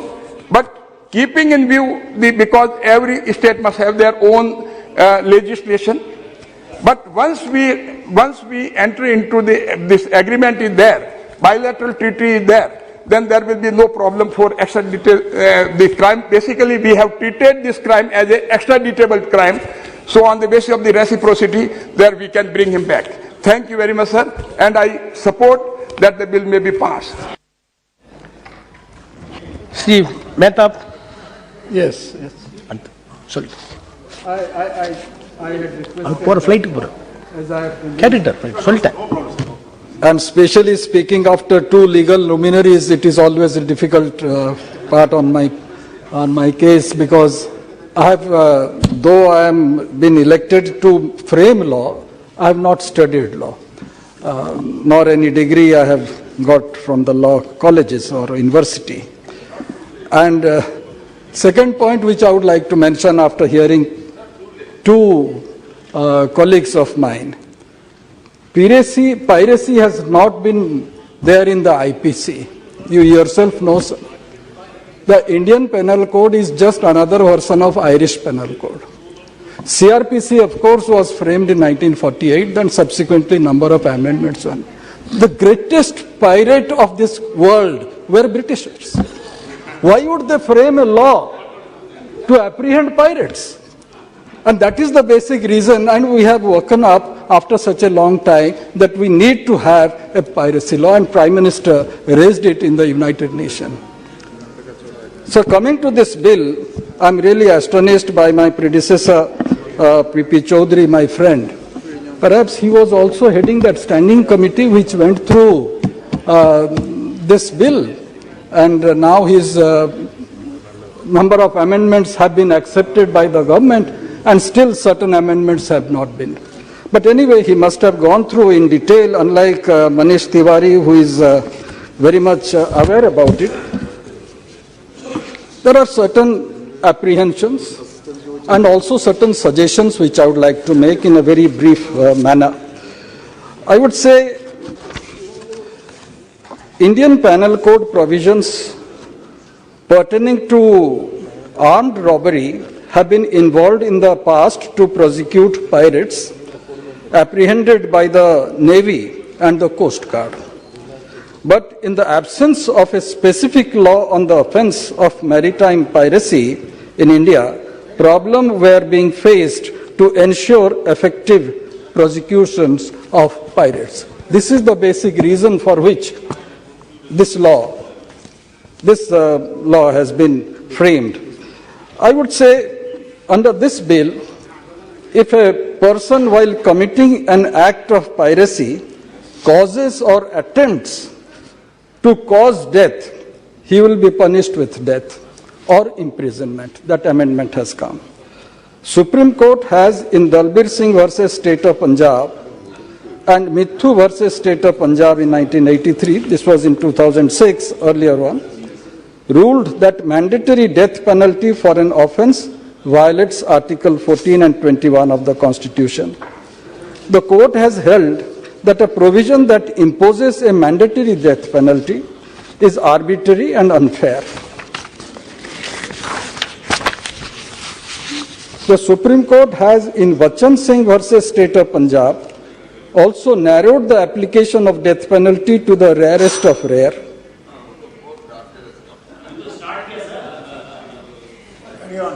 He is having only 3 minutes, but however, just warning. Sudden love for you. Sir, this bill defines piracy, and here certain actions may fall on different offences and have differing penalties. And there are 3 or 4 in that line. And I would just mention it briefly. Any illegal act of violence, detention or destructions committed against a ship, aircraft, person or property, inciting or intentionally facilitating such illegal acts, or voluntarily participating in the operation of a pirate ship, any person who commits an act of piracy will be punished with imprisonment for life, death penalty, if the act of piracy causes or attempts to cause death. However, another clause in the bill provides for imprisonment of up to 14 years, along with a fine, if a person aids, assists, participates, organizes or directs another person to participate in an act of piracy. Offences in both the clauses seem to be similar. It is unclear which penalties will apply under which circumstances. For instance, person A directs person B to damage a ship on the high seas.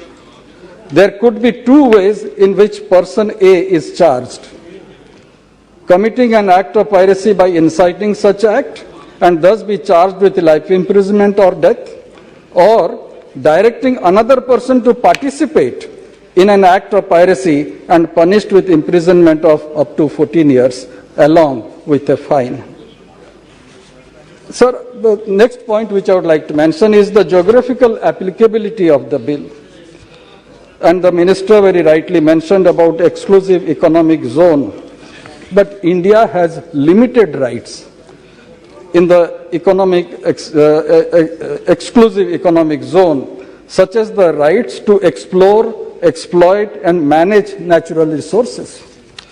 Currently, certain acts of piracy, such as acts of violence against ship and seizure of a ship occurring in the EEZ, are covered under the Suppression of Unlawful Acts Against Safety of Maritime Navigation and Fixed Platforms on Continental Shelf Act, that is SUA Act 2002. However, the SU Act 2002 does not cover all acts of piracy as defined under costs. For example, an act of theft that does not endanger the does not cover all acts of piracy as defined under uncosts. For example, an act of theft that does not endanger the safety of a ship in the EEZ will not be covered under the SUA Act 2002, but this would qualify as an act of piracy under UNCLOS and this bill. Sir, I would not go into the other aspects, but on international law, UNCLOS, the United Nations Convention on the Law of the Sea, is the first comprehensive enforceable international environmental law covering all forms of marine pollution, land-based, atmospheric, shipborne, and originating from activities on the seabed. UNCLOS of 1982 entered into force on November 16, 1994. Although many nations have signed and notified UNCLOS, their number has not been sufficient to bring it into force. Despite the fact that UNCLOS runs 320 articles and 9 annexes, there are still important issues that require further work. For example, controversies exist over overlapping jurisdiction of territorial waters, that is 12 nautical miles, and exclusive economic zone, that is 200 nautical miles. Therefore, my suggestion is the government must review the provision of death penalty for pirates involved in killing or attempt to murder cases in the proposed piracy bill, as the extradition of the accused may be difficult, which my friend Manish just now mentioned. The law must provide for legal immunity for acts done in good faith. My previous speaker just now mentioned if arms is seized, but arms for what? Ship may be carrying arms for their own safety, so that security personnel duly authorized by the government to deal with the problem get protection. International cooperation on the issue of maritime piracy at various international platforms should also be brought. All necessary steps should be taken by the concerned ministerial authorities. Sir, the bill, of course, is a landmark move to combat the issue of piracy at sea. However, the proposed law must be reviewed based on international laws. The provision of death penalty, as I have stated earlier, and I had moved an amendment last session, but I would say must be reconsidered to ensure better acceptance of the proposed law. With these words, I conclude, sir. Sumadi. Thank you very much, Chairperson, sir, for having given me this opportunity to speak on this anti-maritime piracy bill. At the outset, I would like to associate myself with the Honourable Member of the Parliament, Dr. Manish Tiwari, to change the nomenclature as Maritime Anti-Piracy Bill. So, my story starts at sea, a perilous voyage to an unknown land, a shipwreck. The wild waters soar and heave, the brave vessel is dashed all to pieces, and all the helpless souls within her drowned. Thus Shakespeare describes the natural calamities and dangers of a sea voyage. But apart from these, the pirates of the sea are the most dangerous threat, who seize, destroy any ship at high seas and sometimes even at the harbors at shore. Also, they are involved in many other illegal activities like smuggling and slave trades. So the sea piracy mafia needs to be dealt with iron fist. And so I really appreciate our government's initiative to bell the cat legally through this bill. So according to the International Maritime Bureau of the ICC, piracy attacks on ships were increased by 20% between 2019 and 2020. India is the largest stakeholder in maritime trade, having our crew and officers constitute nearby 10% of the global seafaring community. And thus it's high time to have this bill passed, and we have our Union Minister here right now for the External Affairs, Dr. S. Jaishankar, who has labored much to bring this bill to see the light of the day. I appreciate wholeheartedly his efforts and hope this will bring sea changes in the Indian maritime history. Sir, the Union is bringing the law as part of the commitment made by India while signing the United Nations Conventions on the Law of the Sea, UNCLOS, in 1982, and the UNCLOS was ratified by India in 1995. I welcome this bill, but would like to draw the attention of this august House through you to some major incidents. Sir, the introduction of this bill comes after some days after 18 Indians aboard a crude oil ship carrier were kidnapped off the coast of Nigeria. Some time ago also, the House would not have been forgotten.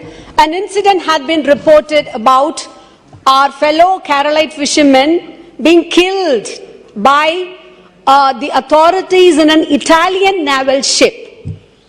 And since there was a lacuna in the legal system, much had been deliberated and spoken about, and even when we were waiting for the offenders to be punished, they were just let go, which was a very sad thing. And I'd like to bring those things, incidents, to the attention of this august House, because that's how this bill seems to be very, very important. So, to have a separate domestic legislature on piracy, as well taking care of the fellow fishermen from all the states of India is also very, very important. Yes. That's the point I would like to make here. So far, we have to rely on the Indian Penal Code relating to the offence of wartime piracy in India, and the penal codes are only applicable up to territorial waters. Also, the international naval presence in the Gulf of Aden made the pirate to have a paradigm shift to east and southwards. So, everybody's eyes are now up to the southern part. I appreciate the initiative to pass this bill after so much mulling over on discussions from 2019 onwards, as have been pointed out by my esteemed colleagues. However, during the 15th Lok Sabha, a redrafted bill was presented and it was lapsed. So why I am just pointing out the detailed efforts is, while so much effort have been taken by the Union government, showing keen interest and evident interest to safeguard Indians, our trade and other seafaring activities, sheer neglect has been shown to our Tamilian fishermen throughout. Aren't we the sons of Bharat Mata, as you proudly say? So whenever there is a Tamilian fisherman being attacked by the Sri Lankan Navy, the headlines will scream that Indian fishermen are attacked. Whereas in Gujarat, I won't budge in. Whereas Tamilian fishermen are attacked, the headlines will scream, Tamilian fishermen are attacked. I beg your pardon. But wherein Gujarati fishermen are attacked, then the headlines will say Indian fishermen are attacked. Why this stepmotherly treatment to us? Our Chief Minister, Talapati M.K. Stalin, has umpteen number of times raised this issue, and our floor leader, respected member of the parliament, Sir Tia Balu sir, also has raised this issue in the parliament. But recently, how many incidents have been, listed? See, 600 fishermen have been killed in the recent times, and thousands of their fishing vessels seized and damaged, more than 600 in the last 30 years. But the government is not taking any stringent laws through legal actions, rather than negotiations and table conferences and diplomatic talks. Also, sir, another important thing is, I would like to bring to your kind notices regarding the Kachathivu. Yes. So, Kachathivu was ceded to Sri Lanka in violation under the 1976 agreement, but without the approval of the two houses of parliament. Diplomatic efforts are of no avail considering the fishermen and other issues. India should step into action to reclaim and bring it under our sovereignty. If necessary, the International Court of Justice may also be approached. So, no doubt, I welcome this wonderful, important piece of legislation whereby the Union government is empowered to notify designated courts for the trials of piracy, and also to increase the scope of maritime navigation beyond the territorial waters to cover economic EEZ. So I have a request here to the Union Minister, kindly set up one or more courts of sessions in southern parts, especially in Tamil Nadu. That is our kind request. Especially in Tamil Nadu should be set up. Sir, as has been pointed out by the members of my respected colleagues here, the punishment of a death penalty is not at all advisable, and as had been rightly pointed out by the Union Minister here also, we hope that it would be abolished, because we have had this history of Justice V.R. Krishna Iyer, the pioneer of judicial activism, who is a strong advocacy against the capital punishment, and our CM is also, all of us are against it, and our own Mahatma Gandhi, we have him, who has said that I cannot in all conscience agree anyone being brought to gallows. Even countries like USA, Italy, who have been part of this, which have been refrained, they have refrained themselves from this capital punishment. Sir, I have a few suggestions also apart from this. The standing committee has stated the role, the one particular point, that the role of the state government has to be clearly defined. Yes. In order to emphasize and promote effective coordination mechanism. So kindly take that also into account. And again, sir, one more point. There is no mention of international cooperation for the repression of piracy in this bill, which should be addressed. And since our Prime Minister has proudly announced as the head of the G20 summit that one earth, one family, one future, I'd like to request our Honourable Union Minister through you, sir, that he has to consider our fishermen from Tamil Nadu also, because local issues are very, very important and it needs to be addressed. We are very happy. We welcome this bill, but still they have to take into account the plight of our fishermen. Hence, with all these suggestions and requests, I'd like to ask the Honourable Union Minister through you to take into consideration of the above points as well before passing the bill. Thank you very much. Very good. Sri Redappa. Sri Redappa. Sir, I would like to thank the Honourable Chairperson for giving me the opportunity to speak on the Anti-Maritime Piracy Bill 2019. Sir, at the outset I would like to bring out the importance of Indian Ocean. Sir, the sea lanes in the Indian Ocean are considered among the most strategically important in the world. More than 80% of the world's seamen trade is oil transit through the Indian Ocean points, with 40% passing over through the Strait Hormuz, 30% through the Strait Malacca, and 8% through the Bab el-Mandeb Strait. Further, roughly 55% of known oil reserves and 40% of gas reserves in the Indian Ocean region, sir. The increased significance of Indian Ocean region in the world geopolitics is one of the reasons behind the Pivot Asia policy, which former United States President Barack Obama had considered. The route between Asia and Europe and the east coast of Africa is used by 2,000 ships each month. The piracy in the Indian Ocean is not a recent phenomenon. According to the IBM Piracy Reporting Center, the total number of attacks in the Indian Ocean region that could be attributed in Somali pirates speaks in 2011, and when 237 incidents were incurred and soared 557 during the 5-year period between 2010 and 14. This number fell dramatically just 14 in the 6 years period between 2015 and 20, a drop that is widely regarded as a result of giant effort to reduce the crime at sea, sir. I would like to point out a few positives in the possible bill, sir. The applicability of this bill is exclusive economic zone. Sir, the Indian Penal Code is not valid for foreigners in international waters. Previously, pirates were prosecuted under the Indian Penal Code 1860. However, Indian sovereignty is delimited by the outer boundary of its territorial waters, that is 12 nautical miles from the coast.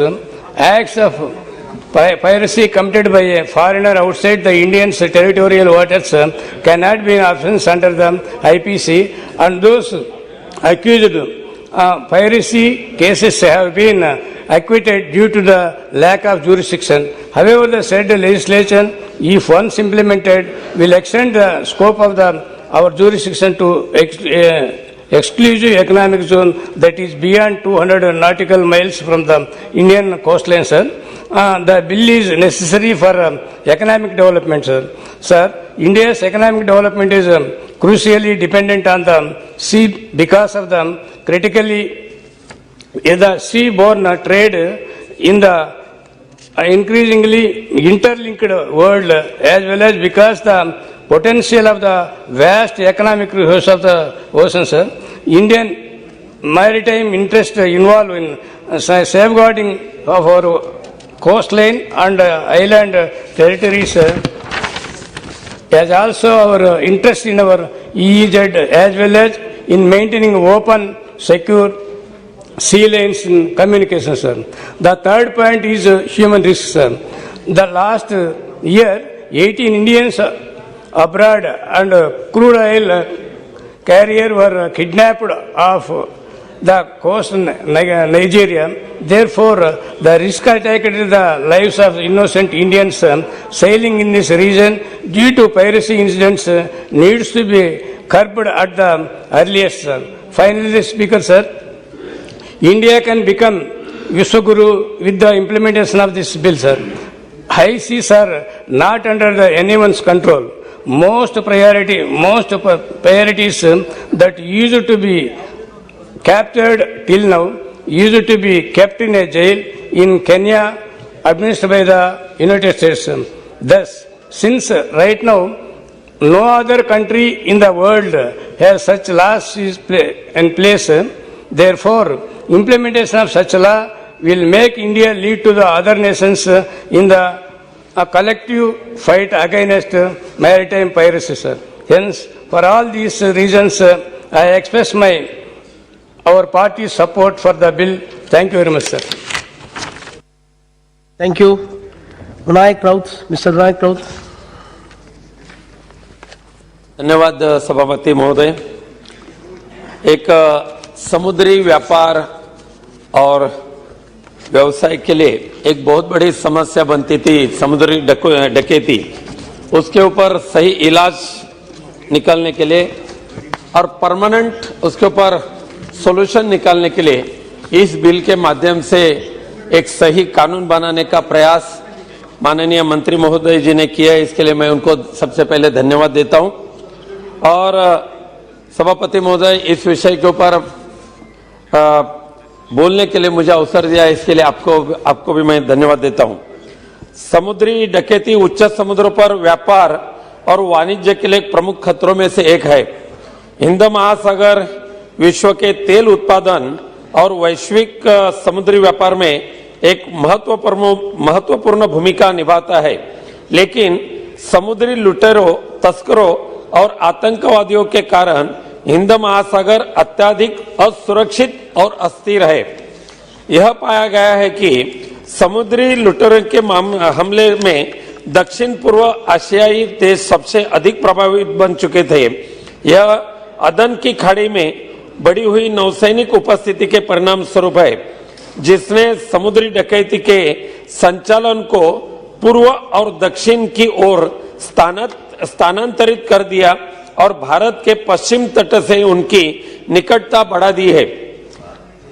खास करके सभापति महोदय, मैं बताना चाहता हूं कि 3 दिसंबर 2019 को एक कच्चे तेल वाहक पर सवार कई भारतीय, करीबन 18 भारतीयों को नाइजीरिया के तट से अगवा कर दिया और बातचीत के बाद कई दिनों के बाद उनको रिहा कर दिया, लेकिन नाइजीरिया के तट के पास समुद्री डकुओं के द्वारा अगवा करने की अन्य कई भी घटना इसके पहले भी हुई थी।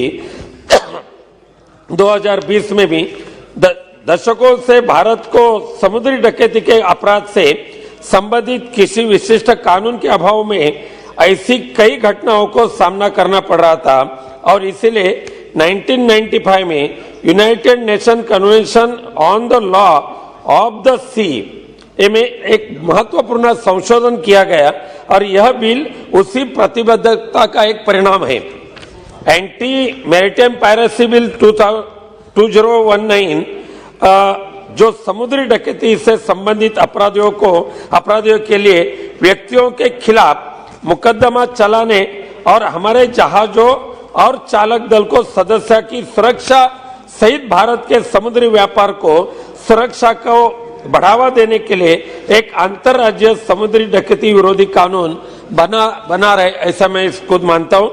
पहले समुद्री लुटेरे पर भारतीय दंड संहिता यानी आईपीसी एक्ट के ऊपर 1860 के तहत सशस्त्र डकैती से निपटने के लिए प्रावधानों और विशिष्ट अदालतों के 9 अधिकार क्षेत्र के तहत मुकदमा चलाया जाता था। इसलिए भारत के जल क्षेत्र के किसी विदेशी द्वारा कई चोरी का कार्य आईपीसी के तहत अपराध नहीं माना जाता था सभापति महोदय, और इससे ऐसे अपराध निपटने के लिए यह बिल सही तरीके से एक महत्वपूर्ण बिल होगा और यह बिल सरकार को भारत के विशेष आर्थिक क्षेत्र के सीमा से सटे समुद्र के सभी हिस्सों के लिए एक प्रावधान करने का अधिकार इस बिल के माध्यम से मिल रहा है। सभापति महोदय, बिल केंद्र सरकार को संबंधित उच्च न्यायालय के मुख्य न्यायाधीश के परामर्श से प्रभावित कानून के तहत समुद्री डकैती के अपराधों के त्वरित परीक्षण के लिए कुछ अदालतों को नामित न्यायालयों के रूप में से निर्दिष्ट करने में सक्षम करेगा। लेकिन साथ साथ में मैं और एक भी विनंती करूंगा मंत्री महोदय से, जैसे कि पूर्व सांसद महोदय ने किया कि एक वेस्ट कोस्ट है, ईस्ट कोस्ट है, ऐसे क्षेत्र में भी न्यायालय का निर्माण होने की आवश्यकता है ताकि हमारे फिशरमैन को भी इस समुद्री डकैती जो है उससे कई समस्या को सामना करना पड़ता है। तो इस बिल में अधिकार क्षेत्र की सीमा, गिरफ्तारी और जब्ती, सजा और दंड मानवाधिकार पहलू के बारे में मुकदमे के लिए नामित अदालतों और प्रत्यर्पण के प्रावधान आदि के बारे में भी कई बातें स्पष्ट की है और उसमें वक्त में संशोधन करने की आवश्यकता भी रहेगी। मुझे पूरी उम्मीद है कि नया प्रस्तावित कानून निश्चित रूप से अधिकारियों को पकड़े गए समुद्री लुटेरों पर मुकदमा चलाने में सक्षम बनाएगा, चाहे उनकी राष्ट्रीयता कुछ भी हो, और यह सदन इसे अधिनियम बनाने में मदद करेगा। समुद्री डकैती पर समर्पित अंतर्राज्य कानून के कार्यान्वयन से भारतीय नौसेना या तटरक्षक को राष्ट्रीयता का परवाह के बिना पकड़े गए समुद्री लुटेरे पर मुकदमा चलाने में जरूर मदद मिलेगी और इसे भारत को समुद्री डकैती से निपटने के लिए अंतर्राष्ट्रीय प्रयास का हिस्सा बनाने में मदद होगी। साथ साथ में मंत्री महोदय से भी ये भी मैं एक विनंती करना चाहता हूं कि राज्य यानी अंतर्देशीय जो फिशरमैन है अपने अपने देश के अन्य राज्यों में, इसमें भी कई जगह पे समुद्रवार चलता है मंत्री महोदय जी। अभी जैसे कि साउथ के कई स्टेट के फिशरमैन महाराष्ट्र में आते हैं, गुजरात के महाराष्ट्र में आते हैं, महाराष्ट्र के अन्य कई जिले में जाते हैं, कई फिशिंग करते वक्त श्रीलंका में जाते हैं। तो ऐसे फिशरमैन को भी सही मदद करने के लिए या उनमें कुछ झगड़ा नहीं होने के लिए भी आप सही वक्त पे उसमें कानून बनाकर उनको भी मार्गदर्शन करेंगे, ऐसी मैं आशा व्यक्त करता हूं और सभापति महोदय इस बिल का मैं समर्थन करता हूं। धन्यवाद। Thank you. Shri Kalyan Banerjee. Sir, I convey my thanks for giving me chance to speak on this bill. Sir, the Anti-Maritime Piracy Bill 2019 proposes Indian authorities to take action against piracy in the high seas. The bill brings into law the UN Convention on the Law of the Sea while applies to the sea beyond the exclusive economic zone, that is beyond 200 nautical miles from India's coastline. India signed the United States Nations Convention on Law of the Sea on 10 December 1982 and ratified it on 29 June 1995. Piracy is an ancient phenomenon and its history dates to hundreds of years. It was only in the 20th century that the codification of piracy-related customary laws and practices began. The marine environment after the 1972 United Nations Stockholm Conference on the Human Environment and the conclusion of significant specific convention, the London Dumping Convention of 1972 and the MARPOL Convention of 1973 became broadly accepted objective. According to the 1982 United Nations Convention on the Law of the Sea, piracy is defined as an illegal act of violence or detention or any act of depredation committed for private ends by the crew or the passengers of a private ship. Sir, in accordance with the UN CLOS, the bill defines piracy as an illegal act of violence, detention or destruction committed against a ship, aircraft, person or property for private purposes by the crew or the passengers of private ship or aircraft. Sir, piracy there are different characteristics of piracy are there. I am not going there. Sir, I just come to very important part that apart from the International Maritime Organization as addressing maritime piracy for some time, sir, the Jeddah Amendment to the DGBT Code of 2017, DCOC, expanded to include human trafficking and other illegal maritime activities in the Western Indian Ocean and the Gulf of Aden area. There are so many activities are there in that. I am not going into details. During the period 2009 to 2019, over 500 Indians were captured by pirates around the world at various points of time. The United Nations Security Council, in a number of resolutions adopted since 2008, urged the UN member states to cooperate in investigation and prosecution of all persons responsible for acts of piracy, and further called upon states to criminalize piracy under their domestic law and to favorably consider the prosecution of suspected and imprisonment of convicted pirates. Now the question is that we can draw a line or can fence on a solid land, which is impossible to make a barrier or line on a liquid or on sea. Hence the system of state baseless is not applied by a state in such a manner as to cut off the territorial sea of another state from the high seas or an exclusive economic zone. Sir, I am giving one information, that's through my speech.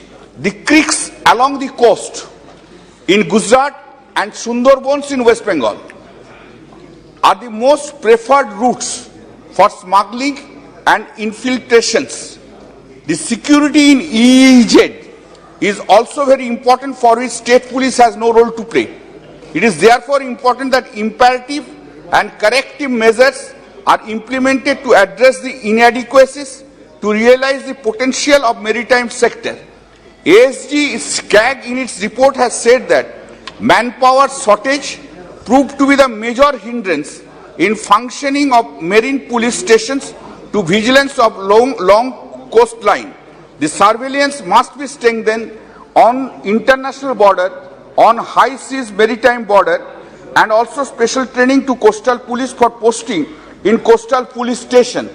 That's the problem is this training in the coastal police training, that's a very inadequate in our country, in every state where the sea coastal line is there.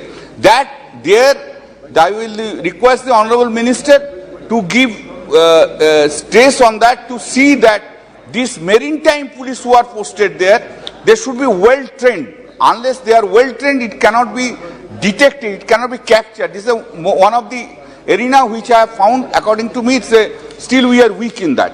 Now, sir, regarding punishment for piracy, the details procedure has been stated. I am not on that. I am on. See, the Supreme Court of India has also ruled that awarding a mandatory death penalty for an offence violates the Article 14 and 21 of the Indian Constitution. And hence it is arbitrary and unfair in nature. Even in Section 303 of the Indian Penal Code and Section 27 subsection 3 of the Arms Act 1959, which provided mandatory death penalty for offenders, has been struck down by the Supreme Court. Kindly take note of this and consider this part. Now, what I am suggesting, instead of death penalty, whether life or imprisonment. Imprisonment means here, you know, now the interpretation, there is a change by the Supreme Court. Till the death, life imprisonment, instead of mandatory imposition of the death penalty. Kindly consider that part. This is a very, in England, the penalty for the offence of the piracy was a death penalty, but that has since been abolished. The penalty is now life imprisonment. That has been done. And India is also, our Supreme Court is also saying mandatory death penalty is a offending Article 14 and Article 21 of the Constitution. Mainly it is an offending Article 21 of the Constitution. Therefore, kindly just substitute these words with imprisonment for life if such person committing the act of piracy causes death or such endanger one's life on safety of a ship or an aircraft or any other means of public transport. Sir, so far my reading is concerned, so far I have made it, since I am a member of the Home Consultative Committee also, and occasions arose and where I got the scope to speak also. I will request 2-3 arenas that have to be given an emphasis, although we are supporting accepting that death penalty what I have stated, and this is all are because of the adaptations of the various conventions I have already said in my speech. Now the first is this, what I have observed that even the state, this coastal police, there are coastal police limited. There, in every state, the training is essentially required. Essentially required. Do not compare them with the just local police, other police. This has to be given an emphasis, and you introduce that centrally. That training has to be taken, how it has to be taken, etc. That has to be given. Secondly, in the border area, where the state arena is over 8, possibly 8 NM, after the 8 NM, immediately in a national level, either your border security or whatever it may be, that you have to take care about that, because immediately after 8, the national level police, whoever is in charge, they have to take the responsibility of that. This is the arena. Arena is really remain no one's arena, and all that smugglers and all that things are being done in that arena. Kindly take care about this, and I have already said about the death penalty. With this, sir, of course, this bill was more earlier. It was required. We are doing it. Support. Thank you, Sri Alok Kumar Suman. धन्यवाद सभापति महोदय, आपका मैं आभार व्यक्त करता हूं कि आपने the anti maritime piracy bill 2019 पर बोलने का मौका दिया। महोदय, जैसा कि हम सब जानते हैं कि भारत के पास समुद्री डाकुओं की पायरेसी के लिए कोई कानून नहीं है। उसको इंडियन पेनल कोड 1860 के तहत संप्रभु भारत के क्षेत्रीय जल यानी समुद्री तट से 12 नॉटिकल मील तक ही जो समुद्री डाकू या कोस्ट गार्ड के द्वारा पकड़े जाते हैं उनको प्रोसिक्यूट किया जाता है। यह विधेयक लाया गया है कि इंडियाज एक्सक्लूसिव इकोनॉमिक जोन की सीमाओं से सटे या उसके परे सभी हिस्सों यानी हाई सी पर समुद्री डाकुओं द्वारा जो घटना हो, जो पकड़े जाएं, उसको दंडित किया जा सके। महोदय, this legislation is an outcome to the commitment made by the India by signing the United Nations Convention on the Law of the Sea in the year 1982 Bharat ने इस कन्वेंशन को 1995 में रेक्टिफाई किया। इस विधेयक के पास होने से भारत के समुद्री व्यापार से जुड़े सभी सेफ्टी एंड सिक्योरिटी की जो बात कही गई है, इसे पूरा करना आसान नहीं दिखता। वर्ष 2009 से 2014 तक की IMO की रिपोर्ट के आधार पर 1173 पायरेसी और आर्म रॉबरी वेस्ट अफ्रीका और अपने तटवर्ती क्षेत्रों से रिपोर्ट किया गया है। इस अवधि में 500 भारतीयों को समुद्री डाकुओं द्वारा पकड़ा गया, जिसका अभी तक कुछ पता नहीं है। महोदय, अगर हम विश्व स्तर पर बात करें तो 2010 से 2021 का आंकड़ा देखें तो वर्ष 2010 में 4 से 45 जहाजों पर समुद्री डाकुओं द्वारा अटैक हुआ। वहीं 2020 में 195 और 2021 में 132 समुद्री जहाजों पर हमला हुआ। महोदय, United nation office on drug and crime 2018 के रिपोर्ट के अनुसार 6 व्यापारिक समुद्री जहाज का हाईजैकिंग विश्व स्तर पर हुआ। 13 जहाजों पर अटैक के कारण आग लगी। 130 लोगों को बंदी बनाया गया और 78 अधिकारियों को जो जहाजों पर नौकरी करते थे उन्हें अगवा किया गया। इन समस्याओं को देखते हुए इस विधेयक में जो प्रावधान किए गए वह निश्चित ही समुद्री रास्ते से होने वाले व्यापार को सुरक्षा मिलेगी, लेकिन यह संदेह है कि यह बिल जान माल और इकोनॉमिक नुकसान को बचा सकेगी, क्योंकि इसका फाइनल करने के लिए केवल कुछ ही देशों यानी कि 4 ही देशों के लेजिस्लेशन को कंसल्ट किया गया है, जबकि समुद्र से सटे देशों से अधिक कंसल्टेशन होना चाहिए था। महोदय, पायरेसी का जो विषय है उसमें मंत्रालय का इन्वॉल्वमेंट, कई मंत्रालय का इन्वॉल्वमेंट है, जैसा कि ministry of external affairs, ministry of home affairs, defence, shipping, law and justice. इसलिए इस विषय में आवश्यक है कि सभी मंत्रालय या एजेंसी या डिपार्टमेंट्स का रोल क्लियर डिफाइन होना चाहिए, जो कि इस बिल में नहीं दिखता है, जो कि इफेक्टिव कोऑर्डिनेशन के लिए आवश्यक है।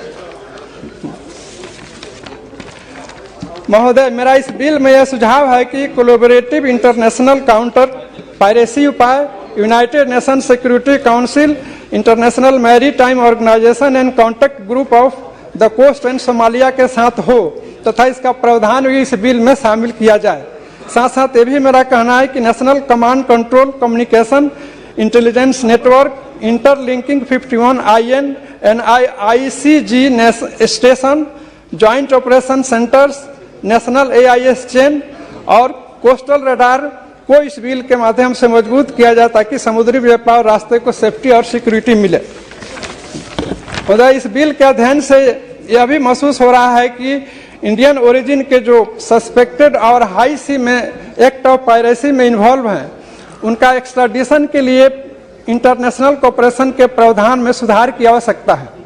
महोदय, ऐसा पाया गया है कि जो एक्यूज डेथ पेनाल्टी के लिए हैं उसको एक्स्ट्राडिशन करने में काफ़ी परेशानी होती है एवं शर्त के साथ एक्स्ट्राडिशन होता है कि डेथ पेनाल्टी नहीं दिया जाएगा। ऐसा कमिटमेंट सरकार के द्वारा किया जाता है। अतः मेरा इस बिल में ये कहना है और ये सुझाव है कि डेथ पेनाल्टी की जगह उम्र कैद या 12 साल या 16 साल की सजा हो और इस सब सुधार करते हुए इस बिल को पारित किया जाए। धन्यवाद सभापति महोदय। Thank you. श्री दैनिश सरी। धन्यवाद सभापति महोदय कि आपने मुझे एंटी मैरीटाइम पायरेसी बिल 2019 पर बोलने का मौका दिया। सर, बहुत ही इंपॉर्टेंट बिल है। 2012 में ये बिल, सर डिपार्टमेंट का कोई मिनिस्टर नहीं है यहाँ पर मौजूद सर। नहीं सारे सब नहीं, who is taking the note? All ministers were talking to each other, to their colleagues. No, he should speak and will come. चलिए खैर, यही सीरियसनेस है सरकार की। सभापति महोदय, Yes, I know. ओके, चलिए ठीक है।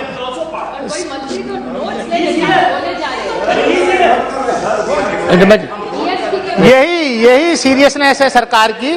बहरहाल देर आए दुरुस्त आए, 2012 में इस बिल को इंट्रोड्यूस हुआ था, 14 से 19 का टाइम निकल गया।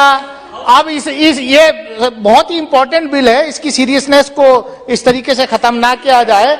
मैं सभापति महोदय, मैं आपके माध्यम से सिर्फ इतना ही कहना चाहता हूं, सभापति महोदय, मतलब ट्रेजरी बेंचेस का ये हाल है, अपनी गलती मानने को तैयार नहीं है और जो है शोर मचा रहे हैं। मुझे तो अपनी बात करने दीजिए, मुझे तो अपनी बात करने दीजिए।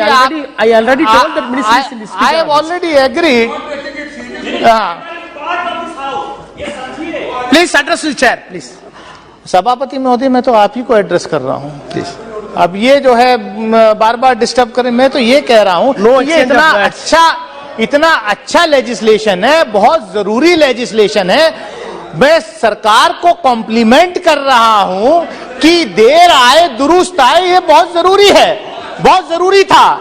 और मैं इस बात को मानता हूं कि पहले जमाने में धरती पर जंग हुआ करती थी, फिर हवा से हुई, अब असली खतरा पानी के अंदर है। और पानी के अंदर जो है आने वाला वक्त, अगर कोई युद्ध होगा तो वो पानी पे ही होगा। और पानी के अंदर अगर सिक्योरिटी के लिए हमारी सरकार जो है सीरियस नहीं होगी तो ये बहुत उसकी बात है। इसलिए मैं तो कॉम्प्लीमेंट कर रहा हूं कि सरकार इस बिल को लाई है, अच्छा बिल है। मैं सभापति महोदय, मैं सिर्फ इतना ही कहना चाहूंगा कि देखिए ये 1982 में यूएन में ये हमारा जो कमिटमेंट था और फिर रेटिफाई किया 1995 में, उसके तहत ये बिल लाया गया। United Nation convention on law of sea adopted by India in 1982 and ratified in 1995। लेकिन जो मेरे से पहले सभापति महोदय कुछ कुलीग्स ने यहां प्रश्न उठाए हैं, मैं उन पर भी आना चाहूंगा कि ये अभी तक जो हमारा सी के अंदर, समुद्र के अंदर इकोनॉमिक जोन होता था, उस पर हमारा अख्तियार था। लेकिन समुद्री डकैत जो होते हैं, जिनको हम पायरेट्स कहते हैं, ये किसी से छुपा नहीं है कि सैकड़ों बेगुनाहों को, भारतीय बेगुनाहों को उन्होंने किडनैप किया, कई की हत्याएं भी हुई।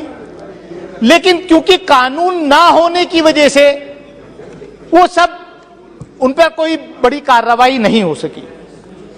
कानून लाया जा रहा है, अच्छी बात है, लेकिन कानून बिल जो है वो ऐसा होना चाहिए, कानून ऐसा लाया जाना चाहिए क्योंकि इसके इंटरनेशनल रिपरकशंस भी होंगे। मैं व्यक्तिगत रूप से और इस सदन में कई सांसद जो हैं ने ये बात रखी कि डेथ पेनल्टी जो है वो बहुत, ऑनरेबल सुप्रीम कोर्ट ने भी कहा death penalty should be given in the rarest of the rare cases.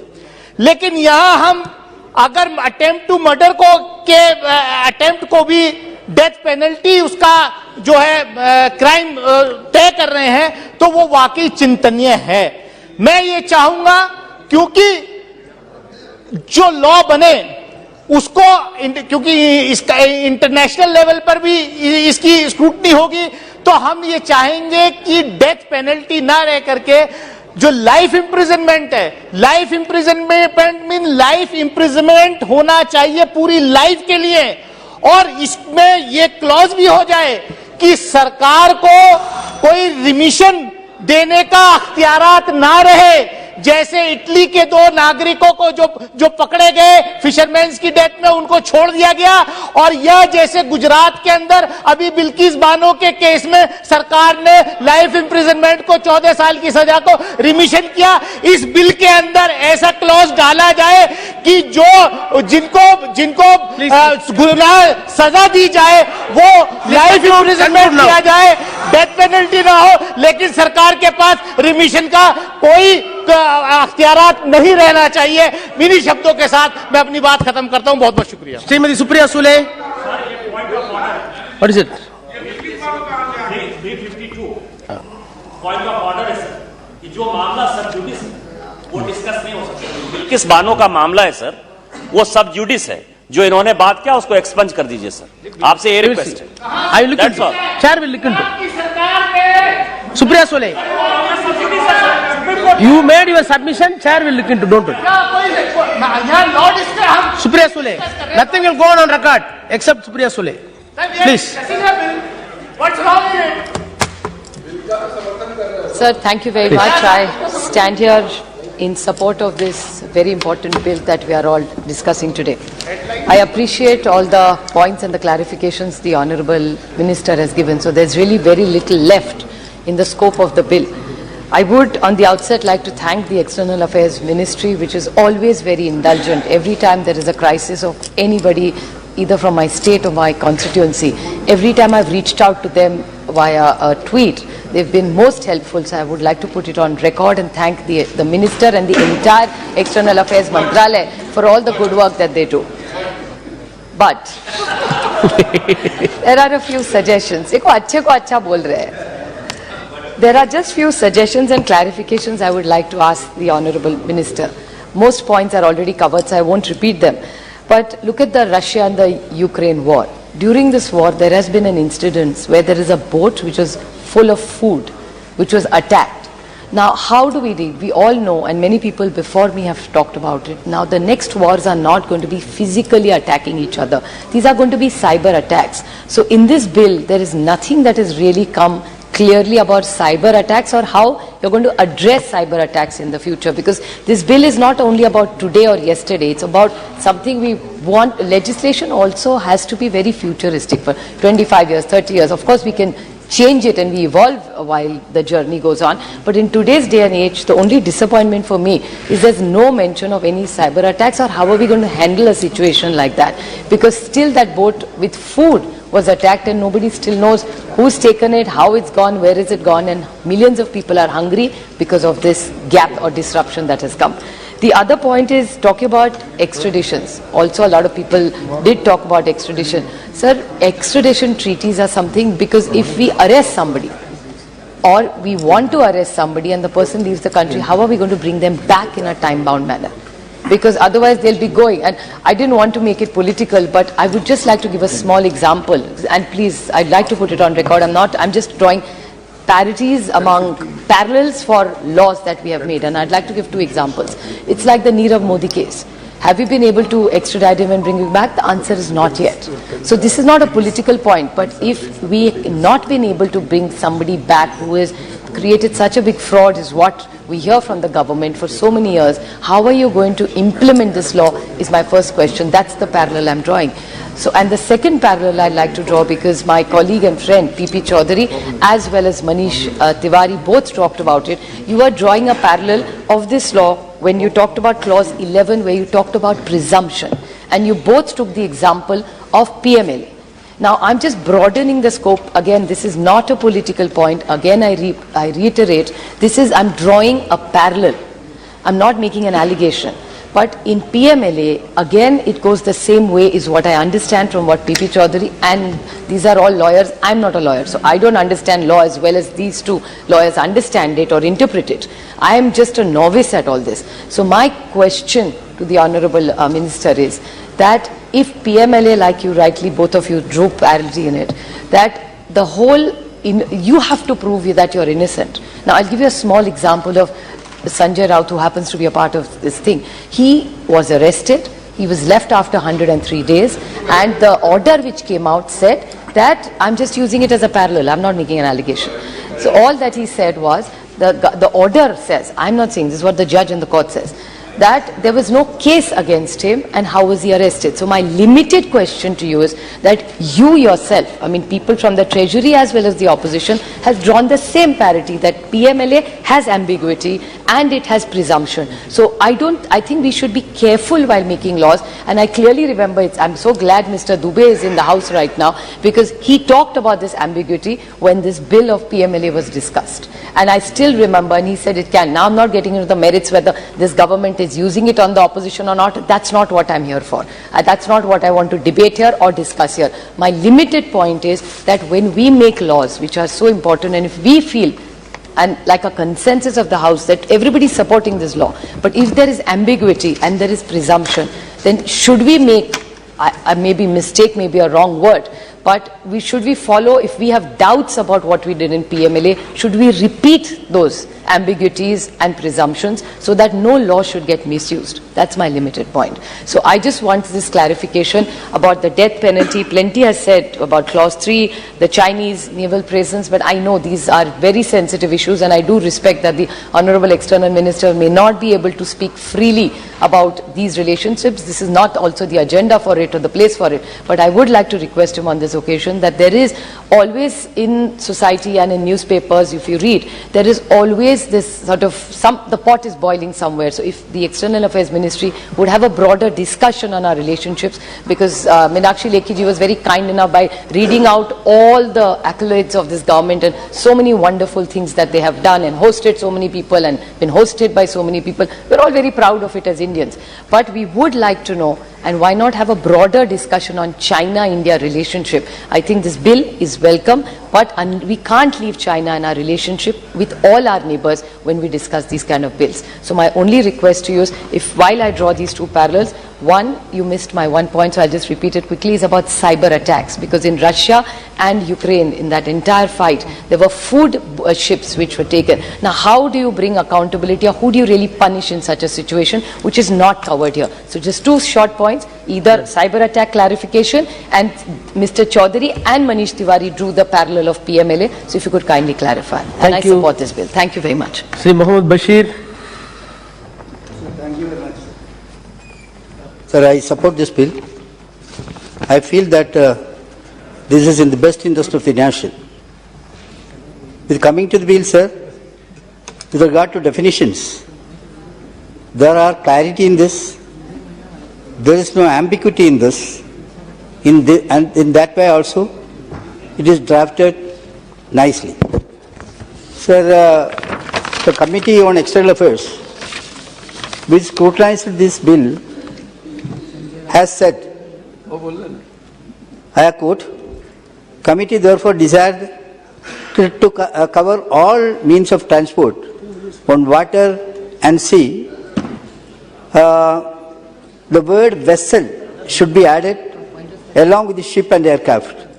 Moreover, along with the crew, the passengers and the presence of any other person on ship, bar aircraft, and private ship is also possible. The committee therefore would like that the word any person should also be incorporated suitably, and the ship and the aircraft should also be defined in two separate subclauses in the light of definition of the object and the relevant act to cover all kind of possibilities. I hope that government will seriously consider this observation of the Committee on External Affairs.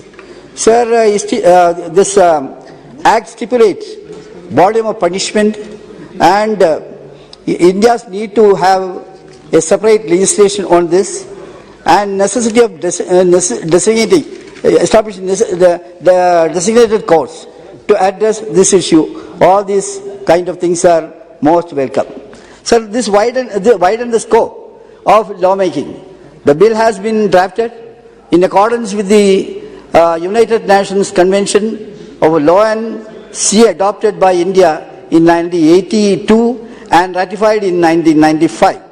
The committee now hope that the new proposed legislation will definitely enable the authorities to prosecute the apprehended pirates irrespective of the nation. The number of UN resolutions have been passed to facilitate the nation to enact legislation of the piracy by adopting definitions suggested. So that also may kindly be taken into consideration. Sir, the need of legislation, I need not say much about that. That is very, very vital because, sir, these kind of crimes in this sea are increasing day by day, whether it is in the way of robbery or any kind of ill motive, these kind of things are increasing. A dangerous situation has arisen in the country, not only in India, other countries also, sir. Our committee has suggested after 2008, the major part in piracy attack was witnessed in the Gulf of Aden by pirates of Somalia. Committee also observed that the threat of piracy has mushroomed enormously. That also is a very important thing to be noted, sir. Towards, sir, and I would like to make 2-3 suggestions, sir. Further probe should be done in order to make the things in a proper way. What are the costs of piracy and how to do this compare to the expenses required for mitigation? 2, sir, what is the best way of countering armed maritime violence in region chronic lawlessness and anarchy? 3, sir, is current international legal framework for countering piracy is sufficient or not? If not, what the government is going to do in that? What is the extent of government responsibility for countering piracy and what role should be a private sector can do it?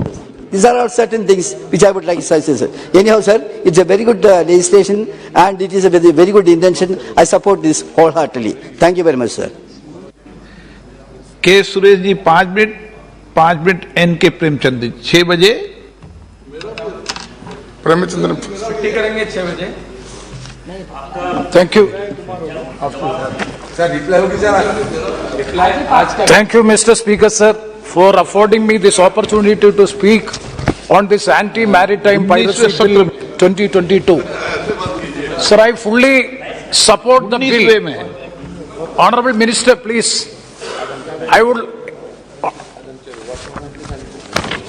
So first of all, I would like to congratulate the Honorable Minister in comprehensively piloting the bill in a very structured and diplomatic manner, for which I would like to place it on record our appreciation.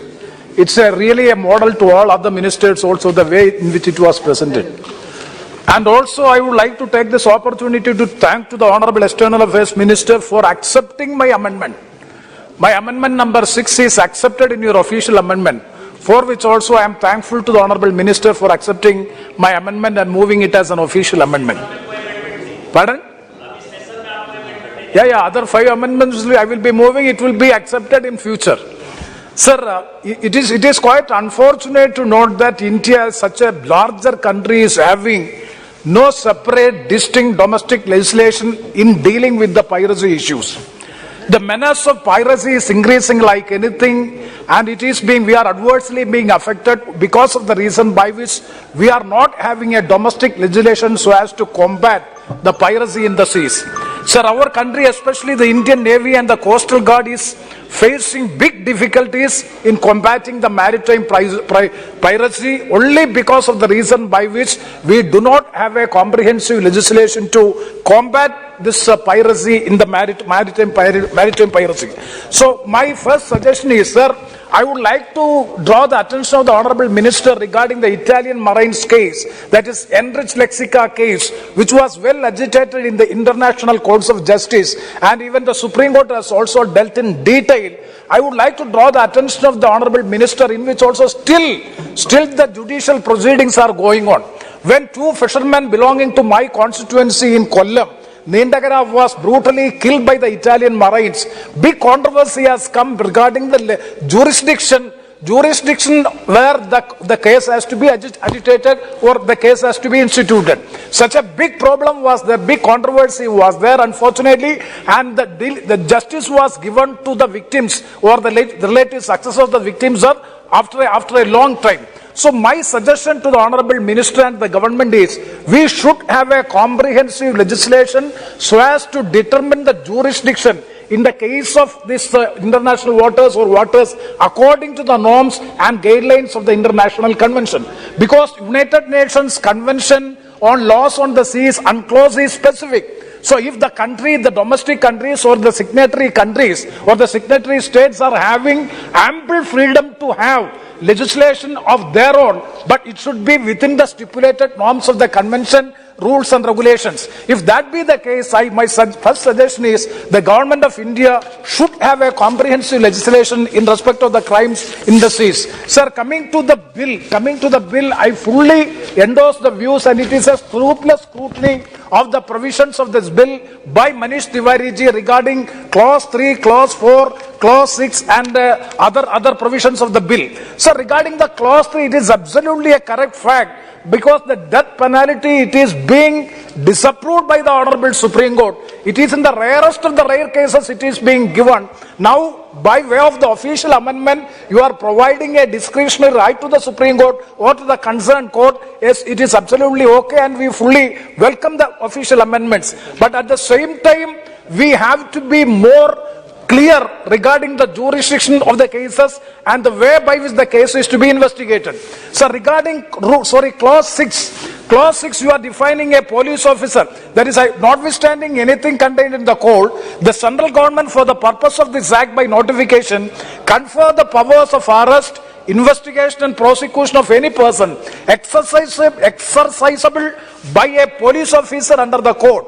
So I would like to move an amendment. The police officer means the police officer has to be designated. What is the rank of the police officer? That has to be designated in specific. Otherwise, it will also be creating problem in the future, because it will be agitated in the courts of law. And also regarding so clause 8, for the purpose of providing speedy trial of offences under this act, the central government has, after consulting the Chief Justice of the concerned High Court, my suggestion is, after getting concurrence from the Supreme Court, so concerned Chief Justice of the concerned High Court, that has to be made. That is an amendment which I have already given notice of an amendment. And it is a welcoming step on the path, because I am also part and parcel of the Standing Committee on External Affairs. We had threadbare discussion of this bill, and we had a very scrupulous scrutiny of the bill, and most of the suggestions of the Standing Committee has been accepted by the government, for which also we are thankful to the government. And this proclaimed offender in absentia, that has been removed. And also we have to be very careful about clause 11 of the bill. That is sir, burden of proof. It is a well accepted jurisprudence principles of Indian jurisprudence principle that you are, unless and until you are convicted, the presumption of law is an innocent. The burden of proof is on the convict. I don't know the legality of this clause in the courts. When this will be agitated in the courts of law, it will be a clear case of confusion, though that has to be clarified by the Honorable Minister. These are the provisions by which I would like to seek clarification on these issues. And another issue which I would like to highlight or draw the attention of the Honorable Minister regarding one of the major issue. Recently it has occurred. Now 30 Indians, I would like to draw the attention of the Honorable, this is also in the name of piracy. 30 Indian citizens have been arrested, and they have been captured by the request of the country, the Nigeria. They have requested for arresting 30 Indians who were in a vessel, out of which one third officer who belongs to my constituency, one Vikraman Nair, he is the third officer. He is also now facing trial in Nigerian courts. I would like to urge upon the government and the minister, please look into the matter, and probable and maximum diplomatic assistance has to be provided them. And nowadays we are getting series of complaints from them. So, yes sir, they are not even allowed to have the mobile phone to their relatives in the country. So kindly have a diplomatic intervention in the matter, so as to rescue all these Indian prisoners or all these persons who are facing trial in Nigeria. With these words, once again I support this bill. Thank you very much, sir. K. Suresh ji. Thank you, Speaker sir. Give me opportunity to participate in the discussion of this important bill, the Anti-Maritime Piracy Bill 2019. So the bill brings the UN Convention on the Law of the Sea into domestic law and enable Indian authorities to take action against piracy on the high sea areas. What essentially one gets to understand is that through the bill, the government of India becomes a party of the UN International Convention on the Law of Sea and get more to our difference of piracy, our deterrency on the piracy. However, there are certain areas of concern regarding the ambiguity present in the bill. Before moving to those issues, let me remind you to current incident wherein 16 Indian seafarers of merchant vessels named Heroic Idun, who are now under the custody of Nigerian Navy and are taken to the land of interrogation, which is far from any judicial dignity. Just now, Honorable Member Sri N.K. Pravindra also mentioned one Vijit Vikraman case. So this is very much embarrassment of their family as well as the members of parliament in Kerala. The parents of this Vijit Vikraman and others contacted us. We also contacted to External Affairs Ministry as well as our embassy of Nigeria. But we couldn't get a proper reply from the External Affairs Ministry and also our embassy. They are not giving proper reply or not given any intervention of the results. So I would like to again bring your attention, sir. Still this problem is not solved. The family members are very much shocked, and I would like to request to sort out this problem at the earliest. Sir, and also, sir, many of the vessels, the poor vessel workers, those who are working in the maritimes, they are unnecessarily arrested by the Nigeria, African, especially the Ghana, Nigeria, so many countries. So without any reason, they are deliberately arresting the vessels and taking to custody. This is the situation time to time in our Indian workers, those who are working the various vessels. So I would request the government to initiate further discussion to secure the release and help them reach safely India fast possible. And any discussion on maritime piracy, where India is a party to, must consider the pain and desolation of illegal detaining of Indian seafarers or the other nations, and securing them must be policy priorities. So, Speaker, sir, let me come to the other issues pertaining to the bill. Jurisdiction issue. The bill will be applied to the sea beyond exclusive economic zone, EEZ, that is beyond 200 nautical miles from India's coastline. However, it is unclear if it will apply to EEZ that extend between 12 and 200 nautical miles from the coast of India, which means that area of jurisdiction being unclear will result in loopholes for pirates and other criminals. The government must take it up the provide clarification, sir. The bill states that for the committing acts of piracy, the convict shall be punished with imprisonment for the life of death. It is unclear in the bill that how the overlap of the 14 years term and the life term will be determined, since committing an act of piracy will necessarily include participation as well. Sir, I'm केस सुरेश जी तक बोलने तक बढ़ाई जाती है, पर 2 minute में खत्म होगा. Yes, sir. I'm concluding, sir. Sir, issue with the death penalty, Supreme Court of India has advocated for the use of extreme punishment in the rarest of rare according to the top court. The death penalty violates Article 14 and 21 of the Constitution. Frame the piracy in the ambit of domestic jurisdiction and how to address the areas of overlap from the what makes rare case and how the brutality piracy is defined needs clarity. This bill further states that the designated court will not be jurisdiction over offence committed on the foreign ship unless intervention is requested to the country of origin of the ship owner or any other person on the ship, but the question remains as what the crime committed to a foreign ship is intended to harm India interest.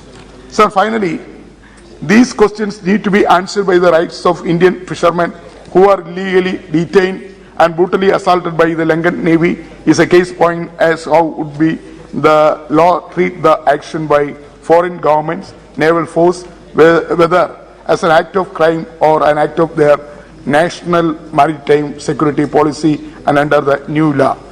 Its application extends beyond 200 nautical miles, and how would the legality concerning the new law endorsed. With these words, I once again support this bill. Thank you, sir.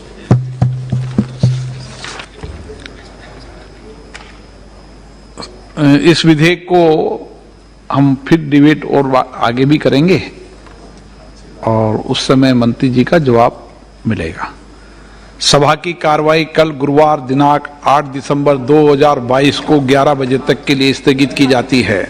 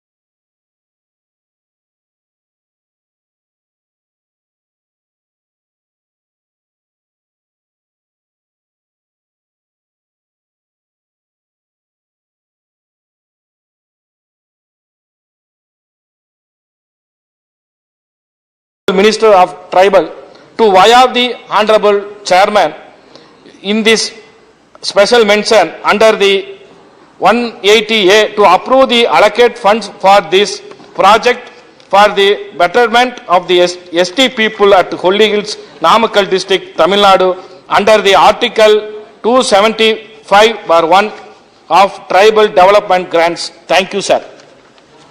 Shri Mujibullah Khan, Shri A.A. Rahim. This opportunity. The HLL Life Care Limited is a Government of India owned public sector undertaking in Thiruvananthapuram, Kerala. It produces various healthcare products and its brand have large market share in the country and abroad as well. Hindustan Latex Limited has its head office in Thiruvananthapuram and factories in 7 locations across India. 4 of the factories were built in Kerala, such as Perurkada, Akulam, Kakanad and Airapuram. The rest 3 factories are in Belgaum, Manesar and Indore. HLL currently has 220 pathology labs, 47 imaging centers and 6 labs under the brand name Hind Labs. It runs a total of 253 pharmacies across our country. HLL runs a subsidiary with the name of HLL Infratech Service Limited. In 2020-21, the company reported a turnover of rupees 5,081 crore. It is employing thousands of persons across states. The HLL also played a key role in providing assistance during the COVID pandemic. This was particularly possible as it is a public sector unit and is not operating merely to make a profit but to serve a public purpose. Hence, Hindustan Latex Limited must not be disinvested and privatized. HLL factory in Kerala is situated on land given by the state government in view of advancing the private sector. Given that circumstances, Kerala has the right to retain HLL as state public sector unit that's free from the center's hold. The land and assets owned by HLL should therefore be retained to Kerala, or alternatively the state should be allowed participation in this option. Thank you, sir. Dr. Amar Patnaik. Thank you, Chairman, sir. So I rise to make this statement relating to demand for revising the sharing pattern of centrally sponsored schemes for Orissa. So inter and intra-state regional imbalances stem from an asymmetric growth exacerbated by historical socio-economic backwardness of vulnerable groups, calling for the focused attention of the government. The aspirational districts of program is a step in, with Orissa having 10 out of those 112 districts. However, without any budgetary allocation and delinking 8 centrally sponsored schemes will have a steep increase in the state's share, an immense financial burden has been imposed on the Orissa's exchequer. Further, the unique geoclimatic conditions of Orissa make it vulnerable to multiple natural disasters. The total financial losses incurred by Orissa due to natural calamities from 1994 to 2019-20 amount to 85,313 crore.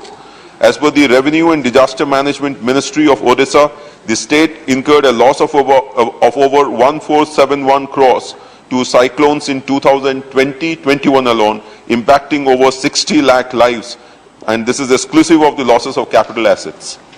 Honorable Chief Minister Naveen Patnaik, representing 4.5 crore people of Orissa for the last 22 years, has been demanding natural calamity to be included as a criterion for special category status or have the status of special focus states with benefits at par with northeastern and Himalayan states. Thus, sir, through you, I urge the central government to rework the sharing patterns of centrally sponsored schemes in line with the geoclimatic, economic and sociological necessity of states like Orissa. A special allocation should accompany this on developing disaster-resilient power infrastructure with underground cabling connections and a coastal embankment for guarding against ocean water surges. Thank you, sir.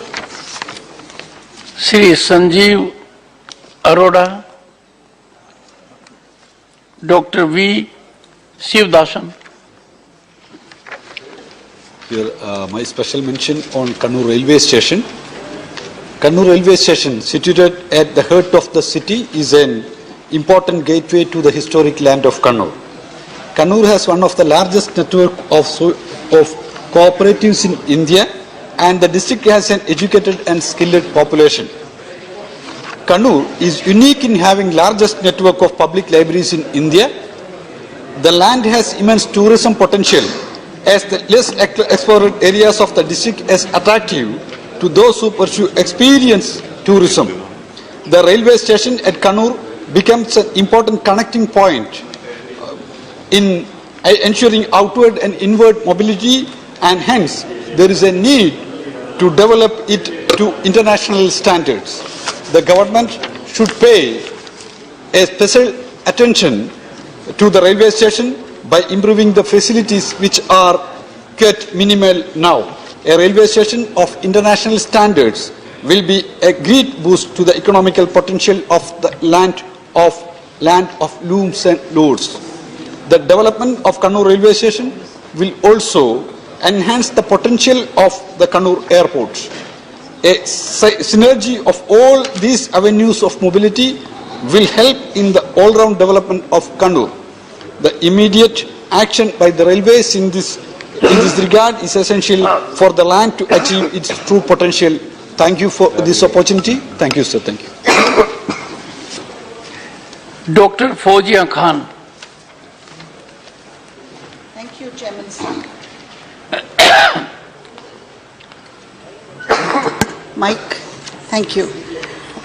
A study conducted by Toxics Link, a Delhi-based NGO in November, concluded that 2 of the most popular sanitary pads of the country contain 6 kinds of phthalates. Phthalates are most popularly employed as plasticizers in several products, referring to chemicals that ensure a product is soft, flexible, and has reduced friction on the surface. Their usage has dominated the production of plastic products for a long time now, sir. Their presence in sanitary pads can induce endometriosis, complications in pregnancy, underdevelopment of the fetus, hypertension, etc. The presence of VOCs used to add fragrance has further alarmed the situation, as they can potentially have harmful effects on human health. These chemicals are easily procured by the manufacturers due to a loophole in the Bureau of Indian Standards 1980 prescribed test. This test is to evaluate the absorbent filters and pad texture, but remains silent on the toxicity of ingredients so utilized, sir. The optional nature of the test, which determines the toxicity of the ingredients, is also witnessed in the US Food and Drugs regulations and in countries like France, Australia, and China.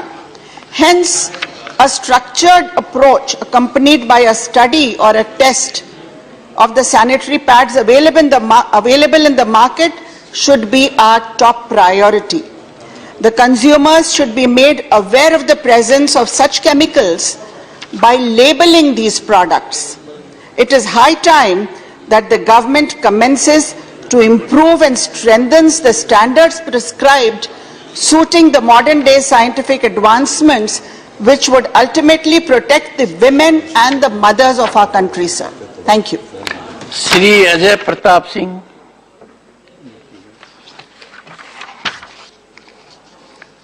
Dr. John Bitas. So, Honorable Chairman, thank you very much. And please don't take objection to what I am going to say now, because this is with regard to the role of governors and center-state relations. Dr. Ambedkar, during Constituent Assembly debates, referred to the governor's position as ornamental and said that he has no functions which he can discharge by himself. Article does not confer power to overrule the ministry on any particular matter. According to the principles of the new constitution, he is required to follow the advice of his ministry in all matters. I am quoting Dr. Ambedkar, unquote. Sir, 73 years later, the status quo is anything but what has been envisaged by the framers of the constitution. Sitting on a bill passed by the assembly, instead of ascending or returning it for reconsideration as soon as possible, as per Article 200, misquoting the limited discretionary power of governors under Article 163, etc., are common occurrences these days. Sarkare Commission, Punji Commission, National Commission to review the working of the Constitution, as well as the Supreme Court, have all stressed over the years the importance of governor as an autonomous and impartial agent who would serve as a bridge between the state and the center. Various commissions also recommended for introducing the procedure of consultation with the state chief minister in the selection of governors and time limit for taking decisions by governors on granting assent or reserving a bill for consideration of the president or returning a bill for reconsideration. But none of these recommendations have been accepted by the government in letter and spirit so far. I urge upon the government to take urgent steps to implement the recommendations of the said commissions vis-à-vis the governors for upholding the principles of the Constitution and ensuring harmonious relations between centre and state, sir. Thank you very much, sir.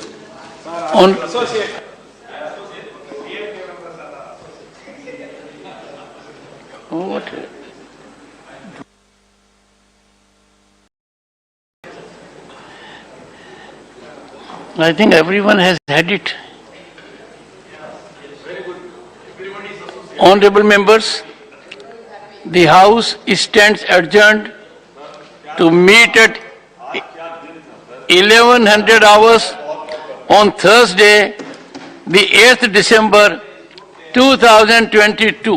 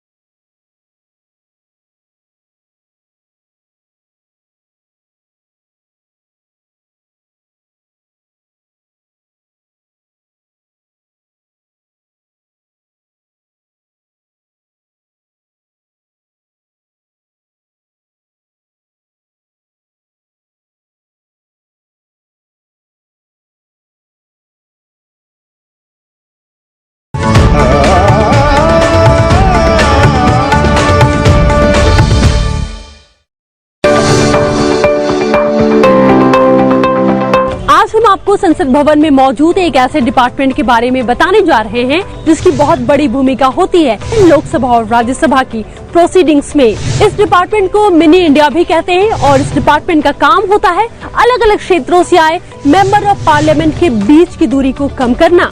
ये department कैसे काम करता है, आइए जानते हैं। Interpretation department कहें या भाषांतरण विभाग, इसका काम होता है प्रोसीडिंग्स के दौरान सदन में बैठे हर मेंबर तक किसी भी भाषा को इंटरप्रेट करके पहुंचाना, फिर चाहे वो हिंदी, अंग्रेजी या कोई भी रीजनल लैंग्वेज हो। माननीय अध्यक्ष महोदय, आपका आभार कि आपने इतने महत्वपूर्ण विषय पर मुझे बोलने का अवसर प्रदान किया। Sir, I am completely new here and I thank you for giving me opportunity to speak here as a new member. भाषाओं से सजी हमारी संसद में देश के कोने कोने से सांसद चुनकर आते हैं और इस तरह मिनी इंडिया के बीच भाषाओं की दूरी को कैसे मिटाया जाए, यह देखने का काम इंटरप्रिटेशन डिपार्टमेंट या भाषांतरण विभाग का होता है। संसद के पहले सत्र की शुरुआत 13 मई 1952 को हुई। तब तक हिंदी से अंग्रेजी में और अंग्रेजी से हिंदी में ही भाषांतरण होता था। पार्लियामेंट में इंटरप्रिटेशन की सबसे पहली शुरुआत 7 सितंबर 1964 को 22 भाषाओं के साथ की गई, क्योंकि तब तक ये जरूरत महसूस की गई कि यही वो कड़ी है जिसके जरिए एक मेंबर ऑफ पार्लियामेंट दूसरे मेंबर ऑफ पार्लियामेंट की भाषा को आसानी से समझ सकते हैं। वो डिपार्टमेंट प्रोसीडिंग्स के बाद भी उतना ही एक्टिव होता है जितना कि और दिनों में। और पार्लियामेंट में मौजूद किस किस डिपार्टमेंट के लिए यह काम करता है, जैसे standing committees, parliamentary committees, speaker office में, लोकसभा अध्यक्ष की बैठकों में, फॉरेन पार्लियामेंट्री डेलीगेशंस की मीटिंग में और सेमिनार्स और एडवाइजरी कमेटीज की बैठकों में। मेंबर ऑफ पार्लियामेंट को जब भी अपनी मनपसंद भाषा में सदन में बात रखनी होती है तो उनको कुछ नियम मानने पड़ते हैं। अपनी मनपसंद भाषा में बोलने के लिए एक सांसद को नोटिस देना पड़ता है। संसद में आधे घंटे पहले सांसद देते हैं नोटिस। प्रश्नकाल में चर्चा में भाग लेने के लिए सांसद को एक दिन पहले इंटरप्रिटेशन डिपार्टमेंट को बताना पड़ता है। अपनी मनपसंद भाषा में बोलने के लिए सांसद को लोकसभा अध्यक्ष की अनुमति लेना अनिवार्य है। और अब बारी है खास बात की।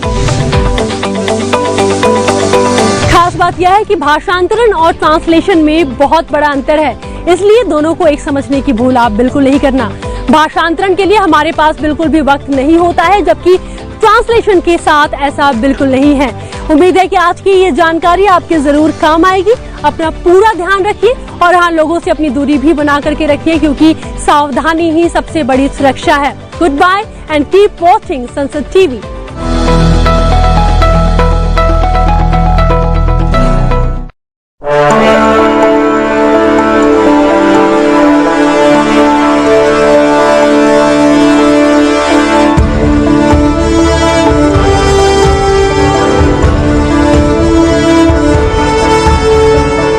Those in favor please say aye. जो सदस्य विरोध में ना गए, I think the ayes have it. हवालों के पक्ष में हुआ, ayes have it. The bill is passed.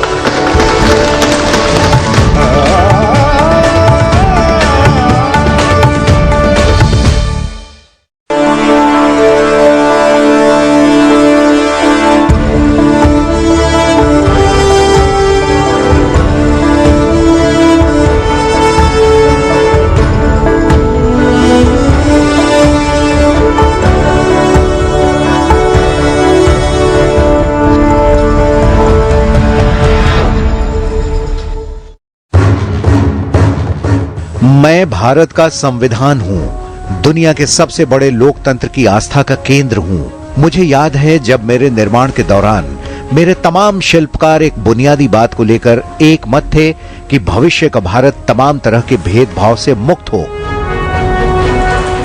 शायद इसीलिए मेरे प्रति सबका नजरिया और सबके लिए मेरा नजरिया समान रहा और इसी समान भाव को मूर्त रूप दिया संविधान सभा की सदस्य हंसा मेहता ने।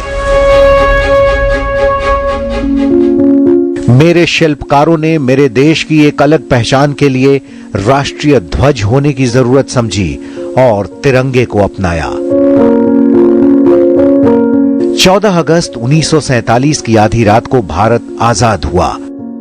सत्ता हस्तांतरण के इसी ऐतिहासिक अवसर पर संविधान सभा को आजाद भारत की महिलाओं की तरफ से हंसा मेहता ने देश के पहले राष्ट्रपति डॉक्टर राजेंद्र प्रसाद को तिरंगा झंडा दिया और वही तिरंगा झंडा रात के 12 बजे फहराया गया। तिरंगा देते हुए हंसा मेहता ने कहा, We have fought, suffered and sacrificed in the cause of our country's freedom. We have today attained our goal. In presenting this symbol of our freedom, we once more offer our services to the nation. We pledge ourselves to work for a great India, for building up a nation that will be a nation among nations. Hansa Mehta मेरी उन विद्वान महिला सदस्यों में एक थीं जिन्होंने सामाजिक परिवर्तन के लिए प्रयास किए। समान नागरिक संहिता को हमारे मौलिक अधिकारों का अंग होना चाहिए। इसी मांग को हंसा मेहता ने ड्राफ्टिंग कमेटी के सामने रखा, जिस पर कई सदस्यों ने सहमति भी जताई, लेकिन कुछ सदस्यों की असहमति के कारण आज भी हंसा मेहता की ये मांग पूरी नहीं हो पाई है। सामाजिक बुराई को लेकर संविधान सभा में हुई चर्चा के दौरान हंसा मेहता ने अपनी राय रखी। शराबबंदी पर हुई चर्चा के दौरान हंसा मेहता ने कहा कि शराब बनाने और खुलेआम इसकी बिक्री पर पाबंदी लगाना फायदेमंद होगा। ऐसा होने से शराब पीने वाला प्रलोभन से दूर रहेगा। हंसा मेहता के कई प्रयासों में से एक सबसे महत्वपूर्ण प्रयास था बेटियों के लिए आर्थिक आजादी की मांग। आजादी के बाद संसद में हिंदू कोड बिल पर बहस के दौरान पुरजोर तरीके से पिता की संपत्ति में बेटी और बेटे के समान अधिकार की बात कही। सिर्फ यही नहीं, अंतर्राष्ट्रीय स्तर पर भी उन्होंने लिंग पक्षपात को लेकर अपनी संवेदनशील सोच का परिचय दिया और पूरी विश्व बिरादरी को एक बड़ी गलती सुधारने के लिए सहमत कर दिया।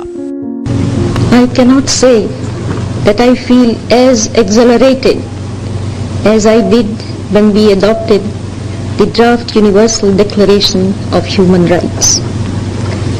We have not found solution on some of the fundamental points. The measures of implementation are not adequate. 10 दिसंबर 1948 को यूएनएचआरसी के आर्टिकल 1 में बड़े बदलाव का श्रेय हंसा मेहता को ही जाता है। नतीजा ये कि आज हम बात all men are born free and equal की नहीं, बल्कि all human being are born free and equal की करते हैं। देश की पहली महिला कुलपति, सुप्रसिद्ध उपन्यासकार और पद्म भूषण हंसा मेहता ने न्याय और समानता के सिद्धांतों को विश्व व्यवस्था से लेकर भारतीय संविधान में स्थापित कराया। अगली बार बात एक ऐसे ही और संविधान निर्माता की।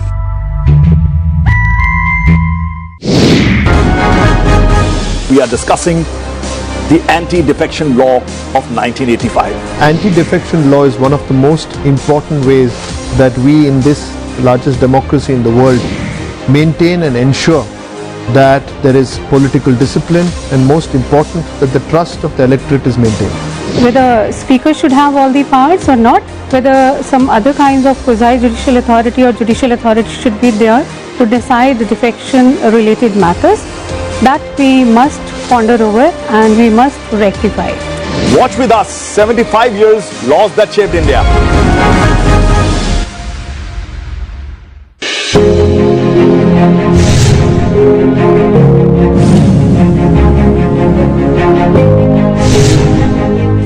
किसी मुद्दे की ओर संबंधित मंत्री का ध्यान दिलाने के लिए ध्यानाकर्षण प्रस्ताव लाया जाता है। ध्यानाकर्षण प्रस्ताव को प्रश्नकाल के तुरंत बाद लिया जा सकता है। प्रस्ताव पर एक दिन में 30 से 45 मिनट का समय दिया जाता है।